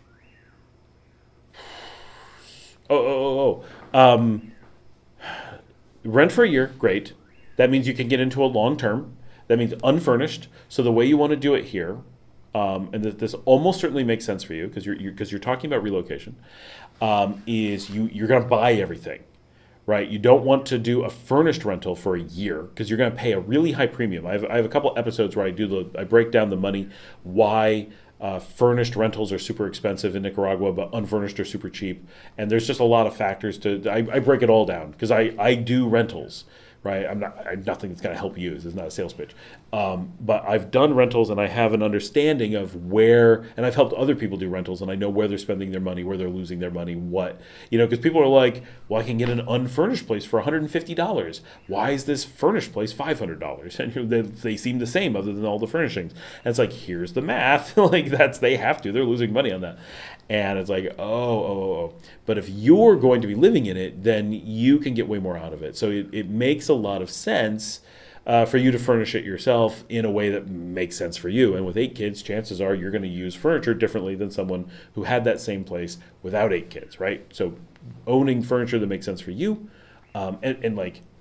If you rent a place, they have to provide a TV. Are you going to watch TV?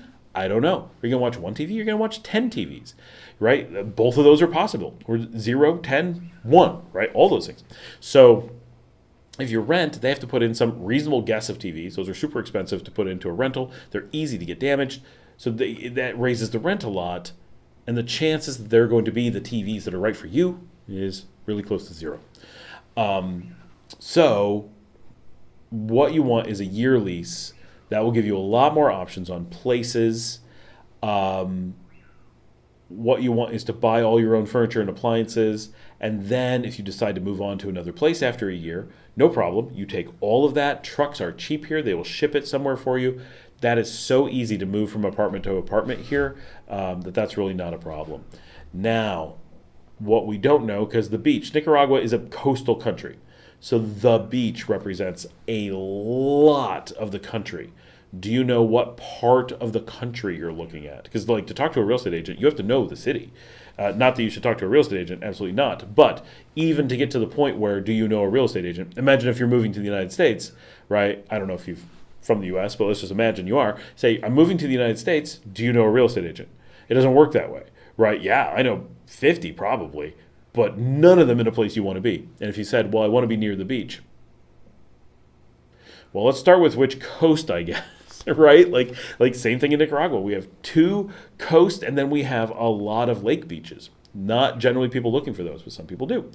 So we're talking thousands of miles, probably not true, but a lot of coast to be covering. So people who could potentially help you with real estate in a particular area won't be able to help you in another. So we would have to know where to even look to kind of start that process. Oh my gosh, you're in Dallas. What part of Dallas? I'm from Carrollton. And I had a conversation 2 days ago with one of our viewers, and he just moved. He's like, yeah, I just moved to Dallas, and I moved in today. We were on the phone. I'm like, you moved in today? What part of town are you in? And he's like, I don't even know. Let me see. He's looking around and stuff. He's like, Farmers Branch. I'm like, like I walked to Farmers Branch. Okay, so San Juan del Sur, so this is where we really got to delve into. So we call it the 2 Nicaraguas. Go watch that video as well. You have a lot of homework to do. How quickly are you trying to move? Because, I mean, you can watch an awful lot of videos in 48 hours, right? But, so really big decisions. So San Juan del Sur is not Nicaragua. I mean, it is, but it's what we call the other Nicaragua. It is we wish we were in Costa Rica, but we didn't make it Nicaragua. It is an absolutely different culture, vibe, everything than the rest of Nicaragua. Completely different. Oh, Alan, yeah, I know Alan and Colin Cowie for sure. Cool, and very close. Do you need to pay the full price up front when buying a house? Yes. If you're going to buy a house, this is Aliezer Huerta. There are generally no loan options. Under normal conditions, there's no loan options. You can, in theory, talk to a bank, but as a foreigner, that's not good. They're never going to seriously give you a loan. That's out of the question. If you are Nicaraguan as a citizen, there are conditions under which they will give you an extremely high interest loan, but it's awful. Like, you don't generally want to do that. And very, very hard to get. But back to Pete. So San Juan del Sur is an utterly different place. It is, and nothing wrong with this, right? But it is the closest thing to a community of enclave. So when you go to San Juan del Sur, generally it's because you don't want to be in Nicaragua, but there's something about geographic Nicaragua that you still want. So if you're watching like my videos and you're like, oh, Nicaragua seems like such great culture, such great food, such great people, there's so many things I like about Nicaragua, San Juan del Sur is not going to meet your needs in any way. It's going to be, oh, this is absolutely nothing like I saw. If what you're seeing is expensive construction that is surrounded by expats, Americans, Canadians who are avoiding Nicaragua for the most part, who want to speak English all the time, they don't want to integrate into Nicaragua. They really do wish they were in Costa Rica. They're often, let's be honest, and look, I love San Juan del Sur. There's some great things about it, but there is a huge amount of very bitter people in San Juan del Sur who are bitter because they didn't want to be in Nicaragua and they felt they had to because they couldn't stay in Costa Rica. The other thing that you have to know about San Juan del Sur is the rest of the country refers to it as the expat pyramid scheme. Everybody in San Juan del Sur's primary income is somehow funded by other expats being conned. And so life in San Juan del Sur basically ends up being with when you first arrive, essentially. Everyone gets conned at some point, hence the real estate agents. That's why they're all based there. Like, that's the start of it. And then once you're there, they're going to sell you a bit. Oh, you're my best friend. I totally trust you. I wouldn't give anyone else this deal, but I've got this completely insane, makes no sense business plan that's completely ludicrous, but I would never share it with anyone but you. It's a sure thing. If you just give me an investment, I'm not going to give you a contract, and I'm not going to actually give you shares. But if you just give me some money, you're going to make so much returns, but don't tell anyone because I don't trust them. I only trust you that I just met 5 minutes ago. Like, confidence scams like that, they're everywhere, every corner. It never ends. Like, I don't even visit because it's so greasy and it's so much of that. I went there with my business partner 3 years ago, and we were looking at beaches to consider to move to. He made it 3 hours before he's like, I don't ever want to set foot in this town again. And we had looked at it for 2 years, and he knew every street, every business, everything, knew it. We got there, and he just went, and we sat down and had lunch with a friend, and it just the swarm of expats coming by, and everyone talking about the latest con, the latest drama, and he's like, done. I want to go. I was here to get to Nicaragua, not to be with a bunch of disgruntled foreigners who are sad that they're here. Now, don't get me wrong. There's beautiful properties in San Juan del Sur. It has the only quiet bay in the country. It has the greatest number of English language schools. There's a whole bunch of things that San Juan del Sur has going for it. But nearly all of the we're getting to you, Sophia. Nearly all of the things that we rave about in Nicaragua, the incredible level of safety, the incredibly low prices, the incredibly wonderful people, the deep culture, the music, all these things, San Juan del Sur doesn't have them. It does have some nice people. It does have some good food. It does have some different things. It doesn't have the Nicaraguan ones. Not really. It's got this slight amount of Nicaraguan bent on this expat enclave thing. But I like going around and being in, I can handle San Juan del Sur for small amounts of time, and it's got some beautiful places, and some of that construction's fantastic. And there's reasons to want to be there, and it's cool, but it is not in any way the Nicaragua that we think of. So that's the first thing. Is that really? And if you're looking at San Juan del Sur from remote, a ton of the pictures won't be San Juan del Sur. Everyone wants to get the higher prices. So first of all, San Juan del Sur prices, everything you see is so fake. People will be like, everyone I know bought a house for $1 million. And then you get there, none of those houses exist, none of those people. And everyone's in on the scams. That's one of the hardest things, is that everybody, this is why it's a pyramid scheme, everybody got scammed going in, and now they're stuck. And now if they don't keep the scam going, first of all, they're ratting out their neighbors, the people they're stuck living with. What are they going to do? It's a really tough situation. All right, so I'm just going to, Chris Trinidad, I find that Nicaragua doesn't want to keep you in the hospital. They treat you and send you home as quickly as possible. In the U.S., they will almost always want to keep you as long as possible. Yeah, I mean, I would say that leans towards true. My hospital in the U.S., is Patricia, sent me home in a taxi 2 hours after surgery. American hospitals definitely don't keep you admitted any longer than your insurance pay them at full price for it. That is definitely true. Okay, I'm going to answer Zane real quick. So question, when you buy your house, do you have to pay taxes on it or not? Yes, there are taxes when purchasing a house. Managua or Messiah, doesn't matter. Yeah, there's taxes everywhere. If you buy in an indigenous zone, there's additional taxes. Not bad. It's all very low. But there are taxes on those things. House transactions certainly have taxes. All right, Cosmetico Sofia, RadPad was a scam. RadPad is the absolute brand name of scams here in Nicaragua. That was specifically Tony from RadPad. Approached people on my channel. This is making me mad.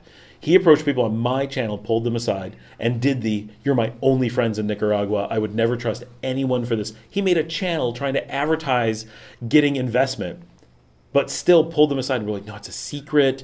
Don't tell anyone. Don't tell anyone my business plan. And they told me his business plan. And I'm like, you realize every word of this is a lie. His reason for making it, how they would build it, what other people were doing, what the needs were, every single thing was fake. But they were so enamored with this guy because they had gotten to San Juan del Sur. Everybody was lying to them. Literally everybody. They got nothing honest from the entire place. So when this guy gave them this scam, well, they're like, well, houses are going for $10 million and there's no one to build them and there's all these things and everything's selling as fast as possible. So it made his scam seem reasonable. Sort of. Still, if you did any research, his scam made no sense. And if you ever saw him speak, there's no way to see him talk and not immediately go like, obviously this guy's scamming you. Like that's his vibe. Like, holy crap. Like I'm not, my wife complains that I'm not good at reading people. That guy, there was no way to listen to him for any amount of time to not be like, get away from me, you creepy guy. So he did, yeah. So first of all, I tore apart RadPad for them. And we're like, everything he's proposing. Because he would say things like, it takes so long to build a house. We're like, what are you talking about? You can build a house in 2 weeks. There's houses everywhere. And he's like, houses are so expensive here. We're like, no, they're not. You can buy a beachfront hotel, 9 bedrooms, already built, $250,000, downtown San Juan del Sur. We turned him down. It wasn't a good deal, right? Like, I know because I'm a buyer who's turned down deals. Like, come on. Like, this stuff is so blatantly fake. But there's so many people lying that if you're not actively really going through things, if you don't have good lawyers, and like, they all provide fake lawyers. We just had someone on the channel this week, right? And they sent me the audio of their lawyer. Turns out it's not even a lawyer. And just lying up and down, literally just admitted that they forged documents for them and was trying to, scam them with forged documents. Like, completely crazy stuff. But this is what goes on every day in San Juan del Sur. It's just how things are. Not that there aren't nice people. Not that there isn't someone legitimately trying to do something. But there's so much money in the scam and so little money in anything else that it just becomes the thing. But RadPad was an extreme example. He had multiple YouTube channels. He would go out and meet with people. He tried so hard, and it was so obviously a scam. Like, there was nothing about it that made sense. First of all, he didn't have a single photograph of a single one because they never built one. It turns out right at the end, they did get one of their investors to put one up as advertising. No client ever bought one, ever. And this went on for years. This was like, the whole country has used Tony and RadPad as the poster child in the most literal possible sense, short of actually putting him on a poster, on a billboard, of what a scam in Nicaragua looks like. He was by the book. He was in San Juan del Sur. He was nonsensical North American. He was dressed like a weirdo with his like there's someone else doing the same thing now. Same weird hat thing going on. You're like, is this supposed to be an adult? Like, what is going on? Like, everything's weird. And I just saw one 2 days ago, and I sent it to a friend. I'm like, is this the person that scammed you on the left in this video? And they're like, yes. And I'm like, oh, that's the guy on the right that scammed us 3 years ago. And here they are on a video claiming to be best friends. That explains so much. That's like making the connections. And all in San Juan del Sur, all in the last 72 hours. I gave you enough information. If you know your videos from San Juan del Sur, you could definitely figure out who I mean.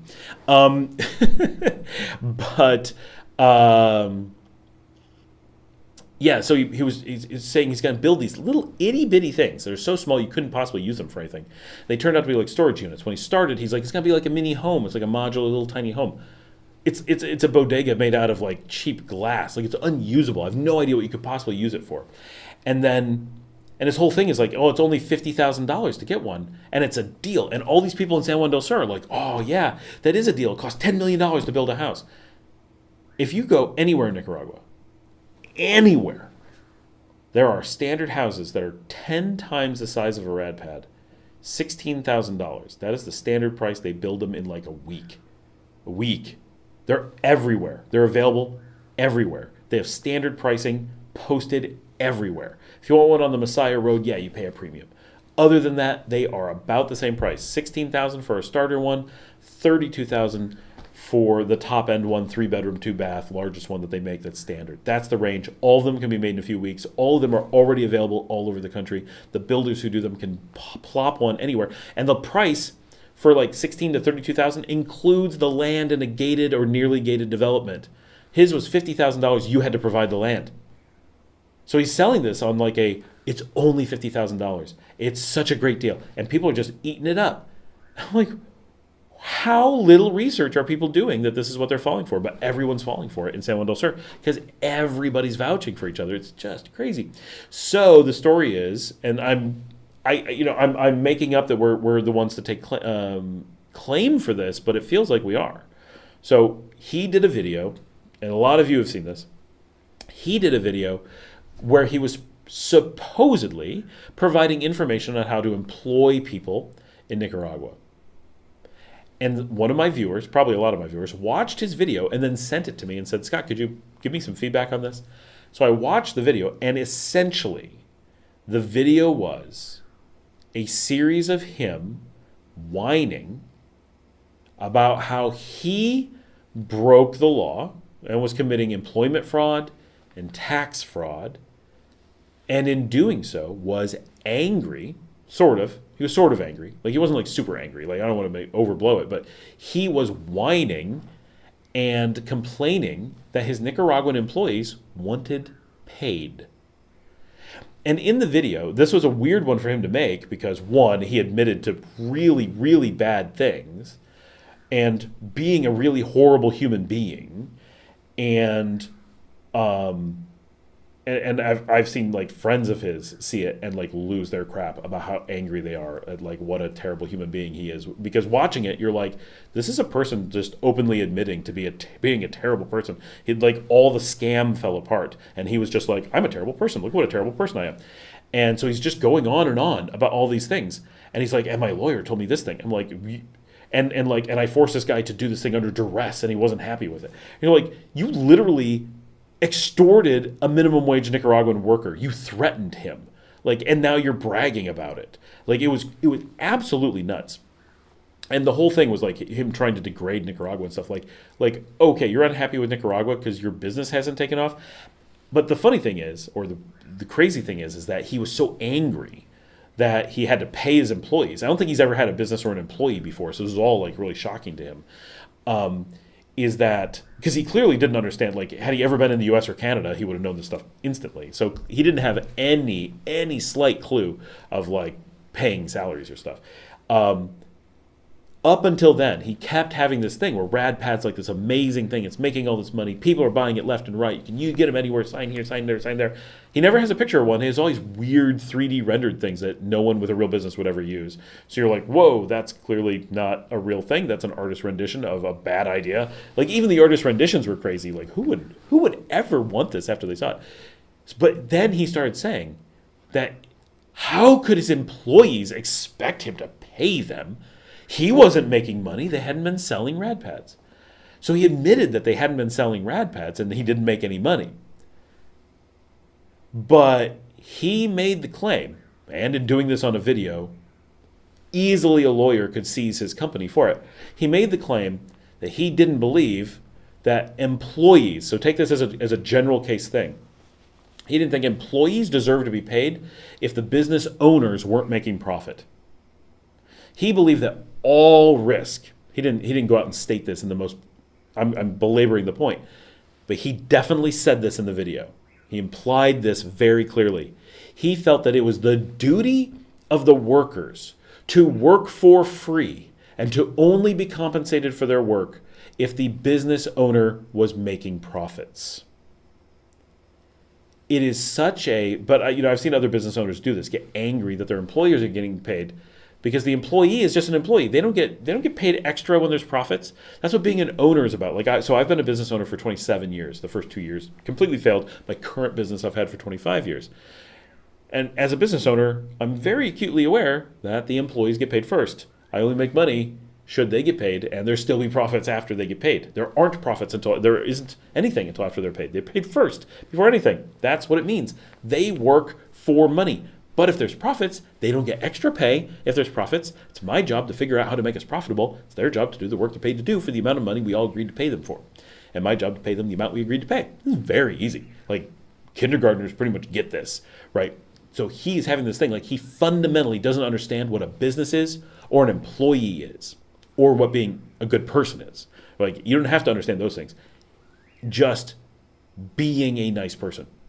Could not have made this video. So he made this video. And then I made a video where I very calmly went through and was like, I'm sure, Tony, that you didn't intend to do this. I'm sure your lawyer was well-meaning. But they totally lied to you here. This is incorrect. And here's where you coerced an employee, and under duress, you stole from them and threatened them. And now you're upset that you're being taken to the labor board. That doesn't make any sense, because clearly you committed these crimes, and you essentially begged them to take you to the labor board. And here's where you did tax evasion. And here's where here's where your lawyer should have told you all these things, because this is the standard. There's no flexibility in this in Nicaragua. It's very straightforward. It's actually much easier to do a lot of business here because there's fewer options. Easier from understanding it, harder to be profitable. Does that make sense? Like, you have to pay this much tax at this time. The U.S. is like, maybe this, maybe that, maybe now, maybe later, right? It's you can choose a bunch of different things, so it gets confusing. In Nicaragua, they're like, no, on this date, this amount, this is like, okay, it might be a bigger number, it might be harder to hit it, but you know what it is. So he did this video, and I did this video explaining how these were major problems, and there's no way his lawyer could be a real lawyer and think these things, and it's unlikely they actually told him these things, and that his employees are going to definitely get him. What I'm told is within 48 hours, he had fled the country and was hiding in Costa Rica. And now the same scam, he's got people running the scam in Costa Rica, which someone mentioned. So that is the famous scam. And he's the one I was talking about when I said that some of my people had been approached and he tried to confidence scam them. So I've been watching this and very upset about what he was doing, and all the people pretending that he was real, which was a lot of people. To fool a lot of people. He really got a lot of people in on this. And I think a lot of people ended up giving him money and then realizing, and I saw the thing he was doing. You didn't get any of the business. The money you gave him just became his. And he kept telling people that it was like, oh no, you're investing. There was no investment. The paperwork was not investment. It was gift money.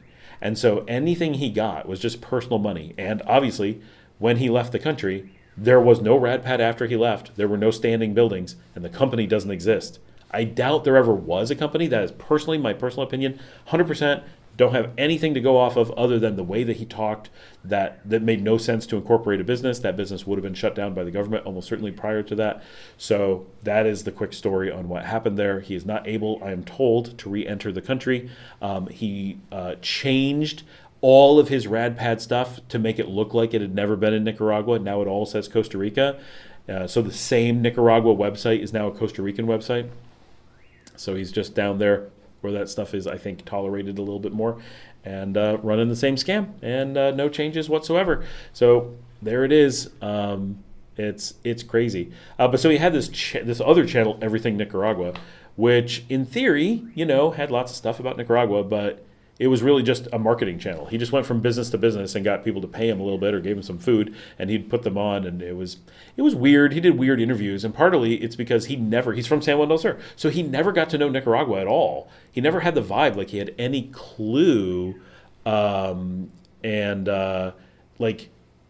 like he couldn't talk about Nicaragua in a meaningful way because he only knew expats. He didn't know Nicaraguan culture. He didn't know Nicaraguan pricing. If you talk to someone like me, he would just be like a lunatic, because I'd be like, it's like you haven't even arrived at the airport yet, right? And he probably never did. Probably came in from Costa Rica and never saw Managua. Who knows? What a weird situation, though. Patricia says, I just watched a RadPad video the other day. He has one set up as an Airbnb in Costa Rica. I wouldn't want to live in a RadPad. I wonder if it's actually set up as an Airbnb in Costa Rica, because he said that in a lot of places, but he never actually had them. Why would someone have one in Costa Rica? Like, who would put up money for that? That makes no sense. Zane says, do you pay property taxes? Yes, we have property taxes here too. They're just really low compared to the U.S. Everything's cheap compared to the U.S. The U.S. has such high taxes that if you're coming from up there, it's like, income, property, like, it's so cheap. Janet says, thanks for telling me about this one. It's so funny. Yeah, thanks, Janet. Some of us had to live through this for years. And for a long time, I was asked to not say anything because they're like, okay, we figured out he's a scammer, but we promised we wouldn't tell anyone. I'm like, oh, come on. So I've had to keep quiet about it. But when someone gave me the video where he was committing a crime, I'm like, okay, we're going to at least address this. And a lot of them have been taken down, but some of them are still there for sure. And if he's smart, he's getting rid of anything he can because it's all evidence, right? Like seriously, it's evidence. If they could catch him, and at some point they could ask for extradition from Costa Rica. I don't expect them to do that. It's a bunch of effort, but at some point Costa Rica will be like, yeah, if you want him. We don't want him. He's definitely not good. It is. Zane, I'm told on some big properties, I don't own anything small. That sounds funny, but sorry, I don't.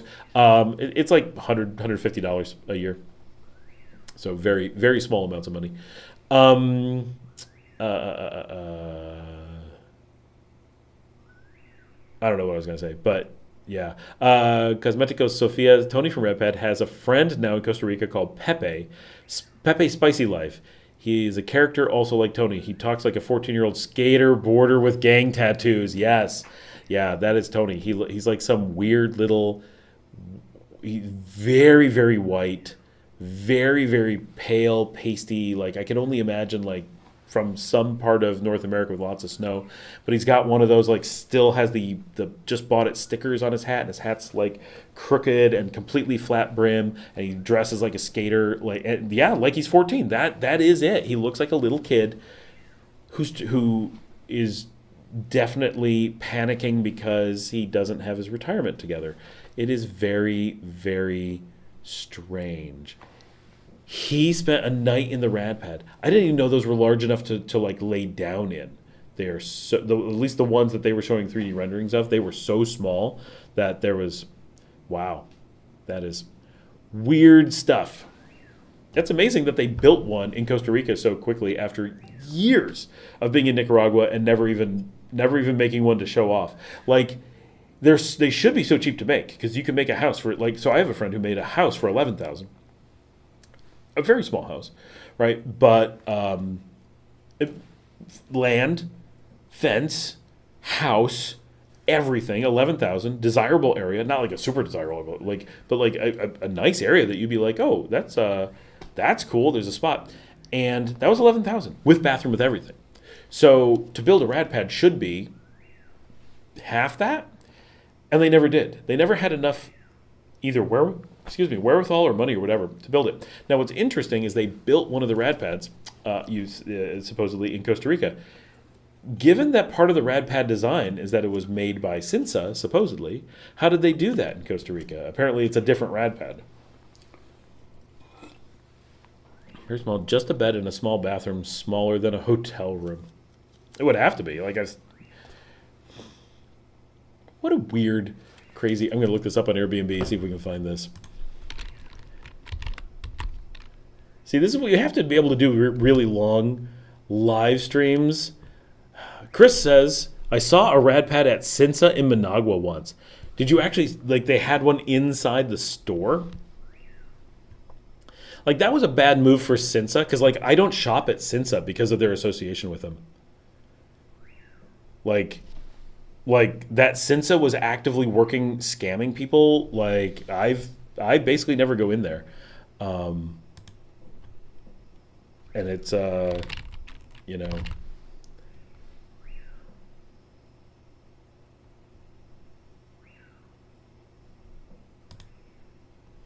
What? So there's Radpad in Rivas, supposedly. Nope. There's nothing there. It comes up on a search, but then when you actually go there isn't one.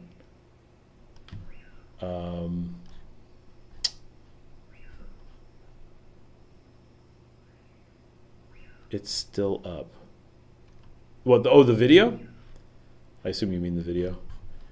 If I search on Radpad, it doesn't come up on Airbnb. Radpad, Airbnb. Maybe Google will find it. Part of the problem is that Radpad is an actual business name. And so that's why his website's radpad.com, because they didn't get Radpad and he didn't clear the name. So it's actually an apartment company with that name. Has a real thing.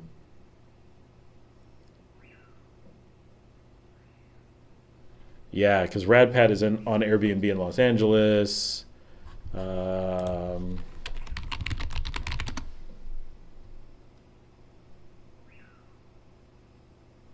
I can't find it when searching.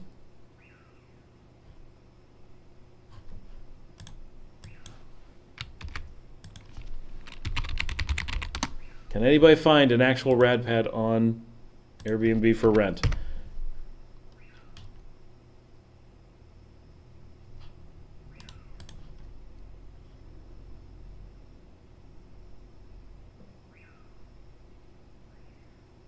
Yeah, searching Airbnb, it doesn't have the words rad pad existing on it. Their website looks like it was made by a third grader. Short-term rental, Airbnb, Costa Rica. Yep, there's the video. He put it up. Oh my gosh, what a silly little thing. Those are definitely artist renderings, not... All right, I'm going to have to watch that. I'm going to have to track this down a little bit. What's really weird is he's claiming that he's on Airbnb, but when you actually look at his website, he doesn't bother to link to it. So you can't actually go stay in it. It seems like that would be an opportunity. Should you... Oh, I like this. Their email, even though he owns a domain, radpad.com, they don't have a business email. It's going to Gmail. So by standard business standards, it's not a business. Like that's an illegitimate email for a business. Working in...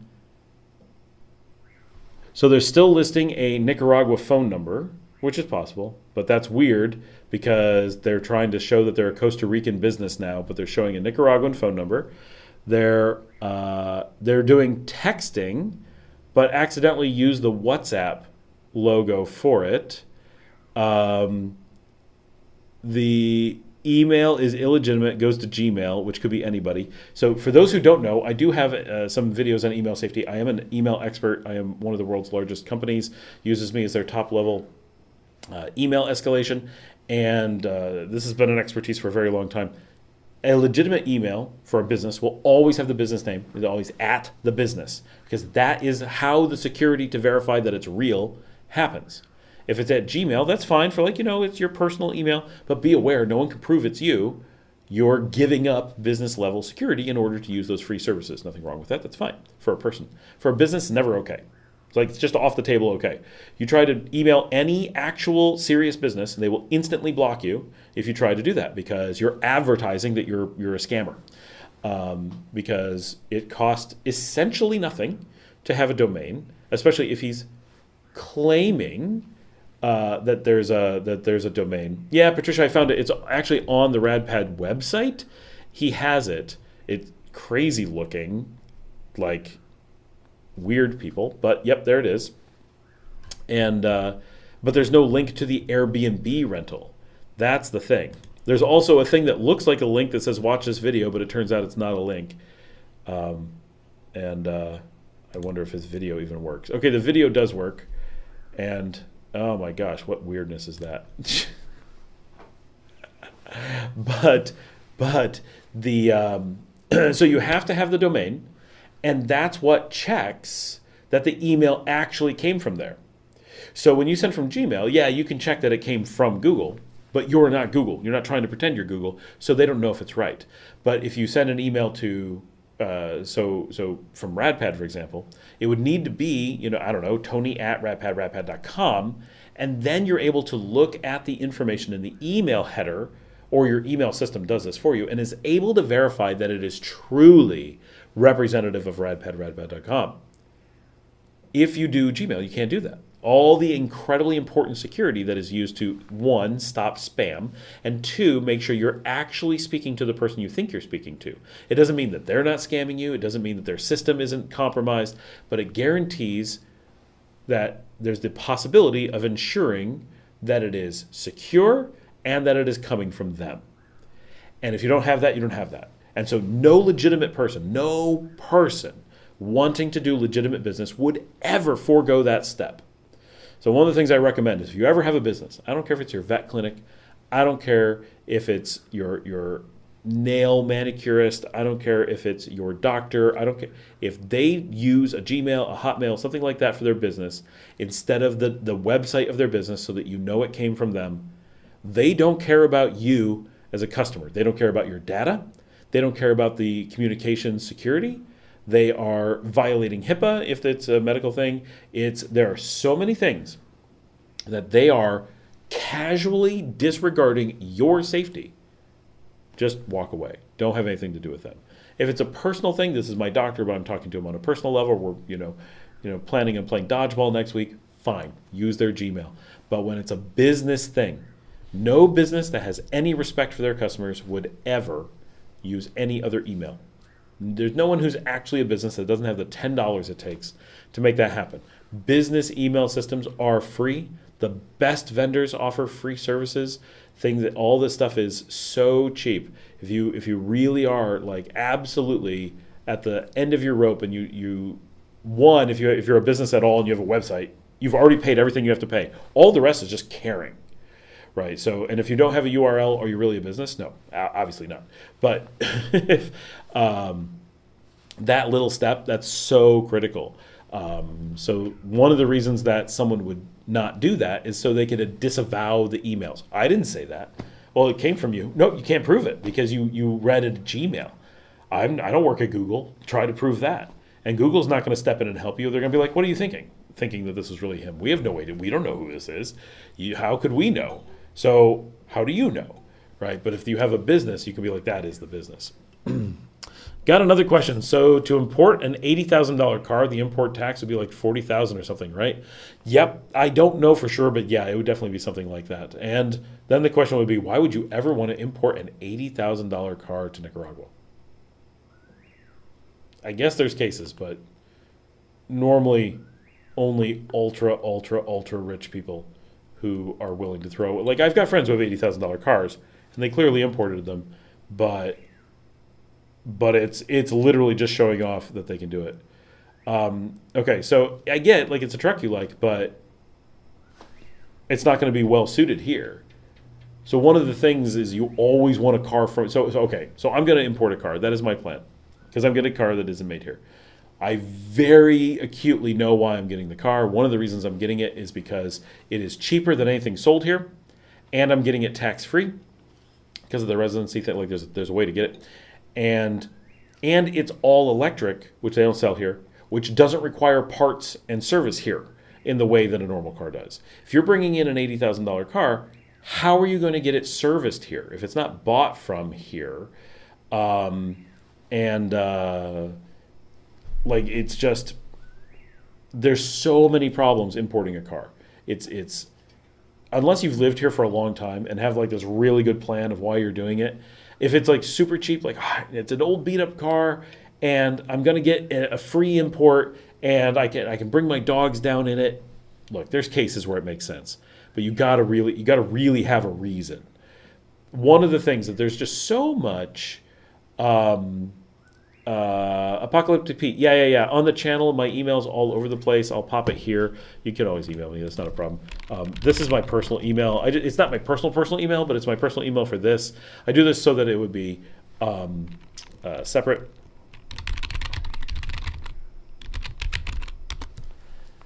And and you can see our videos and stuff on Relocate Nicaragua. It is not a business. It is just we provide videos and information about relocating to Nicaragua. So other than doing private calls with me or whatever, it's not a business beyond that. So just if the name's going to throw someone off. So yeah, importing cars, like there's so many problems. Will it get here? The taxes will be insane. Why? It's such a bad financial decision. Like if you got $10 million laying around that you don't care what you're doing with, and your car's more important to you than saying another house, okay.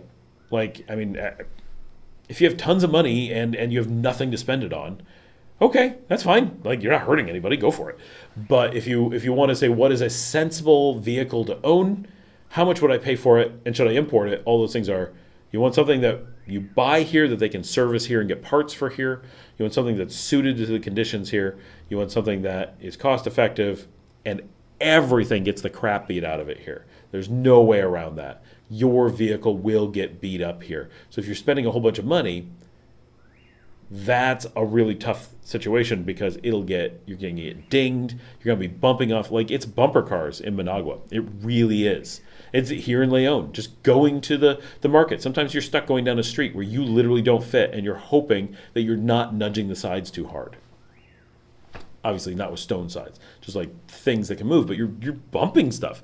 Like, Rubbin's Racing Kid, for those who don't know, Days of Thunder. Having a nice vehicle is a super depressing thing to do here. Yep, Pete, you got my email. You see it there. And shoot me an email, but watch the videos for sure as well. Cosmeticos Sophia says, I think Tony from Redpeg conned the owner of Paradise Lodge in Costa Rica and gave him a little land, and he conned Gabriel, his builder, to build it, and he said there are 10 partners. It's pure comedy. Yeah, he has a lot of stories of partners for sure. That doesn't make it any better. That just means there's more other people that, should you ever make money, would also need money. It's amazing. I don't understand how anybody falls for him. He's so disingenuous. The degree of disingenuous. And like, if you were going to invest with someone, if you're going to invest with me, I'm not taking investors, by the way, but if I was, and I was like, oh, you should invest with me. Well, you should definitely go watch my videos, right? There's plenty of them. There's an awful lot of videos going back an awfully long time. You can watch my technical stuff, my business stuff, my relocation stuff, my camera stuff. Go crazy. Watch my videos. And you could be like, that guy, he's a nutter. I don't want to do that, right? But you could like get all this information about me and build up this idea of, okay, I have a decent idea about Scott. You got to be a brave soul if you were going to go into business with me. Like, that's a crazy place to be. And that's fine. Like, I know that, and you should know that. And this guy has enough videos online that it took me like 5 minutes to be like, creepy, not nice person. Like, those things, that he's creepy and trying to steal your money and fundamentally not a nice person, drips through the videos. And that if he's conning people, are like, did they not watch these videos? And even if you have zero ability to read people, you're an absolute psychopath. And I don't mean that in a negative way. I mean, you lack 100% of the ability to read people. You're autistic, psychopathic, combined in the most completely, people are all talking robots. That's what happens, right? You have an extreme autistic person with psychopathy, and you put those together.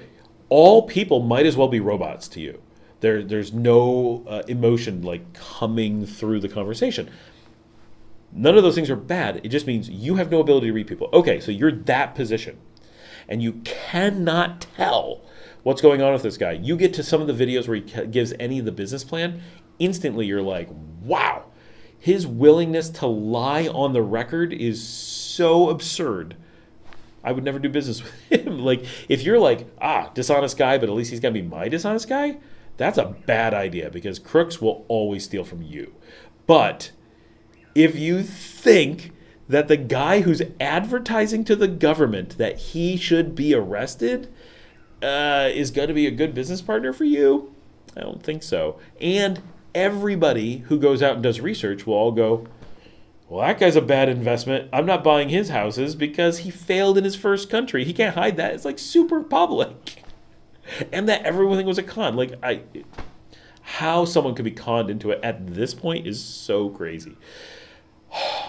Go hire a vet. I don't and can't get my DL again here in the U.S., driver's license, and don't need one anyway. Been using e-bikes for years. Are any e-bikes available for sale there in Leon or Managua? I am quite confident they are not for sale in Leon. I have seen them for sale in Managua. So one, you can always ship them in. That's totally something you can ship in. It'll just be a pain, but there's no reason not to do it. But I suddenly feel like there's a thing we didn't answer about services for shipping something. Did someone ask about shipping something and I didn't see it? If so, I apologize. I try to answer everything as I go, but I can't always. There are e-bikes for sale here. I don't know how often they're available. I don't know. Like, I have seen them. I thought about buying one. My wife saw one. I was like, I thought about buying you one. It wasn't one that I really wanted, but it was like, I was kind of an okay price, and I do want an e-bike. So I was like, maybe. And then she's like, it doesn't fit in the car. So we didn't. I kind of forgot about it. I don't know. But they do exist, and you can certainly have them. Patricia says the immense coffee guy, Elton, recently hit a big cow with his Toyota Hilux. That's really sad. Driving in Nicaragua seems like an expensive adventure. Yeah, I've never heard of someone actually hitting a cow before, but it definitely have. They're on the road all the time. Like, we're constantly dodging. You have to go in between cattle as you're going down. So part of it is you drive very slowly in Nicaragua, but it is an expensive adventure. You do not want to do it if you don't have to. Like, it's not super fun. There are so many things in the road. And for me, I'm not even going to say it, but some really awful circumstance that would tear at my heartstrings, I have not seen happen on the road in the time that I've been here for the last 3 years. But I am dodging so many things on the road and just feel so terrified for so many things. It stresses me out so much knowing how many things and people are just in the road, just so ready to be hit. And you know, this bothers me less, but I definitely have been down the highway. Same thing in Panama, or almost the same thing. Was driving down the highway, the Carretera, here on the way to Managua, and we saw this guy just drinking with his feet in the ditch and his head in the highway. And we're like, oh my gosh, like in the dark. Like, there's no lights. You have to understand, Nicaragua is dark. It's not as dark as Romania, but it is dark at night. The visibility in Nicaragua is so low, partially because there's salt air everywhere. So your windshield is dirty instantly all the time. Everyone has super bright lights and points them in the air, and there's no street lights. So the background lighting to like bring to increase the contrast that you see isn't there. So your ability to see at night is so much worse than under basically the same conditions in like the US. It is so hard. And so when you see a person in the road, and then often there's like cows in the road, horses in the road. The other night I was driving along and someone was doing something on the side of the road, and my headlights are not catching anything. And I flip on my brights because I know there's someone on the side of the road. And it was people with like bicycles and no reflectors, and it was so easy to hit them. And I was like, oh my gosh, I almost hit those people. And right from here, out of the darkness, a horse walks directly in front of my car. And we had to slam on the brakes. That horse came out of nowhere, and there was nothing to see it with. And it was like, oh my gosh, luckily we didn't hit anything, right? And the horse was just walking over to the people or whatever. But that is a constant, like non-stop stuff like that. I'll be driving down and I'll be like, something's wrong. I'll flip on the brakes and there's a guy on a bicycle directly in front of me, no reflectors, wearing black. I almost run him over. And I've got headlights on. My headlights aren't catching him. There is so little self-preservation. There's so much stuff in the road. It is nuts. Don Timoteo, I've never really seen people driving in the wrong direction other than when passing. That could happen. I don't really see it. But anyway, we were going on the Carretera. I laugh. It's not funny. And this guy was like drinking his head out in the road. And we're like, oh my gosh, that is so dangerous. And of course, it was in the news that a few hours later, someone ran over his head. And that was it. And he decided to lay with his head directly where a tire would normally go. He wasn't like off to the side, so if you veered, you might hit him. He was, if you didn't swerve, if you didn't have your brights on, you had to have your brights on, you had to not have a car in the other lane, and you had to realize there was a person there and swerve and miss him. Otherwise, you would just hit him, and there was nothing to stop you because your lights don't pick him up under normal conditions. Normally, there's lights in your face. It would have been blind. The number of times that I'm driving just here in Sutiava, super slow, and the light's coming at me, I just have to hope there's nothing in my lane because unless it has lights pointed at me, every person, everything in the lane is 100% invisible. And it's so extreme that you can't see the things in the road. It is something. Jillian says, I need some rest before I start work later. So tonight, all. Good night, all. Thanks, Scott. Great live as always. Really appreciate the time you spend with us. Thank you. I appreciate everyone being on. I am going to pretty much wrap it up here. We're just at 5 hours, and our average view duration is over 30 minutes, which is insanely high. That is amazing. We're just about to hit 300 views total, which is amazing. You guys have no idea these are just fantastic numbers. Thank you, everyone, for being on. When the road is divided and carts can't cross. Yeah, they do that for a little bit of time. You're correct. Go Hire a Vet says, yeah, I saw Spirit wanted $75 for sports equipment, so maybe a smaller folding one would work. No, don't bring them on those kinds of flights. Ship them with the shipping companies. I bet they'll be cheaper. I work from home online for 30 years, so the High-speed internet makes everything else easy. Excellent content. Oh, thank you. Sorry, it's kind of late. We kind of got to wrap it up, but no one has outstanding questions that I've seen at the moment. Oh, Patricia did say I would never spend $80,000 on something that depreciates in value. There's time. I don't know, maybe, but in general, living in Nicaragua, and that's for Zane. I would say living in Nicaragua changes your perspective on owning things. When I lived in the U.S., my desire, my willingness to go out and buy things and just own things and like have things, right, was relatively high. And when I moved to Nicaragua, really rapidly, I got this, and I have some videos about this, so go watch them. But I really changed my perspective on owning things. Like when I shop, I spend a lot of time shopping, and the biggest item that I've purchased in the last 3 years is the thing we're watching on. This is a Fuji XS20. I did so much research and waited for the right camera to come out. I love cameras, so I do a ton of research, and I buy antiques. I've got a few. I've purchased several cameras, 6 probably since we've been here, and so I really carefully research the lenses and the batteries and the accoutrements and all the things, and we'll do everything I need. And if I was in the U.S., I'd have been like, you know what, new camera's out. I'm just going to run to the store. I could have it this afternoon. And I would do that. Then I'd forget about it because I just bought it on a whim. Now, I spent a really long time preparing and planning. I bought exactly the right thing. My gosh, I got exactly the right thing. I put so much effort into it, and I love it so much, and I take care of it so much, and I think about it so much because it's the one thing that I put this effort into. And of course, I use it like nonstop. And so I really knew, and my amount of buyer's remorse, 0. Would I buy it again? Gosh, I might buy a second one. Like, it's fantastic. That I might regret. But it's so awesome that for me, that I'm buying, I don't know, 10% as much stuff. I don't fill my house with things. My car is a beat up 10-year-old Toyota Corolla where I don't care if it gets dings. I don't care if someone whacks into it. I don't care if it gets dirty. I don't care if someone bumps the curb. Like, I just don't care. It runs, don't blow up my engine, right? And I just, fine, right? Like, things don't own me now. And there's little things I'd like to. Sometimes I just wish I had an extra blanket. I wish I could call Amazon and just have a blanket show up for very little money. Yeah, that'd be sweet. But the reality is I can probably live without that blanket. And I can definitely live without that extra camera or that extra knickknack I saw. And then where would I store it? Now I'm storing so much less stuff. I can move so much more easily. I'm spending so much less, which gives me so much more money to spend on nice things like a house or beer or a Flor de Caña seltzer. Oh, it worked. Yes, tropical berry for the win.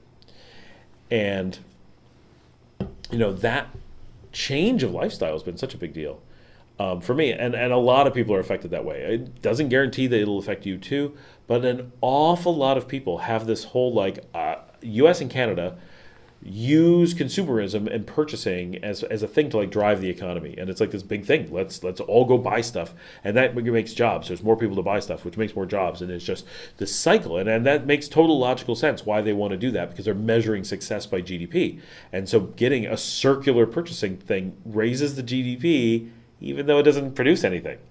And I have articles on the GDP, how you can fake the GDP. So if you're ever interested, all of those videos are out there somewhere on this channel.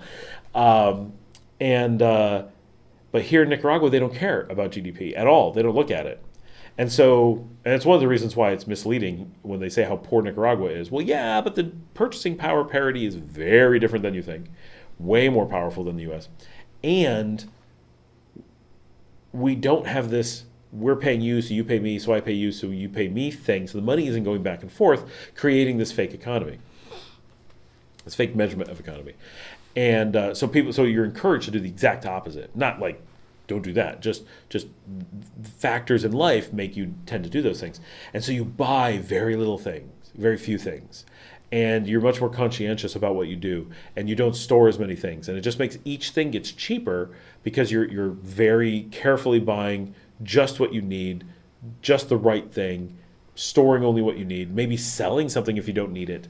And so secondhand culture is really big here, as you can imagine, and so many things like that. And at the end, I'm like, wow, now so I go to the States twice a year, and when I'm going to the States, I'm like, okay, I'm gonna call Amazon, and here's my list. I have a notebook, and for months I write down I need a new lens filter. Okay, need that. I need this cable. And I make do without it. And after a few months, I'm like, did I really need that? Might cross it off. But if I still need it, yep, I've got the list. And then when I go buy stuff on Amazon, I spend a whole bunch of money, but it's a fraction of what I would have spent normally. And I feel really good about it. And I have this big box of amazing things that are waiting for me. And then I have 6 months to play with these things, determine what I need, see if I missed something, whatever. And I'm buying so much less, spending so much less money, and honestly, I feel like I'm getting more out of it. That may not hold true for everyone, but for me, it really does seem to work that way, and it's been pretty amazing. So I'm going to try to wrap up here. It really is getting late. I do kind of feel like we have 3 minutes to go to hit the 5-hour mark, so we are going to hit that. Go hire a vet. Thanks, brother. Looking forward to meeting you. Have a great rest of your evening, slacker. Thanks. I have not done my Duolingo yet. I am a slacker. I have not had my dinner yet either. So I'm going to go grab that, do my Duolingo, maybe edit a video. Winkler Michelle, thank you, Scott, for your time and insight. The driving sounds crazy. It is absolutely crazy. I only do it because I've been here long enough that I feel I've made a good decision about it. When I was here first in 2015, I did drive like a few days. I would just rent a car. I was willing to drive. I've driven all over the world. I'm willing to drive under some pretty nutty stuff, but in general, I think it's best not to drive. My first year living here full time, didn't have a car, essentially didn't drive a car for a year. Then because of our business and because of this show, it made sense to drive. So I do drive. Like today, I drove all over Managua. It's fine. I'll drive all over Managua. There's nowhere in the country I won't drive. Some places I won't drive with my own car, but I'll drive anywhere in the country. Like that's not a problem. But do I recommend it? I'd be very cautious about it. I'm a very adventurous driver. I'm a very brave driver. I still hate it, but I have a lot of reasons why it makes sense for me. Most of those are unique, but there may be unique reasons for you too. But if you can hire a driver, the taxi drivers do it all day. They know the culture. They're connected to, they know how to talk to the police. They're less likely to have a problem that isn't really their fault, but someone thinks it is. Let them do it most of the time. The buses are great. The taxi drivers are great. And the fewer cars that are on the road, the safer everyone is. So that's often the best approach. Yemi says, any travel videos soon, like the Bolivia trip you shared? Thank you. I really like doing the Bolivia trip. I do have some travel videos that I'm not sure when they're going to come up, but they have been recorded. I've not edited, but they're probably like a month out. Those I'm not really sharing too much information about yet, just because sometimes we don't like to track our travels all the time. But there is some coming, we hope, relatively soon. I'm hoping a lot more now. I know that I have sole possession of the car starting in early June for a little while. That's going to get us a lot more travel around Nicaragua. You probably weren't on earlier when I said I'm really close to getting my residency. That's being filed any day. Once I have my residency, it's going to be some travel to the northern countries, Honduras, El Salvador, Guatemala, because they're easily drivable. I did do just a tiny bit in... yes, I do need to get back to Matagalpa. I miss it. And I need to get up to Ocotal for reasons you can probably imagine. I did do Belize, if you haven't seen those, Yemi. It was just like 2 episodes, but I'm just waiting for my schedule to go back to Belize. And depending if I have my residency, I might be driving. That would be some serious fun to drive all the way to Belize.